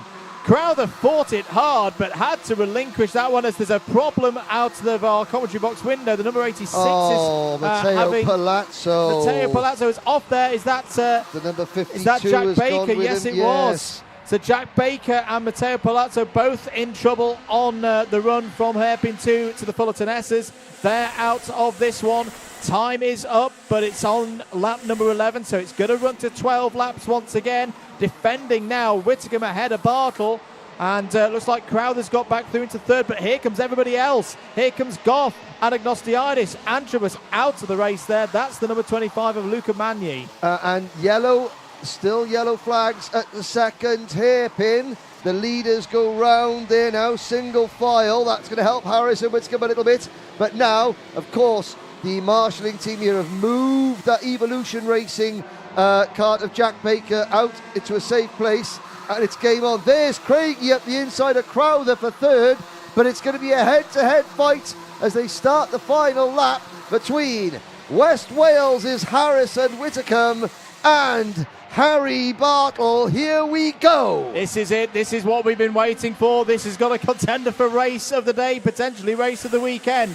Can Harry Bartle, who won the O-Plate a few weeks ago at Wilton Mill, find his way through? He can find his way through. Harrison Whitcomb down to 2nd place, fought it hard, but Harry Bartle was not to be stopped there. Defensive down the inside into hairpin 1 goes Bartle. Down the inside goes Anagnostiadis for 3rd place.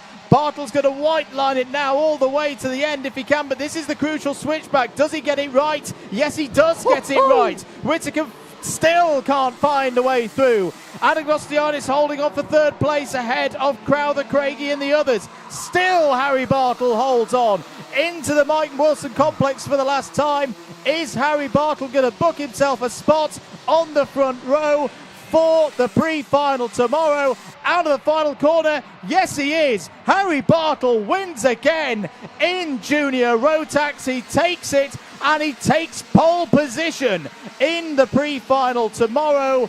He takes it by 0.21 seconds ahead of Harrison Whitcomb. It was a bold move. It was a big move, Henry, but it's given Bartle the win. And while Bartle and Whitcomb were battling over the lead, Alchemy Car Care's Lewis Goff for Sam Pollitt Racing out-battled not one, but two members of the Mercedes Young Driver Programme, James Anagnostiadis and Kenzo Craig, to finish third, with Jack West in sixth, William Antrobus seventh, Thomas Behrman, Joshua Smith and Harrison Crowther after leading. He finishes 10th. Scott Marsh from the back of the grid up to 11th.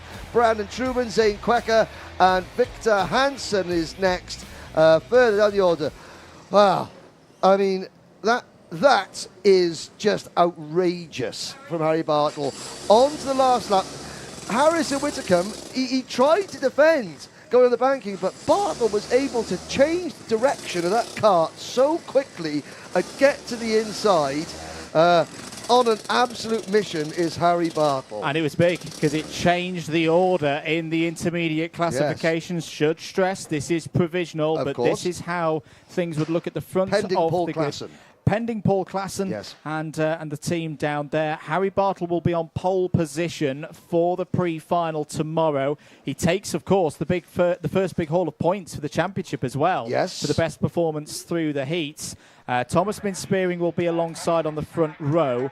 Then another two of the Argentis. It'll be Whitcomb third, Craigie fourth, William Antrobus fifth, Thomas Behrman sixth, Nelson and Moulton 7th and 8th. All of the results, of course, across on the website. Do go check them out. I am just also going to note here, you can see most of the karts and the drivers in Parc Ferme. One of them hasn't made it to the end, which I think is James Anagnostiadis, is it not? Right. So something's happened to James Anagnostiadis' number 52 Argenti Motorsport kart on the cool-down lap. I can tell you what has happened to it.